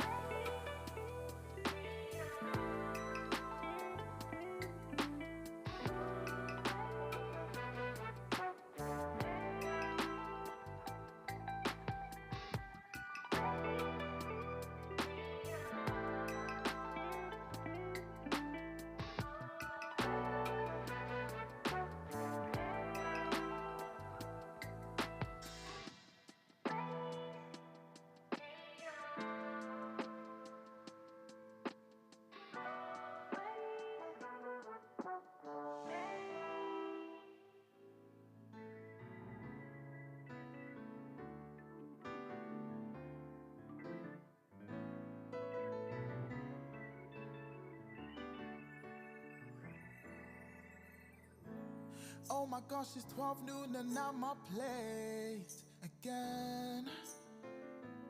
Jumped out of bed, this ain't a usual day. Today I'm heading to town, I got some things on my list, but the most important thing I need to mark is a kiss. Cause when midnight rings, I won't be letting you leave. I said to myself, I won't be a Grinch this Christmas. So could you wrap me in your arms, I'll sign you off my wish list.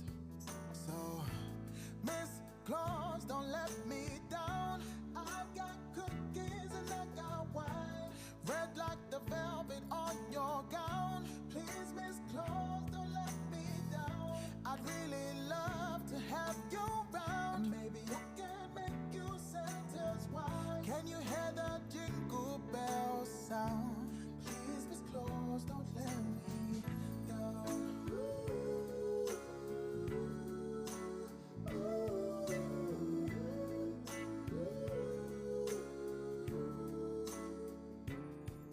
Got the table set so you don't have to do a thing. I put the tinsel and the stockings up ready for the morning. Took the tree out the closet, couldn't find the star, but since you're here, I wouldn't mind your heart. I'm feeling festive, cheers. Let's bless this occasion.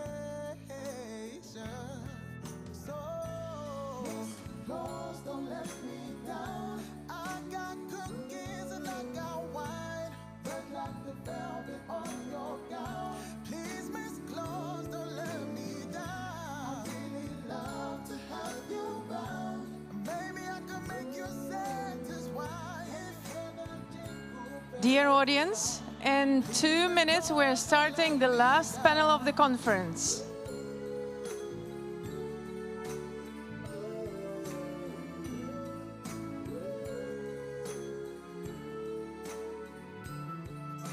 I said to myself, I won't be a Grinch this Christmas.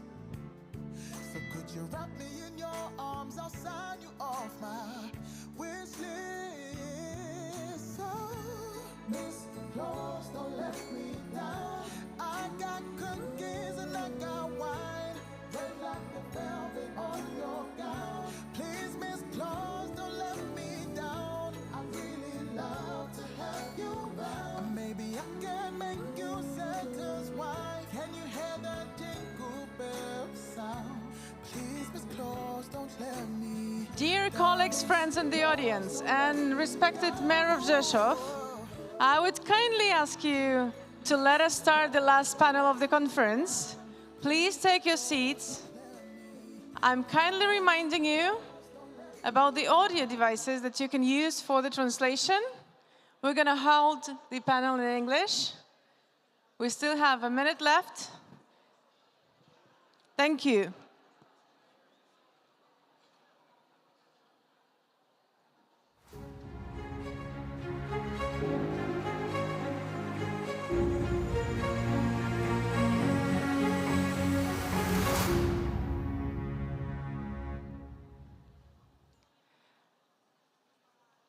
Dear colleagues, friends, the audience, we're going to start this last panel of the event with the video from the Ministry of Youth of Poland.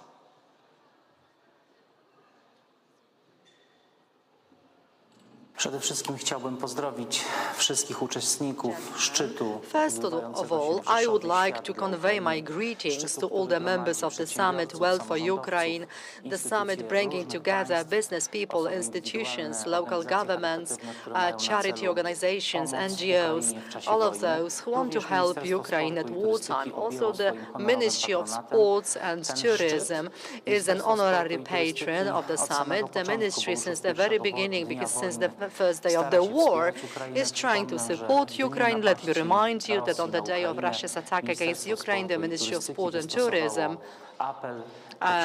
made an appeal to all the free countries of the free world to introduce sanctions and impose them on the Russian Federation and Belarus, and several days later, on March the 8th, the international community, sports community, 37 countries, mostly from the EU, but also Japan, the US, Australia, signed a memorandum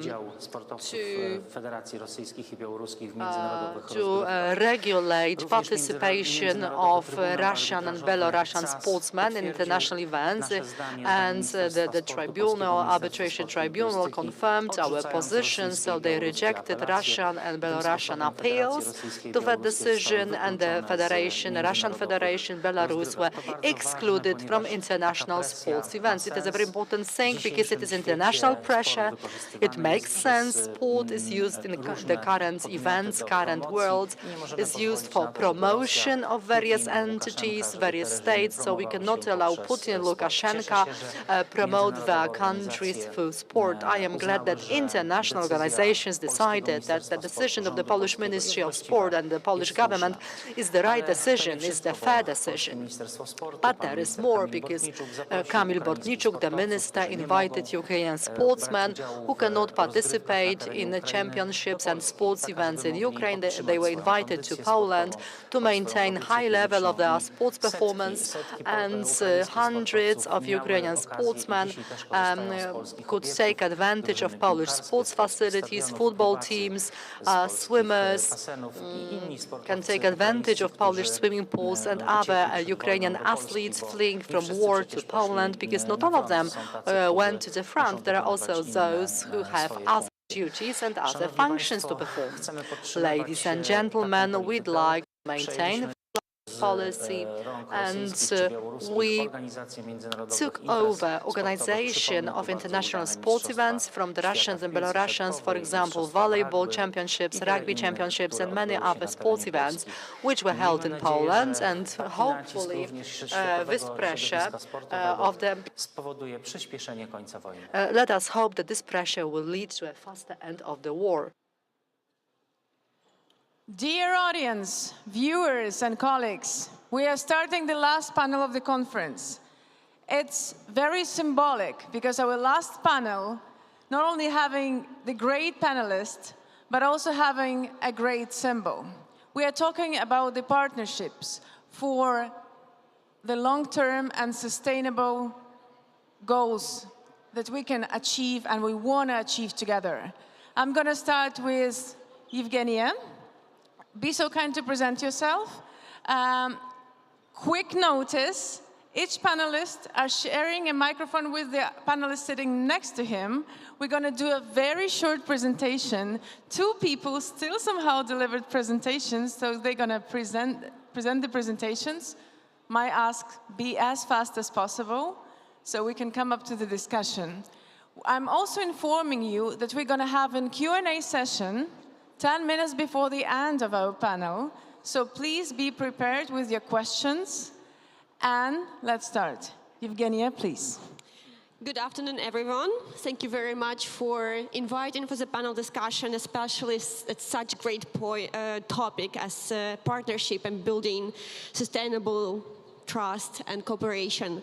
My name is Evgenia. I'm working at the Reform Delivery Office, which is a part of the Ukraine Reform Architecture Project, funded by the European Bank for Reconstruction and Development and multi-funded donor project from the different member states of the EU. Before the full-scale invasion, before 24th of February, we've been working on the reform agenda, on the key priority reforms with the government. It was privatization reform, as you might see from my part. It was also land reform, it was European integration as well in terms of communication. However, with the full-scale invasion, we totally transformed our activity, and we actually was one of the coordinating powers to deliver the recovery plan for Ukraine that starts its work since April with the decrees of the President of Ukraine. And we've been presenting our work at the Lugano conference conference, Ukraine Recovery Conference, in July this year as well. So right now we are focusing our work on recovery. We are also focusing our work on European integration and basically making the whole process to deliver this goal. And another project as well is right now in an emergency stage because we need to survive the winter with energy infrastructure attacks. Thank you. Hopefully we all do. Thank you so much. The next panelist is Dave Tomlinson. Please present yourself. Good afternoon, everyone. I'm Dave Tomlinson, and I work with Hope Worldwide, and I oversee our global disaster response operations. And it is an honor to be here, and I look forward to talking about partnerships throughout the day. So thank you. Thank you so much. Ms. Mariana Zawirska. Good afternoon, everyone. It's a great privilege to talk here on this panel about the power of partnerships. I'm representing here an international NGO called Collective Leadership Institute, and we are not providing humanitarian assistance, but we are providing services to different stakeholders, helping them to build strong and sustainable partnerships.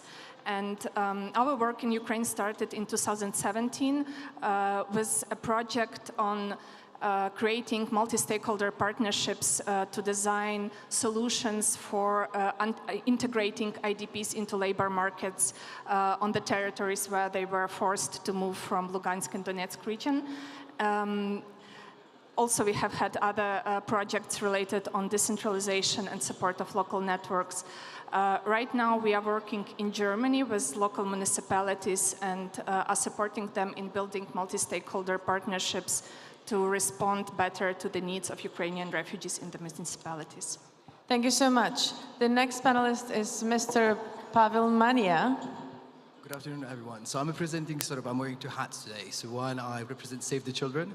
And with Save the Children, we operate in Poland, Ukraine, Romania, Romania, in the whole region. And we reached so far 160,000 children. But the other hat I'm wearing, and this is the hat I'll be wearing at the panel, is I'm a deputy director at the Humanitarian Leadership Academy, which is a vehicle for Save the Children for championing localization, shifting power, and amplifying local voices, and actually strengthening those local partnerships and working with the civil society space in the region. So perhaps this is the main focus for today for me.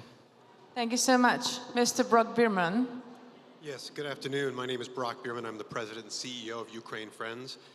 We have established a charity in the United States out of New York. We provided about $25 million worth of assistance since March, first starting in refugee resettlement and then moving into humanitarian and reconstruction. I'm glad that this conference is taking place. It's very important, and Worldforukraine has done an outstanding job thus far. And although this is the last panel, I think it's one of the most important panels because, frankly, from my perspective, we will never have enough resources to address the need. We just will not be able to be successful unless we develop partnerships that work.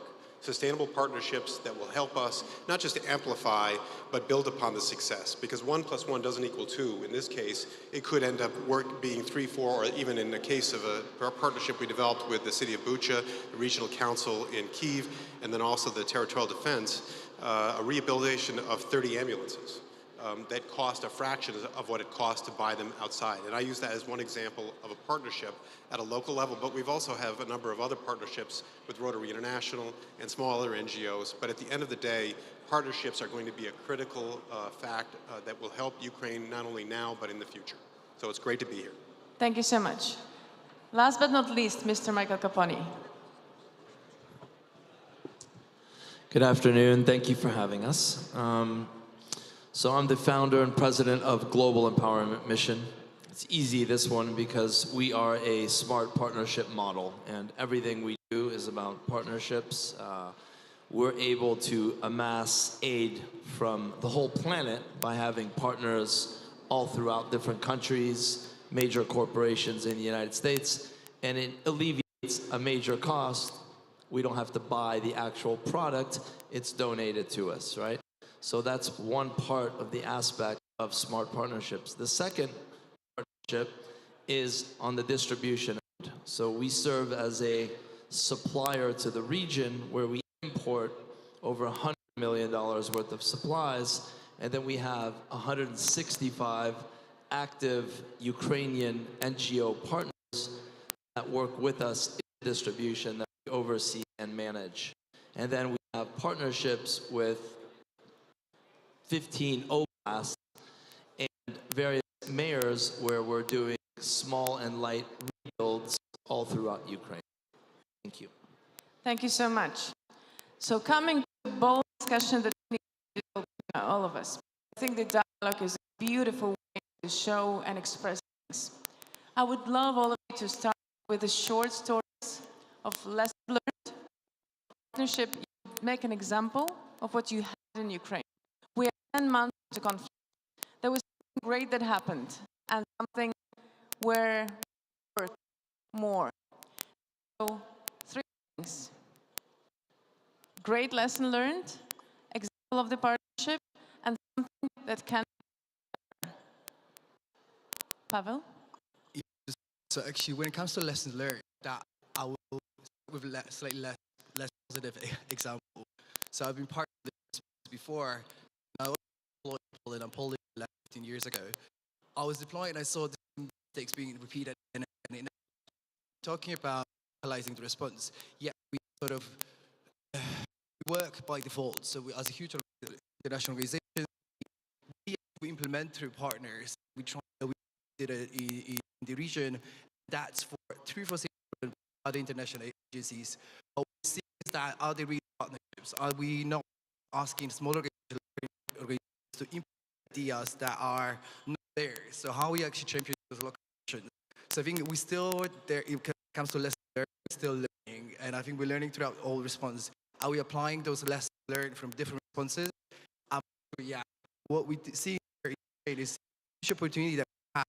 Because funding that we have for this response is unmatched. You know, last time, like that in Afghanistan, perhaps some time ago, or in tsunami response. So we have this opportunity to do things differently. We have the civil society very strong in the region, but actually doing more to strengthen those partnerships.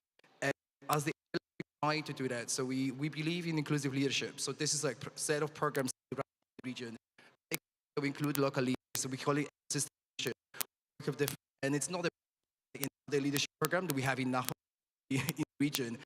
People are they've done it before, but how we connect them together within the country, but also across different countries in the region. This is what we're trying to do. We also believe there is space for capacity sharing. So that's another lessons learned. You know, we talk about capacity. You know, the term is changing. We saw it's a building. There was capacity strengthening. We talk about capacity sharing and how do we, the organization, the humanitarian leadership, we see ourselves as leaders because we saw we 1 foot in and 1 foot out. Part of the Save the Children. So that's, you know, it amplifies the work we do. But we also work for the sector, those local organizations. How we bring them to the table. How we make sure that direct pooled funding goes directly to those agencies, and how we strengthen their resilience. They resilient as they are, but sort of how we future-proof this is here at the moment. So we have ideas how to do it. We definitely don't replicate solutions that are already here. We don't want to duplicate efforts, but we definitely think there is space for having that to build a bridge between international sector and the local sector for one to learn from another. So it's very knowledge. So not to just repeat again very top-down approach that we've seen before, but how we actually amplify those local voices, bring them to the decision table. We see them not represented at the cluster level by the UN agencies because you know, we use the language that is not familiar. We use jargon. We sort of alienate them by the way that we do, and also because you know we see how that works in terms of direct funding, like the entire outcomes program research that has been done. Okay, that was it back in May. I don't think much has changed. Said that, you know, identified that is it 2/3 of the sort of the funding that was available for Ukraine response went to UN agencies. 6% went to international NGOs, and only 0.003% went directly to local organizations. So we talk about partnerships. When we talk about such a huge disproportion of funds, direct funds going to international sector, I don't think we can still talk about equal partnership and equity, but that doesn't mean that it cannot change. And I think we have huge opportunity to actually to see that power shift. So 3 points. It's localization. Yes. engaging in capacity. Yes. Capacity sharing. Capacity sharing and learning on both sides. Yeah, exchange and shifting power, how we actually make sure that decolonizing the approach. In terms of Ukraine, I think we say we have to decolonize the capacity strengthening, the work that we do, which doesn't really resonate here because people say, oh, we haven't been colonized in the same way. But it's a sort of, yes, the system has been designed to support international sector rather than international sector. And we can talk about decolonization here in the Ukraine response as well. But can I add to that? Sure. That if we are talking about changing the system, we always have to provide an alternative. So I would suggest that after this answer to the first question, we'll talk about possible alternative scenarios of the distribution of funding and growing the knowledge of Ukrainian funds also. So thank you for your reply. We got your 3 points. Dave, please. Hope Worldwide operates in over 60 countries in the world. We've actually been a registered NGO in Ukraine for 25 years. And we have operations throughout Ukraine. And I think what we continually learn, not just here in Ukraine, but around the world, is local, local, local. Buy local, support local. And if, when our first week here, I flew over to Moldova March 1st. And I think a lot of us were getting data that everything was shut down in Ukraine, nothing was available. So I think a lot of the international actors were probably thinking we're going to have to bring in a lot of stuff, which is true. There's a tremendous amount of global resources that have come into Ukraine. But there's also been a tremendous amount of stuff still available in Ukraine.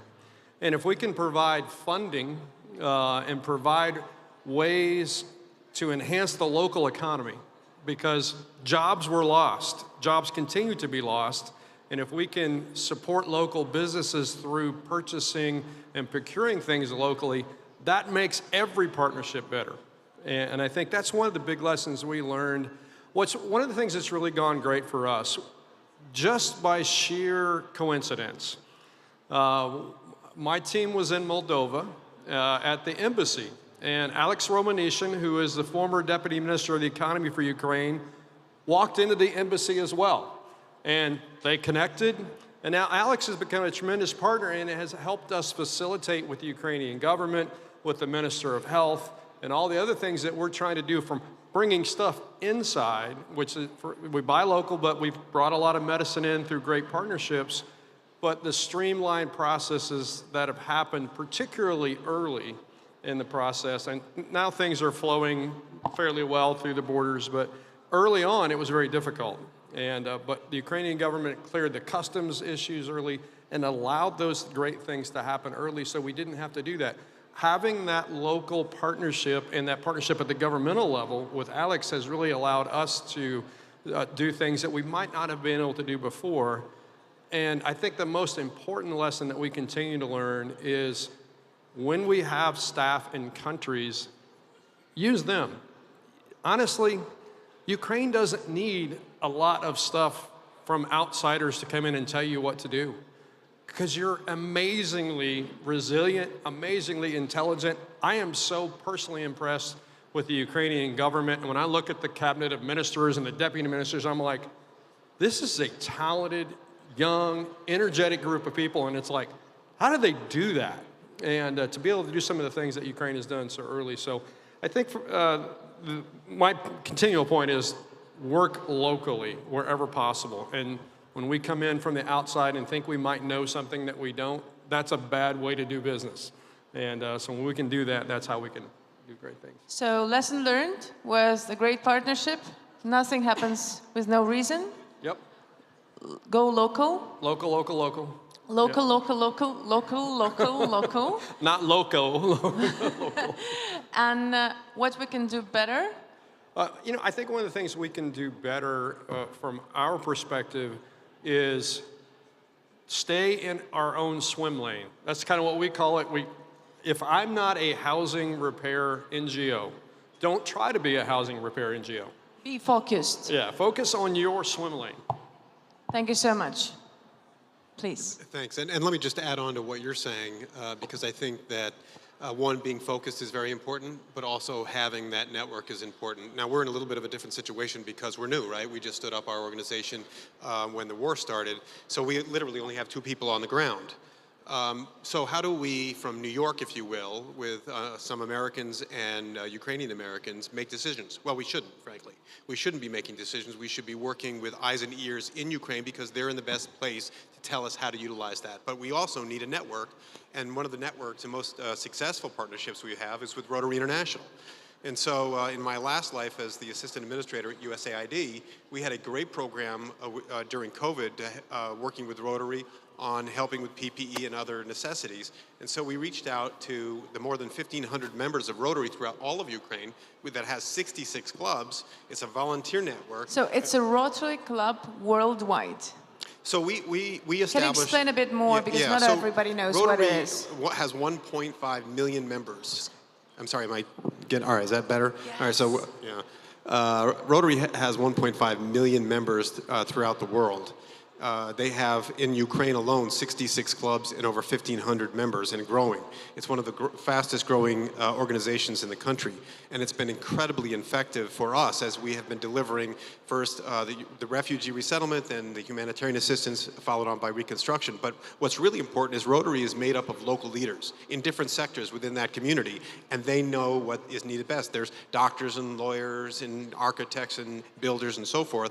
And at the end of the day, those are the people who are going to be able to help us basically direct our funding. But it's also important that Rotary and Ukraine Friends coordinate at a national level. And as I was mentioning to you before with a panel, it's great to have that local perspective on what's needed because at the local level they're going to know what's needed, but you also have to coordinate at the federal level so it doesn't become confusing and that there's not, if you will, chaos because there's so many people asking for different things. And in our perspective, one, we don't know whether or not the priority has been set, and number two, is there a coordinated effort at the higher level? So again, one of our most successful efforts was to provide 45 ambulances to Ukraine through a partnership with Rotary, Ukraine Friends, the Territorial Defense, and the Ministry of Health to prioritize where those units and where those hospitals or where those civilian places were that needed those ambulances in the most significant way based on facts, data, and information, and then reporting back to us. So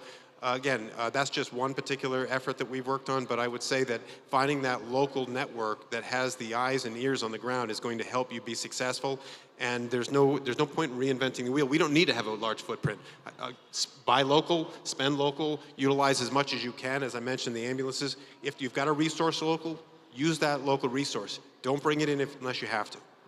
And please add what can be done better. What could have been done better?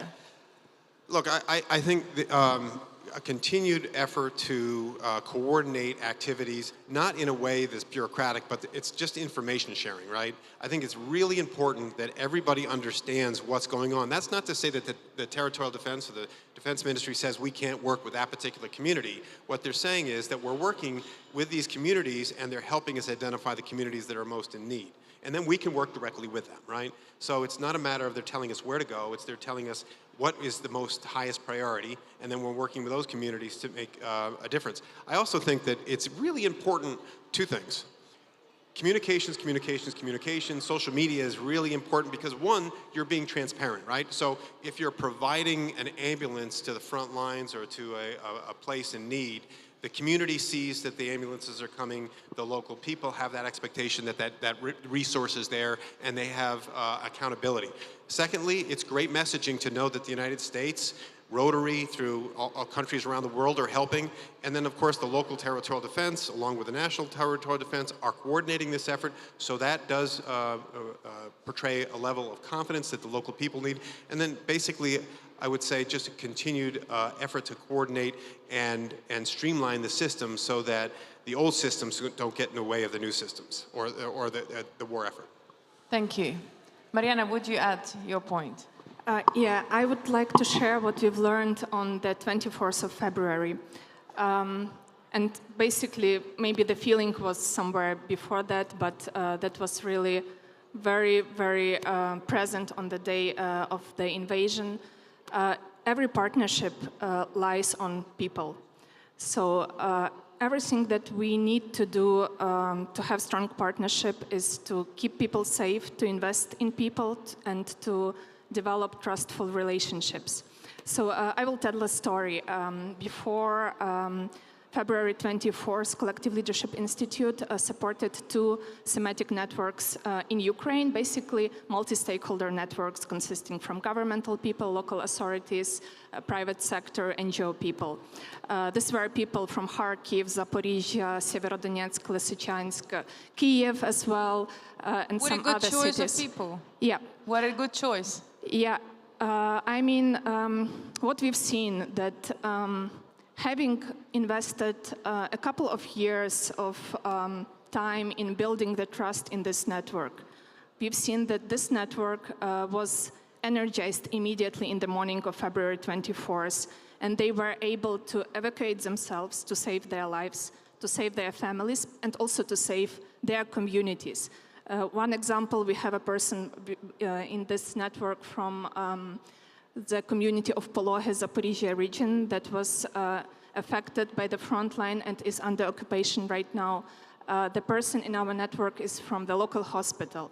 And being part of this networks, people could help to evacuate the staff of the hospital, to help evacuate families of the staff of the hospital and support each other. So my take from this story, investing in partnerships helps, yeah, sorry, I'm getting emotional thinking about all these people. Oh, good. Investing in partnerships literally helps to save people's lives, whom you know personally, but also it helps to save people's lives like in more broader way. And that investment pays off every time. So speaking about the power of partnerships, I would also like us to remember that partnerships is not just a nice word or a nice trend. It's something that can help people to survive with little resources, which are always not enough in terms of crisis, and literally help survive concrete people. And what we can do better, I would like to echo the colleague who started answering this question. We can empower local stakeholders to talk and to get into dialogues, to have their voice strong, and even like this wonderful event is a great chance to give the voice to people. But being in a panel about power of partnerships, 6 speakers, only 1 Ukrainian organization and 2 Ukrainian ladies. So I think we could be better on we are this. 3, I'm so sorry. Yeah, I mean in terms of speakers, not about the moderators, of course. So I think we can be better here and also learn more from people in Ukraine how to develop partnerships on the ground. Thank you so much. Michael. Where's the presentation? I'm so sorry, technical team, we need a clicker. So I will pass the word to Evgenia. Oh, it's there. I'm just going to remind my question to be strict with you, okay? Lesson learned, what can be done better, and what was the discovery? What was very special about it? What can be better and what is the discovery? So every day we learn and we get better, right? I'm better at this year than I was last year, and so on. There's a multitude of lessons that we continually learn. I couldn't even identify it. My motto is people don't plan to fail, they only fail to plan. And when you have enough proper meetings and enough strategy before a mission, and you plan everything, and you know where the enemy is and where live fire is and not, and you're going in those areas, you don't have that many hiccups. It's the same thing with importing, right? We knew that importing was going to be a problem, right? In aid, well, we had to in the beginning, so we had to have proper customs brokers, and we had to have proper, teams and warehouses and everything set up. So we established warehouses in Warsaw, in Lviv, in Kyiv, in Jeshu, in Hungary, right? So the aid can be basically properly distributed. So you were delivering it from US, right? Yeah, in the beginning. Please go on. Yeah. So this is our team in Kherson, a few days after it was liberated.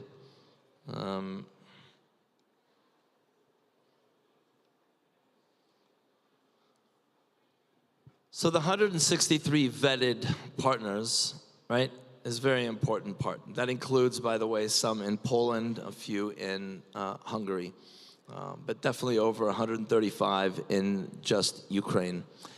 And we have 3 different models, right? 3 different categories of distribution. So category 1 is we have a partner that's Ukrainian, and one is an expert in Kharkiv, and another one is an expert in a different region, and another one is from Chernihiv, and another one is from Vinnytsia, right? And those partners know their territories best, and they come to us, and we supply them with aid. We make agreements with them. We make them sign little contracts, and they have to produce photographs, and they have to go out and do that. That's in the aid portion. The second tier that we have is we directly meet with mayors and governors, and we make long-term commitments to them. So this region or this hub, through the mayor deputy that's in charge of aid, we commit every single week for the last 6 months, you're gonna get an 18-wheeler truck of XYZ supplies. And the list changes as it goes, and that's another form of a partnership. And then the third one is direct. It's when we go ourselves in with our own teams and do distributions. So if our motto is how to get the most amount of aid to the most amount of people, you're not gonna do that if you do it yourself. That's a fact, right? So there's only so much one team can do, no matter how big the team is, and no matter how much aid you have, especially when you have a country this big with needs in so many different oblasts going on simultaneously at the same time. So for the web to work, you have to have tentacles that are everywhere. So that's why we have this many type of partners. This is an example, but if we could get enough slides, but you see the different colors, right? So the different partners for different regions. So obviously green isn't that dangerous, yellow's a little safer, orange gets dangerous, and red is extremely dangerous. So there's different groups that can go into different territories, and that's how we identify them. And you see we have all their backup, to the point where we know where every single pallet and every single box has been distributed.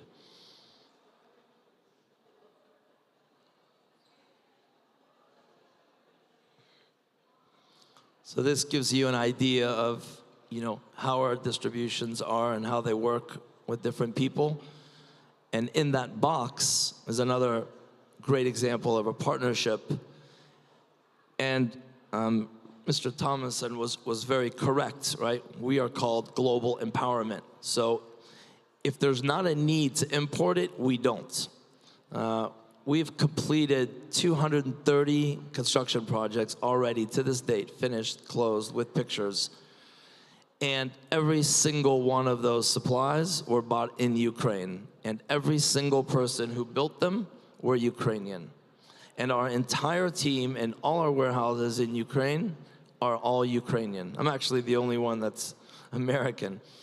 And that's because we believe in empowering people. When it comes to food, okay, we have a partnership with many different food distribution companies in America. It's actually more expensive to buy rice in America, yet let alone to import it and pay the transport, than to actually buy rice in Poland, believe it or not. Where for $15,000, you could get an 18-wheeler truck stacked with rice if you need rice. So we were buying in the beginning product in Poland, and then we shifted to finding food manufacturers in Ukraine. So now those boxes are filled half with food that's all produced in Ukraine. So that creates economy, right? That creates production. And it also is the food that Ukrainians want. So they're much happier with that. And then the other half of the box has all different kinds of things, from hygiene to blankets and different needs. May I ask you to share a story of the house recovering that you've shared before, but I think it's very important to hear the story again. How did you focus on house recovering in Bucha? On the houses. Yes. On the houses. Because I think that you and Mr. Brock has almost the same stories. And something special about it is that you have this vision, helicopter view, on the scale of the problem. So you're able to react on spot and see potential where others see only like stereotypical scenarios. So please share your story, and then I would kind of ask you to share yours.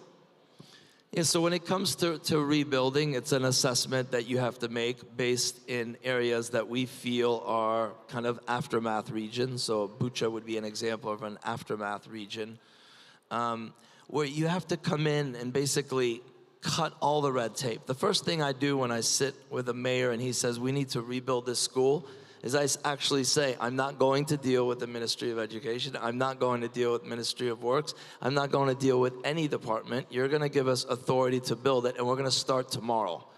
And you can work all that out with your departments and make sure we do it correctly and monitor us, and we're going to hire all the people in your community and give them jobs for it. So that's an example of cutting through red tape, right? And we're quick to act. When Odessa in July was bombed and there was major damage on some buildings, right, in Odessa region by Moldova, the governor was asking of solutions of where the people in the bombed building were going to go. And you could sit and talk about for weeks about importing containers or importing temporary housing or all any of those things, right?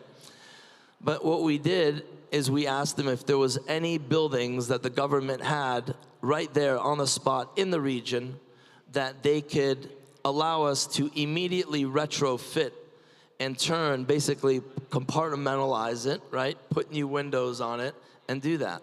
And if you ask the governor of Odessa, he'll tell you that within 45 days, all those people were in those homes already, right? A completed project. So, and it's not a lot of money. So there's a lot of buildings that exist in Ukraine right now that are empty. And there's a lot of in-country displaced people that need housing. And there's a lot of conversations about bringing in additional container homes, which sometimes destroy countries. And there's a lot of things that you can repair right now for very little money. We are repairing a building that will put back 2,600 people in it by just changing the windows in it. And the cost of that is a few $100,000. So the cost per person is very minimal, $200 a person. So you have to look at metrics like that in order to put the most amount of people back into the most amount of homes in the shortest amount of time possible before this winter gets even worse. And that's why we're working every day on all types of programs like that. Mr. Brock had this story about the ambulances. You stay for different things. Michael works straight away, on the spot. You believe in structured, systematic approach. Yet the story about the ambulances, I think, very symbolic. Would you share, please? Well, yeah, look, we want structure, but we also want speed, but we want to make sure it's effective. And we also want to make sure that there's a partnership. And one thing that I should have mentioned is that we insist that there's got to be some, as we say in America, skin in the game, right? So we're very fortunate with the city of Bucha, for instance, who actually doubled our money and contributed to several construction projects. And they also contributed to our ambulance project. Well, I was touring a number of programs. Mayor Fedoruk showed me a number of ambulances that were abandoned. And I asked him, I said, well, what are you doing with these ambulances? He said, well, they don't work. I said, well, I'll tell you what, give me the ambulances, we'll get them fixed and we'll send them to the front lines. We fixed those 4 ambulances almost within less than 3 weeks, I believe it was, and had them out delivered to the TDF. But then we brought in the key regional council, and now we're looking at 30 ambulances throughout the region and setting a standard for the entire country where we're finding rehabilitated ambulances. And at the end of the day, it's easier to fix $1,000 or spend $1,000 on an ambulance that is in country than spend $15,000 or $20,000 for an ambulance that's in Europe, or even more, buying a brand new ambulance that's somewhere around the world. At the end of the day, an ambulance is an ambulance, and they need them now. So we're going to do what we can to impact it fast. We're also going to make sure that, again, they have an investment of their own in the product, if you will. And, I'll just briefly say, it doesn't have to be a large dollar figure in order to have a huge impact. We also have a program called Playgrounds for Peace, right? A very low dollar figure. We actually pay for the entire program, but we insist that the community comes together. And one of the things that I think we've seen that's become very successful is the IDP community coming together with the local community to build these playgrounds. We give them the actual playground. And if anyone's interested, I'm happy to talk to you about that program after we're done here, as well as any others. But we actually go to the municipalities or the villages or the cities and say, look, we've got a playground, we'll give it to you, but we insist that you build it, that you bring not just your local community, but you also bring the IDP community together, because at the end of the day, we know that returning back to their homes is going to be a long-term issue. And if we can bring those communities together, not only building a playground, but they're also building a community amongst themselves. And that's been shown us a lot of benefits in other programs that we've been able to support in those same communities. Thank you so much. Evgenia, coming with the same question to you. What was your learning? What is the lesson learned? What is discovery? And what is something that can be done better? Speaking from the point of your personal view or your Office of Reform Delivery. Yes, I would like to maybe share our cooperation on the national level with international partners and how the office was building trustful relations. I think that because we already have this cooperation beforehand for almost 7 years previously, and also because we are affiliated with the government, so we kind of have this level of trust, but also it's our responsibility was to include international partners into the recovery process and deliver the recovery plan to Ukraine, engaging international partners into the discussion and also to the feedback kind of comment session. And here I would like to share maybe a really amazing case from my perspective, from my personal perspective, cooperation with the Organization for Economic Cooperation and Development, OECD, that we established just recently. In July, Ukraine applied to become a member, submitted its application to become a member of the OECD member states, and also just recently in October, it actually really short time in terms of decision making, the OECD approved our accession process and started the negotiation for us, for Ukraine to become a member. I think it's a really amazing experience for us because previously we've been cooperating with OECD a long time before on different levels. We've we've been in the process of implementation public administration reform according to the Sigma principles, which is actually OECD and European Commission guidelines, I would say, a framework. We also have been working actively on the corporate governance for state-owned enterprises, which is also an implementation OECD guidelines. But since it's the initiation of the dialogue, specifically after the full-scale invasion, considering the fact that OECD have been an implementer of the Marshall Plan for the after the Second World War for Europe, having this expertise, analysis, best cases. Do you think, by the way, it's actual now? Don't you think that technology and the structure of the world is so different that the lessons that have been learned since the Second World War might not be applicable anymore? I would say we kind of have a completely different situation right now, also considering the consequences of the war scale itself, and also I think it's important to acknowledge that we are right now already started this dialogue about the recovery, even though we are in a wartime economy. And for now, to us, the main goal is to survive the winter and to help and be united with our partners to help energy system and an energy infrastructure to go through the system, the winter. So I would say the lessons learned might be definitely there from the OECD perspective. They can share with us, but I think as well, learning from doing might be also good. Which is coming back to the lessons learned maybe. I would say from as well my point of view, as a coordination is really important, and it's always a place to do better here on every level, and especially on international and national. So it's always come for the matter of improvement. But also, I think for Ukraine, as lessons learned is that we need to ensure transparency and accountability for the recovery process to build trust with international partners, and to have this monitoring from the civil society, from the businesses, on how the recovery and the management of recovery will be proceed. Yeah. Your point, I'm sorry to interrupt you, yet I think it's very important, and that's our next question. What do you think we are missing to enter the recovery point? Your observation, your cooperation with Ukrainian local organizations, what do you think we are lacking? Are we lacking education? By we, I mean Ukrainian NGOs, organizations, and all civil society agents. From the international organizations' point of view, and then I will turn to representation of Ukrainian organizations, but what do you think? We still have time before the recovery starts. Hopefully it's going to be a short time. We're all hoping for that.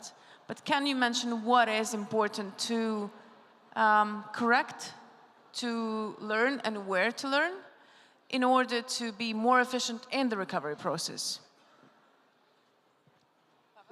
Pavel, please, because you said about the education. Yeah, so it's interesting. Michael's just smiling to me, so I'm answering to him. No, it's very interesting because I actually look at the title of that panel as well, and we're talking about long-term sustainable corporations, right?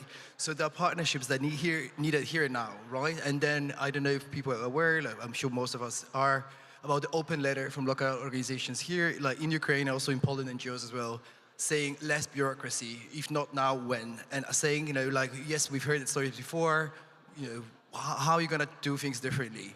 And that's... What do you think mean by less bureaucracy? You stand for this letter, and we discussed it. But where do you see that less bureaucracy shall be implied? Compliance. You know, a lot of local organizations are being sort of supported by a lot of different international organizations, and they have to go through the same vetting process, the same compliance, training, etc. And as an international organization, if we can do something better, how we unify our processes and recognize what others have done as well, so we don't have to, we don't overburden those local organizations, so they have to go through the same things again. So how we can work better and more efficient and be better coordinated to actually do things better. But when I think, when I think about partnerships, yes, partnerships here and now, yes, to support immediate relief, and that's, yes, less bureaucracy, because we have to act now. You know, the local people have better knowledge of what's needed here and now. But if you're talking about recovery, do we have a plan as international organizations? What happens in 5 years' time? What happens in 3 years' time? And beyond the war, do we leave those organizations behind and saying, okay, the work is done, the war is over? But how we make sure that what we do, if we think about actual partnerships, how we support them, in terms of their well-being, when the burnout happens, how we make sure they are actually part of the conversation and enter this leadership space, international and local, so they can decide about on their own future. Because yes, here and now is important, and that's we're doing to training as well, but capacity training, coaching, mentoring, and that's what HLA does, Humanitarian Leadership Academy, that we're trying to do. Yes, here now, that's where we call Save the Children, which is our umbrella organization. That's what they do now, here and now. But as the HLA, as a team within Save the Children, we're thinking about what happens in 3 years' time, 5 years' time, 10 years' time. And that's what coaching programming is needed, what mentoring is needed, how we can sort of build those could be the convener, as I said before, international local organizations, how we make sure that we future-proof those local organizations to make them more sustainable, more resilient. And if they want to pivot their work to recovery, to another response, or to use the capacities, capabilities of people that are responding so well in that response, if they see their future in the humanitarian sector elsewhere, answer, that's fine, to how we make sure that we just don't leave them behind. And I think that's what I think partnerships, it's what happens next. So learning on both sides and looking forward and prognosing what happens next. Yes, and co-creating that future together. So I think you're sitting at the table together saying, oh, what is that you need? How I can help you? And how we can work together so you feel supported, so you're not left behind when this is over. Yeah, in many cases, bureaucracy is much needed for this process, and I got your point, and there's many here in the panel supporting bureaucracy, yet struggling with it every time. But bureaucracy, I think, was created to minimize the risks. So we have not only to find the optimum of cooperation or partnership, we also have to find the optimal bureaucracy. Yes, I think there's always a middle ground as well. So I think, yeah, there's some things we cannot have to interrupt you. Compromise, yeah. And give a word to somebody who is standing pro-bureaucracy. Evgenia? May I just actually comment on the international organization role here? And I would like to come back to the maybe first 2 months of the Russian full-scale invasion to Ukraine. We've been working with international organizations, or like international organizations overall, have been working since 2014 in Ukraine, humanitarian one. They almost all they left, or they were not functioned in the beginning of the full-scale invasion in the most hostility areas for Ukraine. But also Many there was of the organizations here would not support you. So just tell about the organizations not all, but you some. know. You know, some of them. Some of them have been proved in the beginning of that and for the first months. But there have been volunteers and local NGOs who have been working and delivering humanitarian aid straightforward to the beneficiaries in the most hot areas in Ukraine. So I'm leading it to the fact that at the beginning, we really need this volunteering movement and the civil society movement from the local support. But then delivering it for the sustainable manner and building a long-term solutions, we really need international partners on our side and international organizations as well, because that's already about building partnerships. I hear you, but what do you think? I want you to be really personal here. What do you think, from your own experience, we have to learn from the international organizations, from our cooperation with international organizations, and on the other side, what they have to learn from us? I mean, I would start maybe that we can teach how to do it fast and how to deliver things straightforward to the beneficiaries. But from international organizations, I think it's really important to learn those transparency and accountability issues, and also inclusivity, like being inclusive towards your community. And I think maybe for me, for my personal, I really support that we need to be local. All partners should be local, because on a local level we really need we know what we need. I just maybe want to make another comment, because we have a very short. Fund, we are limited really in short, time, but it's just a matter how we can improve it and actually demonstrate it straightforward. We have stated on May $44 million USD on Ukrainian humanitarian fund distributed across international humanitarian agencies, UN agencies, and local communities and national NGOs. So national NGOs received only 3.7 million of that, which is less than 1%. From the total sum. And international organizations received more than half. So I think here is a matter of improvement, how we can distribute funding here to support local cooperation, but also build partnerships here between international partners and national NGOs. Great, thank you so much. Thank you, great point. Thank you for doing it. So I would ask somebody who is pro-bureaucracy. Brock? Two quick points. Look, I think that bureaucracy and coordination are two different issues, right? There is a need for bureaucracy, but there really, in this case, is need for communications. It doesn't help us when we're getting letters from hospitals and brigades and communities and doctors and different people without some type of coordination, because at the end of the day, we really don't know what the priority is, and there has to be some discussion. And I'm not saying that it has to go through a bureaucratic process. And again, I said this earlier, we can work directly with the community, but there needs to be a layer of communications. And I think that that's very, very important. And you asked earlier, what are we missing, right? The coordination aspect, I think, would be very beneficial. Is it a role of a government? Is this a role of a government? Is it the role? Of course, it's the role of the government. Absolutely, the government, and it's not only the role, but it's the responsibility of not just the federal government, but the local government at the state level. They have to know that coordination is going to ultimately help them set their priorities and be more effective in their helping their specific issue that's at that local level. But you also asked, what are we missing? And I also think we're missing something from the United States. And this is very important because when I go back home and I get on talk shows or I get in front of panels or I talk to local people in the community level, the first thing they ask me is, what goes on in Ukraine? How does it impact my backyard? And I think we really need to make people understand how it impacts their backyard. You said, can a Marshall Plan be effective given this circumstances? The Marshall Plan was very effective, and we saw what happened with an effective plan. And moving ahead, it's more than a Marshall Plan for Ukraine. It has to be a Marshall Plan for Eastern Europe. We have to think broader and bolder than just Ukraine. We've got to think about Moldova. We have to think about Georgia. We have to think about other countries in Eastern Europe in order to be more effective. And frankly speaking, this will be the best opportunity once Vladimir Putin is out of power to be more effective because, frankly speaking, at the end of the day, I think we missed the boat with having a Marshall Plan when the Soviet Union fell. And we should have had a much more comprehensive plan coming into the Soviet Union that would have prevented where we are today. And that's not just anybody's responsibility or any country's responsibility, any Western responsibility. It's a lack of understanding the real systemic problem of communism and 75 years of dysfunction. So it's definitely something to be learned from the past. Dave, do you have anything to add on this? Disasters around the world happen in 4 phases.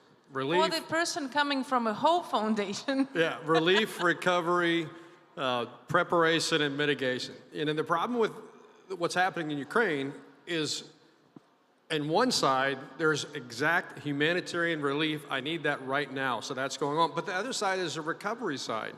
And so we think a lot of times in terms of relief, recovery. But in Ukraine, it's happening all at the same time because it has to. But we can't do a whole tremendous amount of long-term sustainable infrastructure rebuilding because tomorrow that infrastructure might be damaged again. So that's a challenge to do that temporarily. But we need to be able to think in all 4 of those phases. And I want to push back a little bit on what you said about technology a little bit earlier.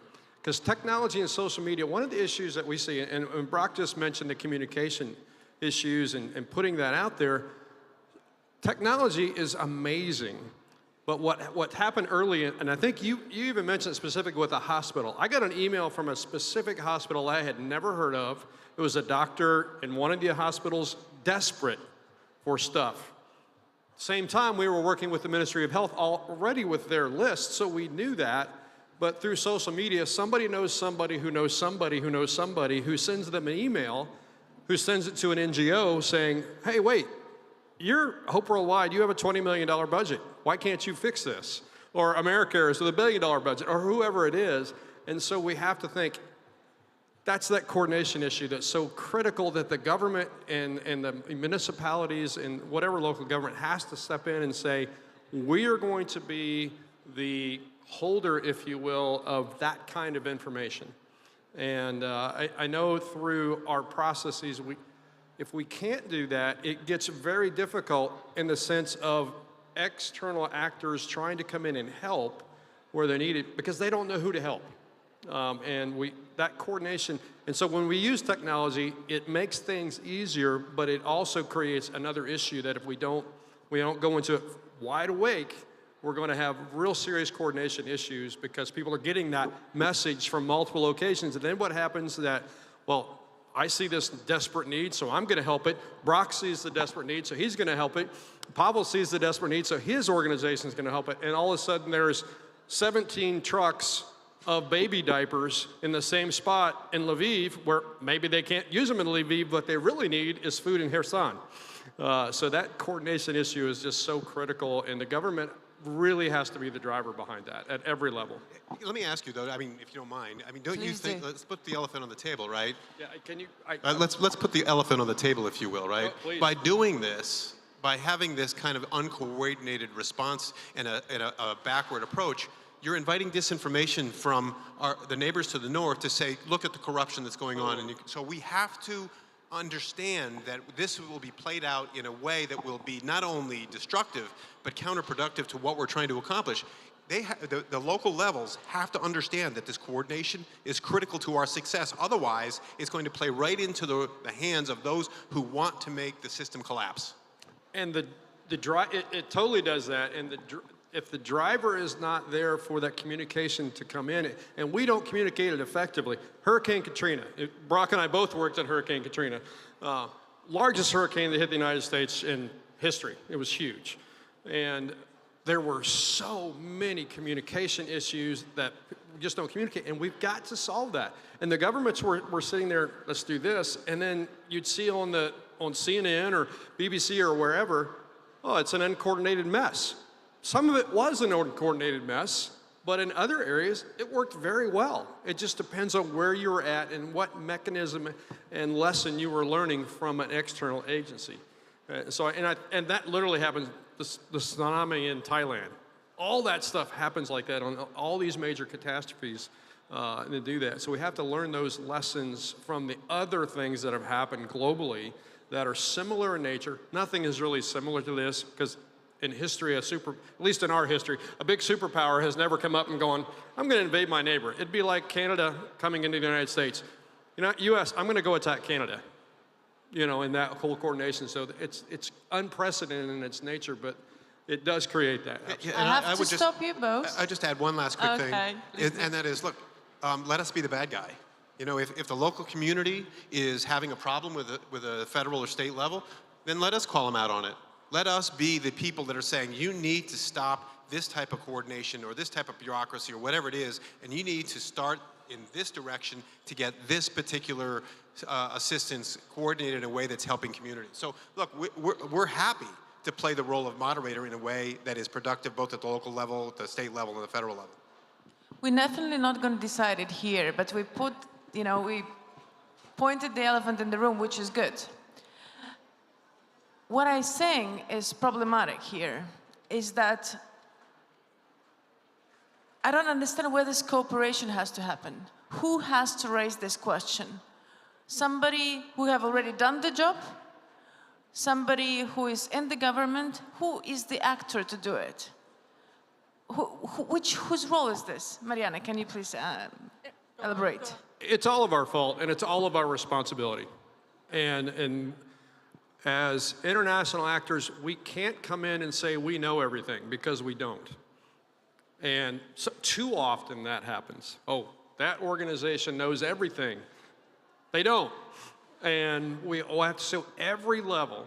But this is my opinion, who has to be the driver behind that is the governmental level, whether it's the municipal level with their sphere of influence, or it's the oblast level with their sphere of influence, or it's the ministerial level with their sphere of influence.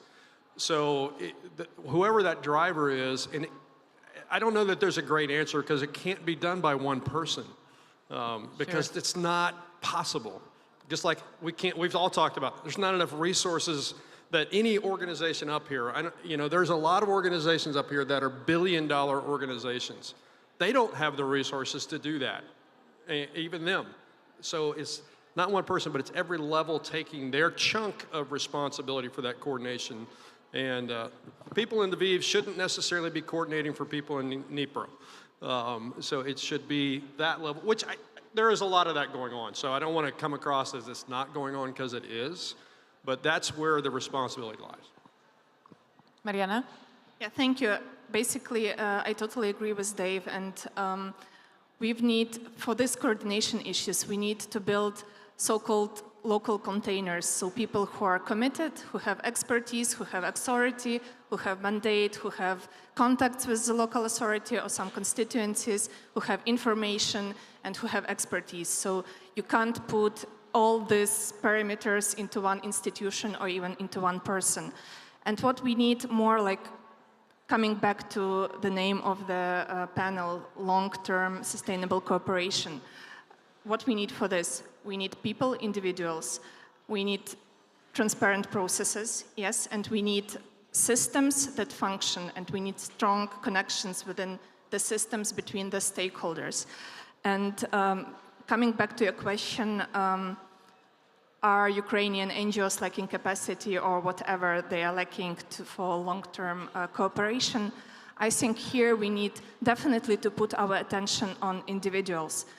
Ukrainian NGOs are working 24 hours each day. They are burning out, they are getting sick, they are having mental health issues, they are having personal issues. Basically, they are also people affected by the war, affected by the blackouts, having 2 hours electricity per day, affected by the Syrians, affected by all other issues. People are affected who are the final beneficiaries. So to have a chance for recovery and long-term cooperation, we also need to be mindful that people in Ukraine will need to take responsibility for the recovery, but we also need to keep alive and to keep full of energy and passion and all that things people who are working in Ukraine, either local non-governmental organization or local governments or national governments. So that's something that can't be done externally, but organizations who are not Ukrainian-based organizations, international organizations, donors, can take care about these issues and should consider when working with their partners all these issues with localization, pushing back deadlines, reducing bureaucracy at certain level because that affects the ability of Ukrainians to continue working in a sustainable way, in a long-term way. Thank you. Eugenia? Just to make a small comment as well. Closer? During the Ukraine Recovery Conference, Ukraine and our international partners signed Lugano declarations with the Lugano principles. And one of the principles is a partnership. And let me just remind that the recovery, as like what means partnership under this principle, is that recovery process is led and driven by Ukraine and conducted in participation with international partners. So for us, it's really important that the recovery, but also the survival stage right now, is led by Ukraine. So Ukrainian government is the one who is setting the priorities. The priorities for the recovery right now is actually survival and keep going the energy sector. Second one is actually conducting a needs assessment. Here becomes basically assessment of local needs and cooperation with municipalities, and I think municipalities plays a huge role here in terms of identifying the key needs for their citizens, from where the government can build the priority list. But also, we just need to be engaged and plan our results with international partners. So for that, we need partnership, and for that, we need long-term cooperation. That's the key, but Ukraine should be a driving force for that, of course. And the cooperation here will build based on the trust. Thank you. Michael, do you have a point on this?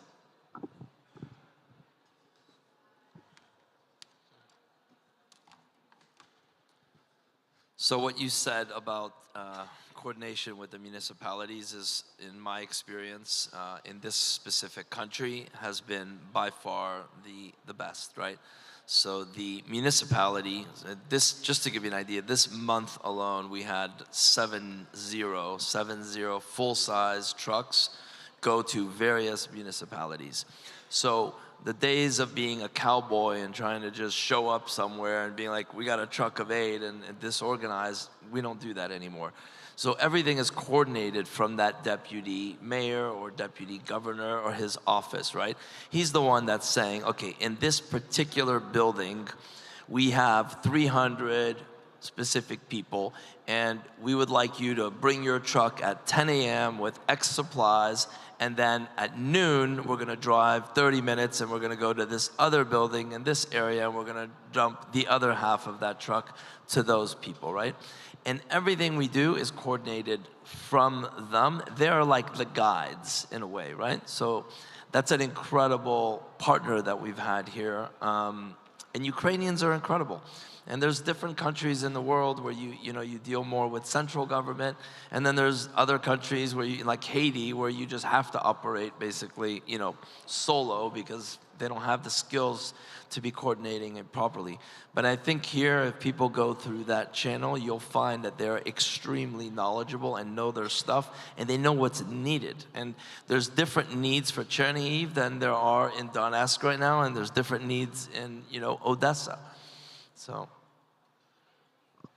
Dave, Brock, please. Yeah, I would just add also that one of the lessons learned that we find that's been successful is creating an MOU with all our partners.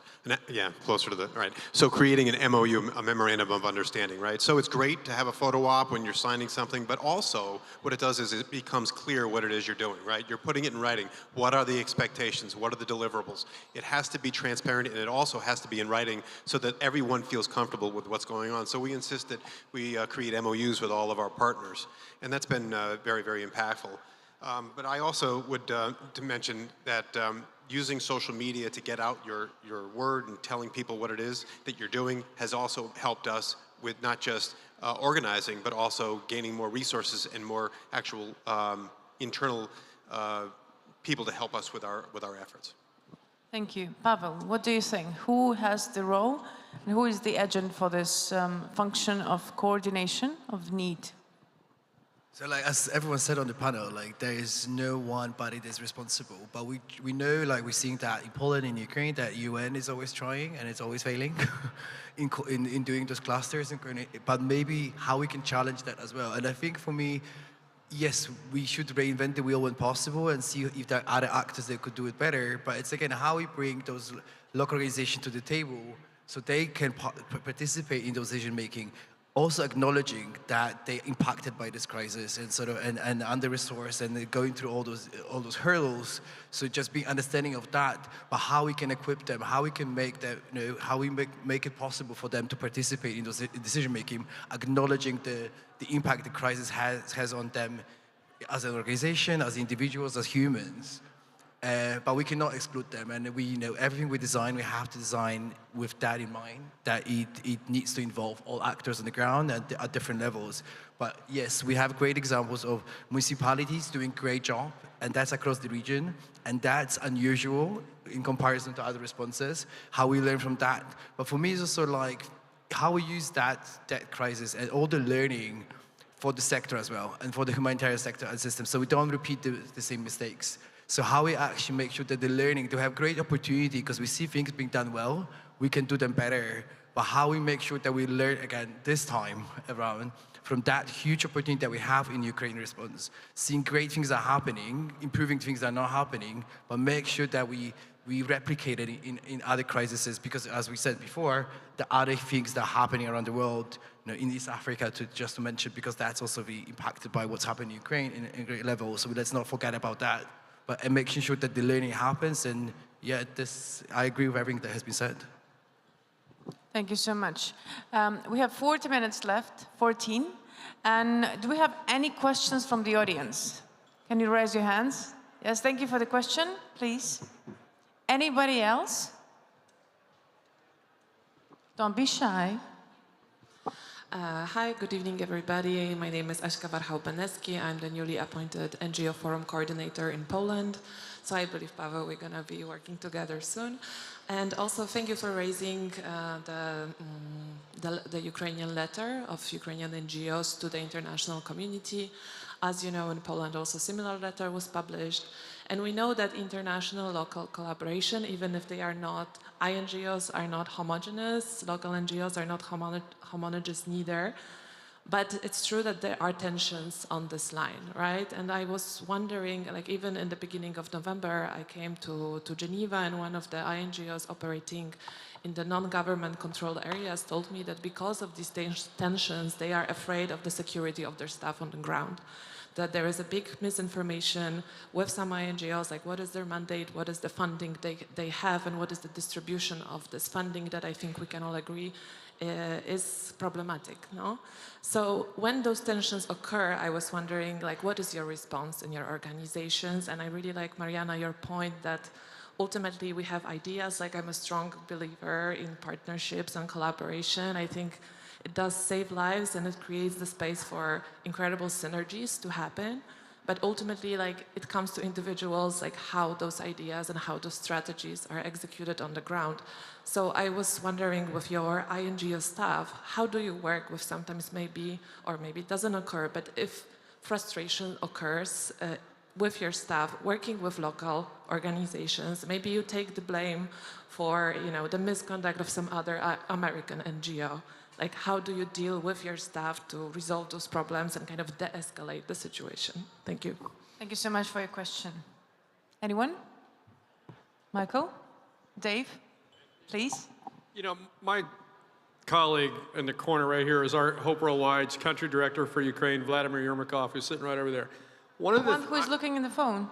What's that? The one looking in the phone. He's on the phone. He's not paying attention to me. That's okay. Yeah. Hi. But that tension that sometimes arises is not necessarily between us as the global headquarters person, but it's, I work through him. My team works through him, his country. And I think the international actors have to come in with a humility that says, I don't have the answers, all of the answers. I have this resource, this program, this leverage I can bring if you want it. We have a philosophy that we don't go where we're not invited, and if we're there for a minute and we'll back off, that's okay. But one of the things working through and having a structure with a host country component. We have, you know, Vladimir and his staff, they do certain things and they've done them for years. We are supporting them, not the other way around. The local NGO is not supporting the international actor. It's the international actor that's supporting the local component. And communication, and somebody mentioned MOUs, I think it was Brock that mentioned MOUs. Having it in writing to start with, create our expectations before we start the operation. And, you know, we talk, especially at the beginning, every week. It's at 11 o'clock at night, Arizona time where I live. It's 9 in the morning for them. But every week we talk and try to avoid those problems. But when they arise, if we have an MOU already established, what's going to happen, and what the guardrails are. And if we don't have those guardrails, that becomes a real problem, because if we as the international side go off of that guardrail, we crash. Same with the local. If they go out of that guardrail, there's funding damage, there's all kinds of things. Reputational damage is critical. Trust is probably the most important thing we can have with organizations, each other. And trust is built by time and talking. It's not built, oh, I automatically trust you. You know, we work with a group in Mykolaiv that we had no idea who they were. Whenever we were connected with the group, but they needed food. We had operations to do that, so let's figure it out. But we were slow, a little bit slow in terms of a lot of, because we had more funding to apply to that. We were like, let's do a little bit, prove trust with each other, and now we're ready to send another load next week because we have that trust. And so that creates that, so that builds that. But MOU is the most critical thing, but that communication and from the international side, understanding that we are the guests. And frankly, and I want, Irina wants this to be real. Reality is all the international actors are going to leave at some point. They may have long-term programs, but he's not leaving. Hope Worldwide Ukraine and his team, they're there. They're going to be there. They've been there for 25 years. And so we keep that in mind, and then we're going to be okay if we keep those things in mind.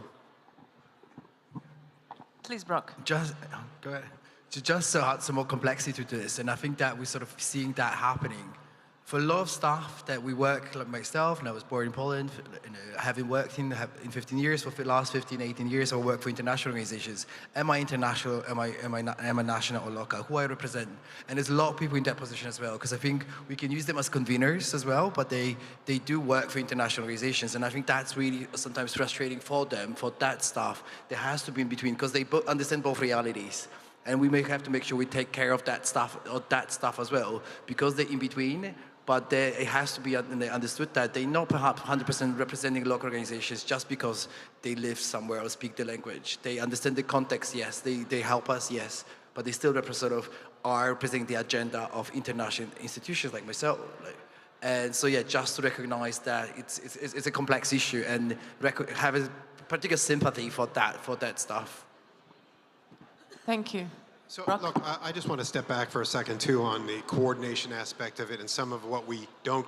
You asked the question earlier, what are we missing? But, the fact of the matter is, in the course of our time here, we have not had a bad experience. And we have been incredibly impressed with the focus and the resolve of the people of Ukraine. But what's really impressive is the united aspect that Ukraine has brought to the table. There isn't anyone that is singly focused, and that is so critical to your success. Ukraine has to stay focused. They have to stay united. They have to be pointed in a single direction, and that has really been a huge benefit for us. And that will also benefit our relationships moving forward. So I just want to point out that we've had great relationships with the people that we've worked with. Yes, there has been some confusion, but I think that's just lessons learned and a learning curve. But the most important aspect of it and the success that Ukraine has seen so far, as I think, is it come together as a united nation. Thank you so much. We have 6 minutes left. Do we have any other questions from the audience? I would really love to hear from Mariana. Can I ask that? Yeah, thank you. It was a great question. And I would say that a lot of tensions happen. And Dave also amplified this. It's about the expectations. But also it's about trust. And trust requires a lot of time, a lot of dialogues. And having this balance between dialogue and structure, that's something that can help. International organizations are very structured. They operate according to standards because they have to avoid risks. But finding this balance between the structure, standards, procedures, and dialogue, listening to what is happening on the ground, and putting a little bit of flexibility is something that is really needed to work for some time in Ukraine and have significant impact for the communities. Thank you so much. Thank you. Any other questions from the audience? Yes, thank you. Until the microphone is coming, we have 5 minutes left, so it's going to be the last question. If there's any other question, please raise your hand so I know that there's a question, because after that we have 2 minutes, quick finish speech, and we are done. So please, the question. Okay, already 4 minutes. So, I will ask you if you all prepared to help Ukraine to get into European Union, because the contribution once in European Union is extremely valuable. They have experience that probably nobody in Europe has as well. Thank you. Does anyone want to answer? Yes, you can, please. Our organization is right now working on a couple of projects focused on youth and building partnerships between young people in Ukraine, Moldova, because we are on a same path to European Union, and young people from the European Union. Thank you for that question, and also amplifying that also European Union can learn from Ukraine. And our main idea for our project with young people is not only to motivate Ukrainians and Moldovians, young Ukrainian and Moldovians, to push the countries towards European Union, but also to think what we can contribute and how we can be an important, valuable part of the European Union. A lot of people say, yeah, we can learn something from Ukraine, but also I believe that there is a lot of space for internal reflections, what we can offer and how we can significantly impact for the better the European Union.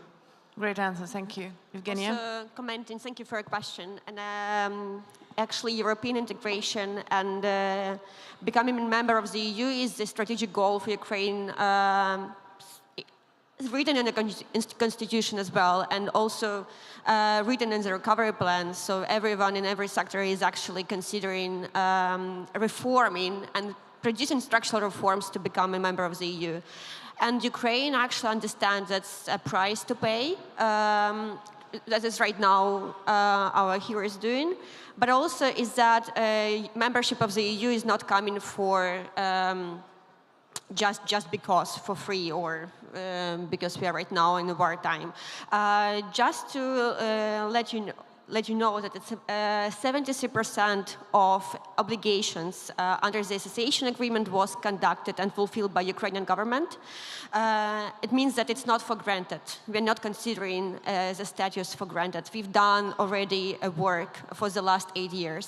And the work is gonna be done, and it's actually right now the dialogue is already here within the government on structural reforms and cooperation with OECD as well, helping to improve our legislation. So it's a matter of modernization. It's a matter of, basically strategic priorities for Ukraine in all sectors. So we do know that it's a price and it's mutual obligations between EU and Ukraine. Thank you so much. Was your question answered? Was the question answered? Yeah, I have one last quick point. Yes, please. Well, so, in terms of what we're doing to help integration into EU is to support organizations here in Ukraine that have reaches beyond Ukraine. One of our most important partnerships is the European Democracy Youth Network, right? Which is an organization that's headquartered in Bratislava, but has 23 countries throughout Central Europe and Eastern Europe that bring young leaders together between 18 and 32 to talk about building common ground. And that's just not here in Ukraine, but that's all over Europe: Moldova, Georgia, Slovakia, Slovenia, 23 countries. The point of the matter is that we can support organizations that have a reach beyond Ukraine that can actually bring in that international contact that will help build leadership and common ground for the future. And that will help pave a faster road to the EU. If I may say one sentence. Please do. Once Ukraine in the European Union, it is great, immense value for the Europe. Thank you. Thank you so much. To finish our panel, I would like to start with thanking all the audience for the involvement, thanking panelists for being such great speakers. You are representing different organizations, different beliefs, and different approaches. You being different, respecting each other on stage, being bold and being straightforward is the example of how we can always find a compromise, even if we are different with a different background, but we have the same mission. Please be so kind to use the time left and maybe 3 more minutes to finish up with the place of, you always been asked, like, what would you wish yourself when you were 18? What would you tell yourself? So, what would you tell Ukraine in the future? What would Ukraine look like? What would we have to do? The wish for the future. Us being here. Thank you. Anyone? Paolo's looking at me to start, he's looking, and I'm looking at him to start. Yes, so, Michael. Michael, please do. Well, like President Zelensky said, the day this war started, Ukraine and its soul and spirit was reborn, right? So everyone I speak to, every single Ukrainian I speak to, is actually more on fire. Their souls are stronger. They have more will. They have more like drive than they did before the war. And we've worked in 43 countries so far in our existence, and some really good ones. But I have never seen a will like in Ukraine. And the way this country has come together, the way it's bound together, the way that everyone is working together, I mean, it's unbelievable. And when we build these schools in Bucha and in Odessa and Chernihiv, and I see the workers and they're tired, and I'm like, how did you guys build this in 2 months? They don't care about anything but building it to get their own people and their own children back in that school. They're not doing it for money. They're not doing it for a contract. They're doing it because they care. And it seems like the whole country's really come together to do this, right? Some are out on the front lines fighting it, and some are fighting it, in the offices, and some are fighting it from the humanitarian sector, and some are repairing it already with lots of construction projects that have already, commenced and are moving. And, you drive around like outside of Kyiv, like there's cranes and everything is like, it's pretty incredible to think that 9 months in, right? So I'm very impressed with the Ukrainian people, and I have 100% hope. I always tell people, do you think they're going to win the war? I'm like, it's not even a think. It's a fact. It's just a question of time. Thank you. Thank you so much. Dave? Well, first off, thank you. We know that we're the last thing before you get to go somewhere to a restaurant or do that. So afternoons are always challenging. But, like Michael said, as a disaster person, Ukraine was not on my personal radar because you don't have tornadoes, hurricanes, earthquakes.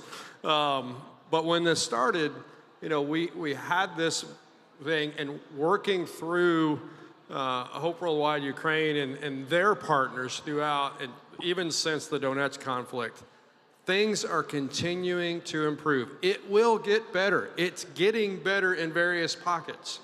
And in 5 years, she asked about what we thought when 18. I don't remember when I was 18 because that was a very long time ago.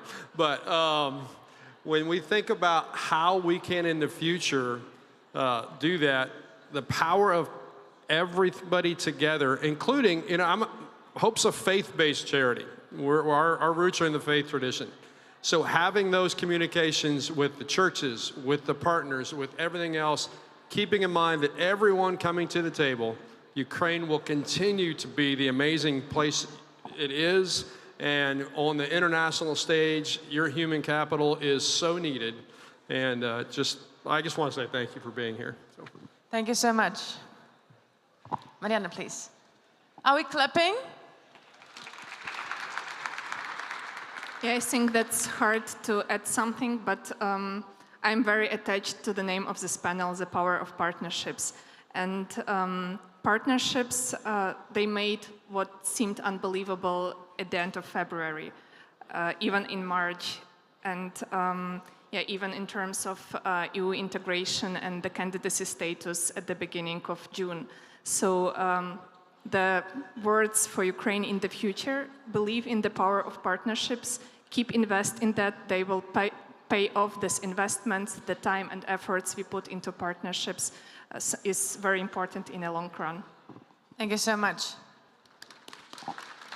Thank you. Thank you, and thank you again for this panel today. This has been wonderful, and just to be here. But listen, just keep doing what you're doing in Ukraine. The future is limitless as far as I can see. It's a bright light. It's a hope. There's democracy that's winning. You can be the beacon for not just Ukraine, but for the whole world. We live in a very polarized world right now outside of Ukraine, but Ukraine can show us the way. Thank you. Thank you so much. Evgenia.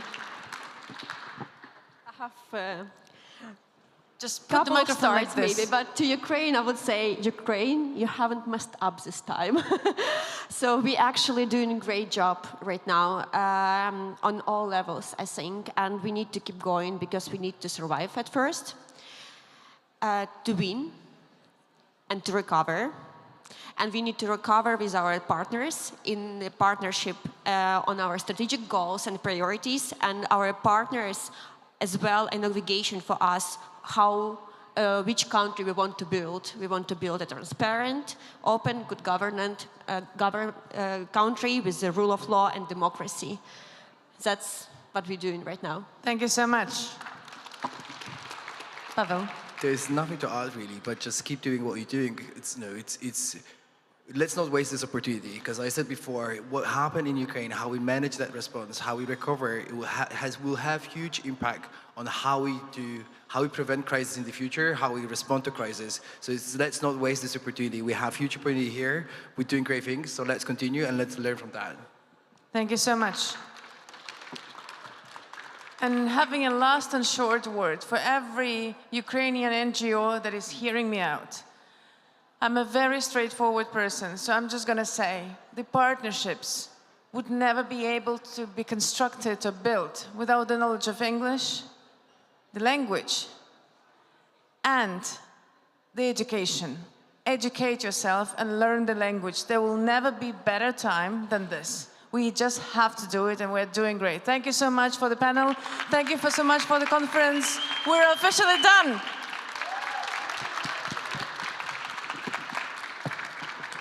No, we're not. Hi, I'm Andres Suslenko. I'm gonna tell you one thing in the end. So first, this is great panel to finish, but this is not the end. We have a gift for you, and the gift is waiting for you in the auditorium back there right now. Everybody, please move to the auditorium. All of you, with the speakers, everybody, guests, distinguished guests, less distinguished guests, Ukrainians, Poles, Americans, other Europeans, everybody go to auditorium right now, please.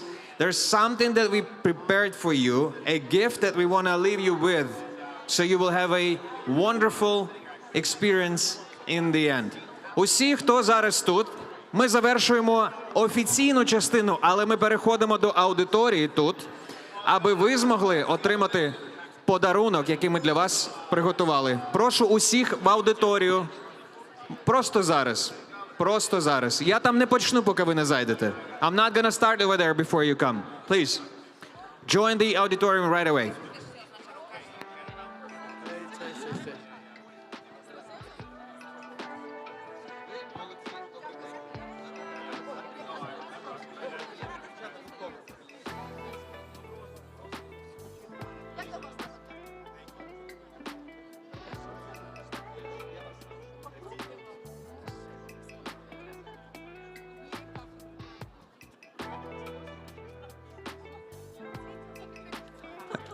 Everybody to auditorium, please. Auditorium, please.